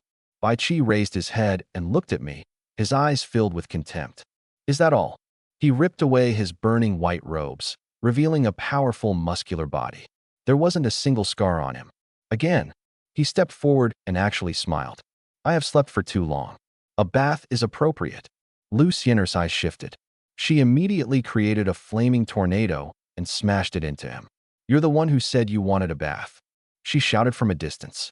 I'm helping you, so don't repay kindness with hostility. Bai Qi gave her a cold glance, but didn't attack. He endured the fiery tornado and continued walking towards Xie Qingwan's Black Panther form. I knew that looked far too well. He wasn't fighting seriously. He was playing. The same thing had happened in my previous life. Although he possessed enough strength to crush us, he refused to kill everyone immediately and insisted on tormenting us one by one. He enjoyed slaughter. It was precisely because of that Lu Yun'er and I had found an opportunity to escape. Bang! Bai Qi threw a punch and directly scattered the flaming tornado. He looked at us, his eyes filled with disappointment. Pathetically weak. You would all be better off entering reincarnation early. The moment his words fell, the light above the 9 cauldrons dimmed again. Bai Qi paused. He had also sensed his strength declining. I immediately activated the Eye of True Sight. As expected, he had been weakened by another 5%. His intelligence had already fallen to B rank.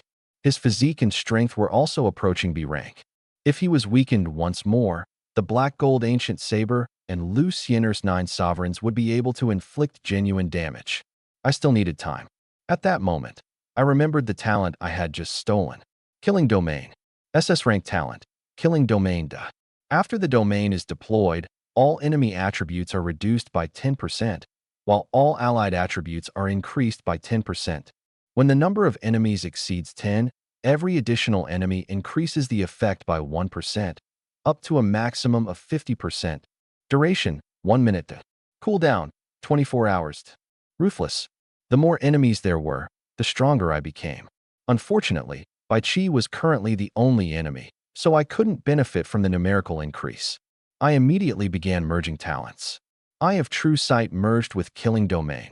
Undying Fireball merged with Killing Domain. The Black Gold Ancient Saber first merged with Deprivation, then Killing Domain. Finally, Boundlessness merged with Killing Domain. SS rank talent, Godslayer Domain, Deprivation Edition Da. Once deployed, all enemy attributes are reduced by 10%, while all allied attributes are increased by 10%. Within the domain, Killing Domain Blades and Killing Domain Flames may be continuously released, with a forced cooldown of 1 second per use. The Godslayer I will automatically activate, locking onto enemies, predicting their movements, and granting immunity to illusions. Duration, 1 minute. Cooldown, 24 hours. Each enemy killed within the domain accumulates 1 point of evolution experienced. My breathing stopped for an instant. This was a true killing move. Within 1 minute, the flames and blades could each be released 60 times. Every attack had a chance of triggering deprivation. As long as Bai Qi couldn't immediately break out of the domain, I could forcibly steal from him more than 100 times.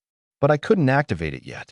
Even with my attributes increased and his reduced, I would still only be C rank, while Bai Qi remained close to the peak of B rank.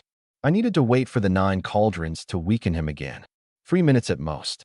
All we had to do was stall him. The instant my attention drifted, Bai Qi suddenly stepped onto his falling halberd and used it to launch himself into the air. You dare become distracted while fighting me? His fist rapidly expanded before my eyes. I couldn't dodge. Bang! Bai Qi's fist struck my face. The S-rank defensive item Dark Abyss trembled violently and blocked most of the force. The remaining impact still smashed me from the sky into the ground. Boom! I struck the earth heavily. My dragon bat emperor wings were forcibly driven back into my body. Blood ran from the corner of my mouth and dripped beside the halberd's blade. 1 centimeter farther, and my landing would have impaled me on the weapon. I turned my face toward the halberd beside me. Eye of True Sight, activate. A rank item, Army Breaking Halberd +1. Success. While Bai Chi wasn't holding the weapon, I finally stole it from him. The next second, he descended from the air and landed before me. You are clearly human, yet insist on borrowing the power of demonic beasts. In your next life, reflect upon your actions. He reached for the army-breaking halberd. It didn't move. The weapon already belonged to me. Without my permission, he couldn't use it. I propped myself up from the ground. Blood stained the corner of my mouth, but I couldn't stop myself from laughing. Whether it belongs to a beast or a human, it's useful as long as it can kill. I looked at his hand. That's better than someone who can't even lift his own weapon. Bai Chi's gaze instantly turned frigid. I hope your bones are as hard as your mouth.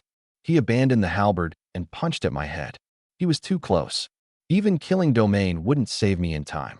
I directly extracted near-death LV1 from the mutated beast whisker and clenched it in my hand. I had to gamble. If I could touch Bai Chi and bestow the near-death status upon him, everything would end.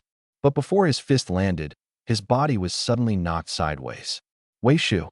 He had wrapped his arms around Bai Chi's waist. Enhanced by Lu Xiener's wind and light elements, he forcibly rammed Bai Chi away. Retreat. I forced myself to rise. Too late. Bai Chi seized Wei Shu by the throat, but he didn't immediately break his neck. The jade eye was now in Wei Shu's possession. Bai Chi slowly turned toward Lu Xiener. Her face was deathly pale. I told you, the jade eye's effect only works once. I couldn't wait any longer. I grabbed the army-breaking halberd and shouted, Godslayer Domain, open. Pale white light instantly swallowed the surroundings. The ground, the sky, and the 9 cauldrons were all dyed the color of bleached bone. Bai Chi and I were simultaneously dragged into the domain. Wei Shu was judged to be a target outside it, and was thrown free from Bai Chi's grasp. Gripping the army-breaking halberd, I forced myself upright. Come. I stared at Bai Chi and spoke one word at a time. Let me see exactly how hard the bones of Lord Wuan truly are. Godslayer eye open. A gigantic dark golden eye appeared high in the sky and locked firmly onto Bai Chi. Godslayer flames descend. Pale fireballs erupted from every direction and bombarded him. Godslayer blades slash. Blade light merged with the wind, forming a violent tornado that instantly swallowed Bai Chi. Notifications flooded my vision. Physique +7. Strength +1. B-rank skill, Summon Souls +1. Agility +4. B-rank item, Heaven Treading War Boots +1. Intelligence +10. SS rank talent, Command Troops +1. Every second, the flames and blades each triggered deprivation once. Bai Chi's power flowed into my body at a terrifying rate. My injuries also began rapidly recovering. Thief. Bai Chi endured the storm of blades and flames and still managed to rise. He stared at me, displaying genuine anger for the first time. What have you done to me? I held the army-breaking halberd and slowly straightened. You're already calling me a thief, yet you still ask what I've done. I raised the halberd and admired its edge. This is a fine weapon. It belongs to me now. Yours. Bai Chi advanced through the flames. Let us see whether you live long enough to keep it. He appeared to reach for something at his waist, only to find nothing there. I removed the tiger tally from my clothes and spun it around my index finger. Looking for this? Little Bai, I'm not trying to criticize you. How could you carelessly lose something as important as a tiger tally? I deliberately sighed. Fortunately, I found it. Someone else might genuinely have returned it. You court death. Bai Chi was completely enraged. He shattered the blade light and fireballs and charged directly at me. I stored the tiger tally and stepped sideways. His fist brushed past my face. A second punch. I lowered my head. A third. I leaned right. The Godslayer I had already seen through all his movements. Before he threw a punch, its trajectory had already appeared in my mind. Bai Chi attacked continuously. I didn't retreat a single step, evading with only the smallest possible movements. 40 seconds. 50 seconds. With the domain's enhancement and continuous deprivation, My strength and physique finally reached the minimum requirements for using the army-breaking halberd. Now, I pulled the halberd free and thrust it toward Bai Qi. Squelch! The blade pierced his left shoulder. Blood sprayed. I stepped forward and spoke directly in front of him. Lord Wuan, your bones aren't particularly hard either. Bai Qi didn't respond. Instead, he seized the shaft of the halberd and lunged forward. The army-breaking halberd completely pierced through his shoulder. He had used this method to forcibly close the distance between us. Not good. I was about to release the weapon when he grabbed my right hand. Then he punched. Crack. My right arm broke instantly. Broken arm LV3. Strength reduced by 30%. Excruciating pain surged into my head. But I smiled. A broken arm counted as a status effect? Then he couldn't blame me. Enduring the pain, I made my left hand glow with white light and punched Bai Qi in the face. Here, you can have it. Broken arm LV3 bestowed. Crack. Bai Qi's right arm also broke instantly. I used the opportunity to retreat. At the same time, the 1-minute duration ended. The pale domain collapsed. Xie Qingwan immediately moved in front of me. Lu Xiener remained in the distance with all 9 elements of 9 sovereigns prepared. Wei Shu had also gotten back up and was ready to continue risking his life. He wasn't doing it to save me. He merely understood that only if I survived would Wei Shaoqing have a chance to leave the dungeon. There's no need to rush. I raised my left hand to stop them. The current Bai Qi was no longer a threat. Naming the 9 cauldrons had weakened him by 45%. The flood serpent's consumption of draconic energy had reduced him by another 10%. His broken arm reduced his strength by 30%. The wound through his shoulder weakened it by another 10%. Even after accounting for the hidden quest's 20% enhancement, his strength was only 1/4 of its original value. Combined with the 62 points of strength I had deprived from him, he had only 181 remaining. He couldn't even break through Dark Abyss's defenses. Bai Qi stood in place. His left shoulder had been pierced. His right arm was completely broken, yet the killing intent around him hadn't dissipated. He ignored everyone else and stared only at me. After a moment, he suddenly laughed. Heh. I tightened my grip on the army-breaking halberd. What are you laughing at? Did he still have another trump card? Bai Qi looked at me without hatred in his eyes. Instead, there was a trace of appraisal and admiration. I merely wished to laugh. He looked at the tiger tally inside my clothes. Keep it safe. I will come to retrieve it from you. My heart jolted. What did you say? You're only a projection. Your true body died long ago. How could you possibly come for me? Bai Qi didn't answer. He raised his left hand and struck his own chest. Bang! Cracks spread from his chest across his entire body. Bai Qi, I was about to charge over when his projection shattered.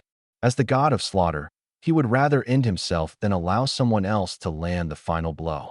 However, the system still credited the reward to me. Congratulations to Survivor Hu Li for killing the projection of the A-rank General Bai Qi. Experience plus 100,000. Points plus 1 million. Congratulations to Survivor Hu Li for reaching level 9. Free attribute points plus 40. 100,000 experience.